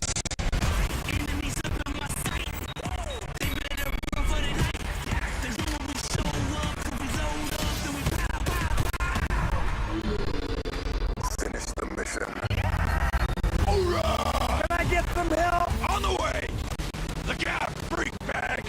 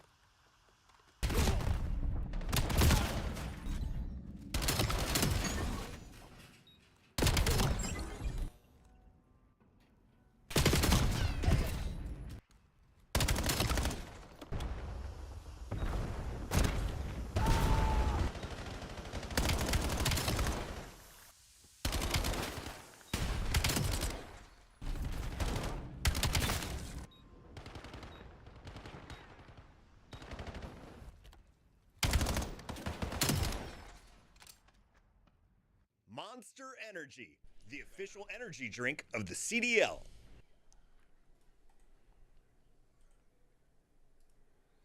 Black Ops 7 returns to the Esports World Cup in Riyadh this summer. Scan the QR code to be notified when tickets go live later this month. Start the season strong with the 2026 Call of Duty League Pack. Grab yourself the CDL operator by scanning the QR code on screen or check it out in the Call of Duty store in-game now. Welcome back, your friends. Possibly final map. I was going to say final match, but maybe final map before we start turning our attention purely onto what's going to happen at Major 1 in Dallas. Right now, it's all FaZe. Couple of decent moments for Vancouver that spark maybe some inspiration, but FaZe have had the perfect responses, both in the hard point, locking down rotations after the first set of hills, and of course, obviously, in the Search and Destroy. 6 rounds in a row to take the 6-3 win there as we head to Overload J. Yeah, now this is an Overload map that, unfortunately for Vancouver, they haven't played with TJ in the mix. They only played it prematurely with Legends back when he was on the lineup, and they could find no success whatsoever on Den. And now you're going to be against a FaZe squad who are obviously sitting up 2-0, have obviously had 2 maps where they can technically call it a comeback, and they are wanting to right the wrongs of what happened versus them with G2 on this map. You went to an overtime and unfortunately fell short there with a lot of goal line stops. So FaZe are looking for the adjustments, and Vancouver are just looking for a lifeline. Heard that, brother. Heard that. See if we can find something here to spark the inspiration. Let's be honest, because you can kind of see it in Abe's face right there. The frustrations feel like they're really setting in for Vancouver. It's just every time they start to get something going, it just gets thrown right back against them. And to be fair, like, you know, you kind of look over what their season has looked like so far. They've played a pretty tough opening in terms of the schedule. I mean, you had Paris, Toronto, Optic, FaZe, obviously Miami, who's looking pretty decent. Really, the only softball game they would have had was there's Cloud9 in Boston, and even the series versus Cloud9, they couldn't quite close out a map. So it's been tough for Vancouver. It's been one that I think throws a lot of panic in the air, but, you know, hopefully they're learning a lot about this because, again, they just need to create a system. They need to create some trust and some belief in one another because right now it really still does feel like it's only maybe partially there. Yeah, it doesn't even feel like, though, that Vancouver potentially are going to be this lineup after Major 1. Roster chains are bound to come in, and the players are starting to feel that pressure. You need to turn it around with the quickness or have a miraculous Major 1 if you want to stand a chance of potentially still sticking. But FaZe already off the rip of this game. Clear out mid-map. 0-4's in their spawn. And the EMP's rotating towards B. Yeah, 0-4 will at least drop quickly. Drazado's taking away the angle. It's just no one is here. Like, no what? one is here. It's like all 4 of us are looking for one player, dude. At least they're able to stop the EMP initially. Abe is low. Abuza should have no problem cleaning that up, and very wisely, he will wait for a little bit of extra help since Vancouver is off the spawn. Yeah, you would have thought that 0-4 had the EMP and he was doing it with a regular weapon in his hand. So all that focus, you almost gave him a free capture, but now it's a battle in these gunfights. 2-2 split. Draza finds a third player, but it's a one-on-one. The EMP is bound to reset. And that's not going to be the case because Vancouver are going to recover it and try to work it over towards rooftop. Whoa. No, they're just going to try to wrap it back. They're trapped. Yeah, they got nowhere to go. What was the whole point of grabbing now it? FaZe, yeah, they have an opportunity to just quickly score here. Player nearby. No. Yeah, bro. That's tough. That's a tough field right there. Just everyone looking for 0-4 really sparks that entire push out for FaZe. It takes a little bit longer than you would have anticipated, but all in all, this has been very comfortable for Vegas. Draza trying to hold the edge while Simp tries to get there. Oh! He has to call out that a couple players are low, and he nearly takes down 2. Team kill comes through, but Vancouver will hold for now. Hey, Vancouver with the goal line stop. Now the EMP off the rotation to their power side of the map. That's through Dojo. 2 player from FaZe ready and waiting. What 2 players on the opposite side are set up for the pinch. Now you are trapped if you are Surge. How are we going to play this? Are we just going to stand still and let them trap us and just slay us to bits? I guess that's going to be the answer. Last guy's EMP guy. TJ missing, dodging, all 4 dead and phasing your base. Oh, brother. This Not good awful. news, Jay. Not good news. Small moment of defense. 0-4 will eventually drop, so Vancouver can continue to at least stop FaZe from scoring. But again, on the exit, whoa, nice shots there from Lunars. Okay, now we got 2 players stretching up the middle of the map, and FaZe will have to try to respond defensively. as the play is finding success, at least getting some map control back. FaZe on the back foot now, fighting out of their spawn, but a Draza nade followed by a Draza gunfight, then followed by a Sim gunfight, leads to 3 dead. Abe fought this player pushed up. They are aware of it, so no one looking to retrieve the EMP early on, but now Sim popping pieces. Not going to allow that reset to come on in, and that's beneficial now to Vancouver, because all you have to do is stop this guy, and it's in your possession. Well, TJ, good shutdown. Okay, let's breathe. Let's get something set up. Let's work together here for Vancouver. Lunar's trying to chase down a kill, will be punished. And TJ trying to take away space, same could be said there. 3 straight down. Abe the last one standing, and he gets surprised and suppressed, but at least the time had been killed, because, yeah, Chad, I think you saw it. It was about to be a grab and a go, but instead, it's a reset back over to rooftops. Yeah, forces now 0-4 to wrap back through his side of the map. And reroute his way over towards rooftops, but off of the reroute, at least 3 dead now in favor of Surge. EMP in their favor, already taking space over towards left side, but they don't win a majority of the fights. They go 2 for 2 in a split, and that's not going to allow you to get a free score. No, not likely, not likely. Abuza able to turn and find one more over the top of Garage. EMP still down for now. Lunar's trying to hover over to the reset. Nate pushes him back, but FaZe really can't challenge, and Lunars will just grab and track this thing backwards as he's got a couple of players working on mid, but FaZe, with the response after that comes through, will clean it up, and we'll take a little bit longer here to start developing if you're Surge. Yeah, now TJ working his way over towards that 8 point. It's a big one-on-one for the opening, but he's still the only lead blocker here. He's bound to get traded. Now you're going to force another rotation with the EMP. Thankfully, Abe wins that one on the pinch. But you're just keeping the EMP on your side of the base. You need to get it on the opposite side to get scores. Final 25. Well, at least they clear out mid. Can hit this B cut. FaZe dealing with the pressure defensively by getting 3 members in front of the B zone. TJ trying to be the lead blocker here. 13 seconds before overtime. Semtexes are hitting for FaZe. Slowing this down just a touch. TJ will drop. Now Gwyn just trying to force it. And, well, that will pretty much clean things up. Overtime possibility, though, for FaZe. Quickly in the counterattack to rooftops. Yeah, hopefully Gwyn didn't force it too quickly, because now you're giving FaZe an opportunity to add another one to the board. Abe gets one and falls off the map, but you have the numbers advantage still in this scenario. All you got to do is take care of the EMP carrier, but Abuza isn't allowing you to do it for free. Now the teammates are here. Only 10 seconds left, but this is going to be a good push. Good last attempt for FaZe. But Abe lines him up on the outside of roof, so it was a half that you could definitely categorize as FaZe dominated, but the scoreboard doesn't fully reflect that. So Lifeline in the mix here for sure, but this opening, less than ideal. Let's put it that way, Jay. Yeah, and then when you find it into the mix fest over here at bottom comms, just simple pops a double. Probably would have wanted that EMP to get resetted. When you retrieve it, then there's pressure already in your face, and you lose those fights. FaZe is just able to capitalize on that for the first one of the map. If they would have got any kills whatsoever here, potentially have added another one, but a lot of goal line stuff for Vancouver still give them a fighting chance here in the second half. Yeah. But can we see them actually develop something offensively? Because we really didn't have much of that. Good opening nade, though. We kind of saw that from the fly-through. Right at the get-go. Able to land that right on top of Simp. Abe now with a route. Should have one for free, and he will. Is this enough to grab and try to develop something offensively? Well, yeah, now that you get a second one, Abe's on 5 in a row, starting to feel it. And Surge can start to create something here with eyes towards B. Nice shots from Abe for 6 in a row. And this very well may lead to a score, especially with the help around the point. One more player to grab, and even though Simp finds the kill, it's not before the detonation comes through. Yeah, it's a fantastic life there from Abe. Hits the long route, wins every one-on-one gunfight possible to clear out that mid-map lane. So instantly able to tie the game, and now the reset over towards rooftops. Clear out Draza, trying to set up the pinch, be the lead blocker. You already find kill number 2. So FaZe are now on the back foot. Yeah, a little bit. 0-4 in the corner. Able to take down one, slips away from the trade. Has help from Abuza.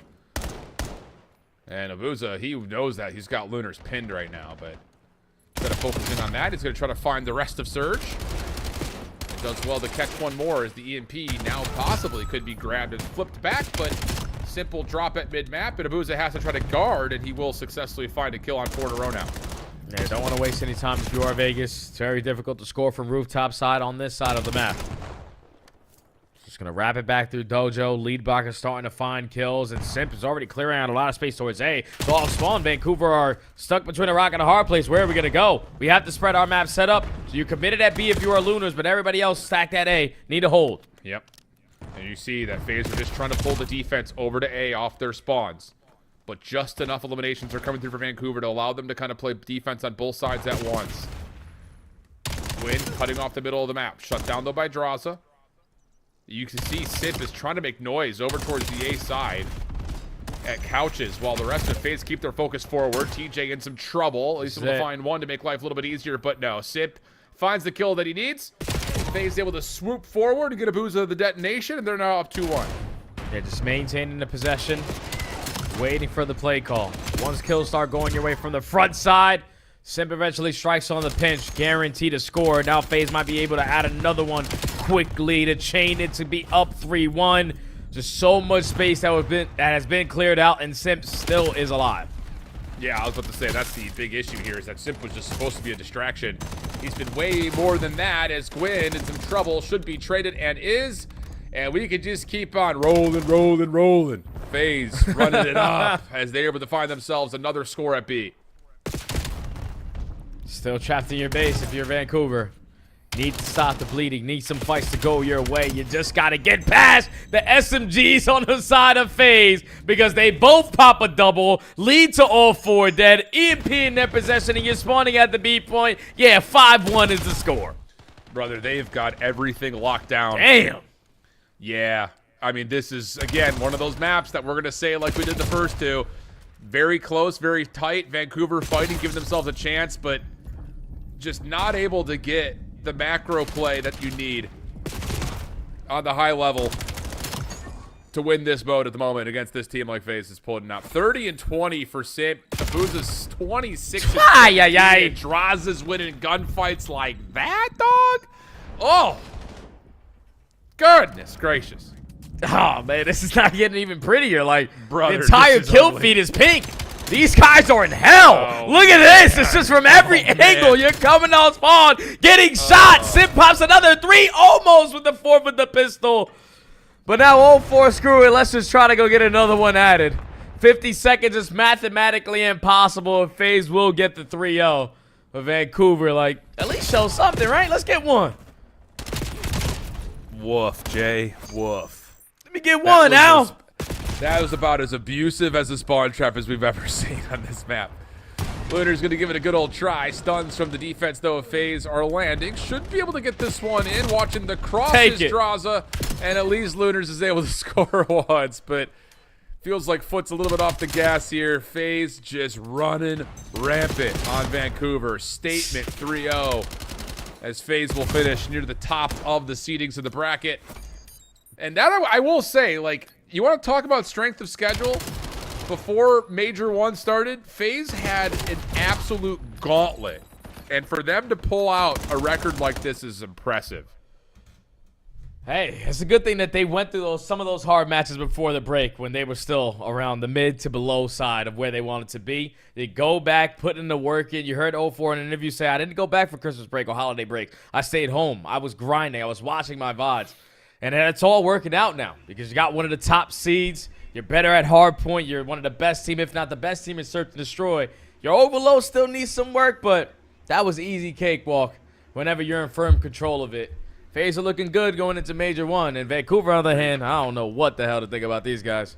Yeah, man, that's tough right there for Vancouver. It just feels like the moments that we've had from Surge so far throughout this qualifying period has come off of individuals who have good maps. It never has really fully felt like all 4 of them have clicked yet. And who knows? Maybe that'll happen when you get in person. You can play on LAN and, you know, try to feel that energy, feel that vibe. But right now, Vancouver's looking down and out, brother. They're looking down and out. Again, just kind of recap in case you fell asleep during the first 2 maps. It really was tight for a moment for Vancouver, at least keeping it close in the first rotation. They were up 3-0 in the Search and Destroy. But as soon as FaZe figure it out and put together the responses they need to, whether that was rotating on the exposure or just stopping Vancouver from finding early success towards one of the two sites rather, it just was all FaZe all time, which that was scary. That was terrifying. Yeah, I don't even want to break down anything. Let's just bring in the desk and see what they thought about it, because I'm lost for words, Al. I'm lost for words.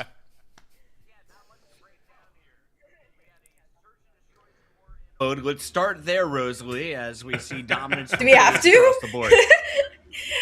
Yeah, I mean, when Sib drops 40 kills, there's really just not a whole lot that you can do. Look, we knew that this was kind of going to be the outcome. I think, if anything, this was just, all right, FaZe was expected to slam this team. It's kind of what they did. And for the side of Vancouver Surge, like the caster said, like Jane and Alan said, that there were moments of maybe for Surge, but first not enough 1 to really minute write of them Hardpoint felt good. First- After that, first it was two feeling rounds of rough. S&D Let's take a look felt at the good. scum play of the game as we look back at the FaZe plays. Ridiculous stuff here, Nameless. Yeah, really, it's like this was a close map too on the Yeah. first side, right? And we get to the second side. It's the opportunity. You gave FaZe one opportunity to put you in a spawn trap. That's exactly what they did. And, you know, you're sitting there the whole time just thinking, for Surge, the teamwork's been off all series. But it's like, all right, let's rally together, give up a cap, and maybe play the reset. They just weren't able to do that. And it's because of FaZe, man. They're just too good, right? They're swarming you in your spawn, and they keep track of everything that you're doing. So for Surge, I mean, it's really starting at ground zero. Like, these guys need to start at the basics, fundamentals. As we get ready to see FaZe locking in a top 4 seed, what's the expectation for a Pink Squad as we head to Texas next week? Ooh, I mean, yeah. Yeah. I mean, look, listen. How many teams have we seen throughout these last 2 weeks falter up against teams that they should be dominating? So for FaZe, coming in here, exposure, you know, that map looks like it's very good for them going forward. And, you know, for the Overload, they've been solid at Overload. I don't want to play them on They're in a good spot. Yeah, Hell the team no. is You don't looking play them on solid. that. No, I'm good. 04 and crew celebrating as Chris Hilaire, aka Simp, God. leads the lobby. He gets half of those kills in the game 3, but Ali, 80 kills on the series, a 1.54. He wants to say that number He's one here. KD He's belongs to me. He's every Chris Lair. Chris, I wish we weren't. Going into Texas, it's an impossible ask, of course, because I want to be like, guys, can we please sing this song if they're doing well? I know they won't, but wow. I mean, best player in the game by far, I feel like, at least for me, especially after this. I think after is probably like Dan, and then maybe it's Joe, but Simp has jumped best player in the game once again. I mean, Where is typical. his team, though, in our standings? It's time to update the bad boys as we have the Easy Max and all of the Wizards behind the scenes compiling the numbers. Nameless, who do you think's our top squad? I think it might be Riyadh, right? I saw somebody post something about it. I mean, we have a 4-way tie. Who knows what's going to happen there with the number 1? Paris Okay, there we go. Gentlemates Paris, are number the 1. number 1 seed. FaZe are your number 2 seed. Falcons These will are finish locked. in Okay. 3rd, and Royal Ravens are locked in 4th. That means we will see Royal Ravens and Thieves Optic matching up against FaZe. Let's take a look at this. Is it against FaZe or Falcons? Falcons here. There we go. Oh my God, that's an insane round 1 matchup. We get the rematch, LA Thieves versus the Royal Ravens. The storyline's already there for that one. Falcons and Optic, that's fantastic. Got some instant classics here in round 1. And for the Heretics, they will find themselves joining No. Vancouver Surge, Boston Breach, and Cloud9 with 1 lives each in the elimination bracket. Those top 8 teams, they get 2 lives as we're starting things off with the winners bracket on Thursday. That's right. We are just 4 days away, ladies and gentlemen. Mark your calendars and lock in because games are kicking off at 1:30 p.m. Eastern. That's 10:30 over on the West Coast with Paris Gentlemates facing off against Toronto Koi. Wow. The rematch that went to a Game 5 round 11 happens in the second fight of the night. And then Optic will be taking the stage in front of the home crowd against Falcons, a top 3 seed. Nameless, as always, I got to ask, what did you learn today? I learned that FaZe is not to be played with, man. I think Yeah, they might be true. my number 1 favorite going into the event. Allie? Flip side, Carolina's the real deal. They might be one of the best teams in the game. Listen, I didn't believe it for a minute, but I've got to hop on the train now. Vancouver fans, things did not go your way today, but they're looking good in the NFL. Best of luck to everyone. Safe travel, stay warm, and we'll see you all in Texas.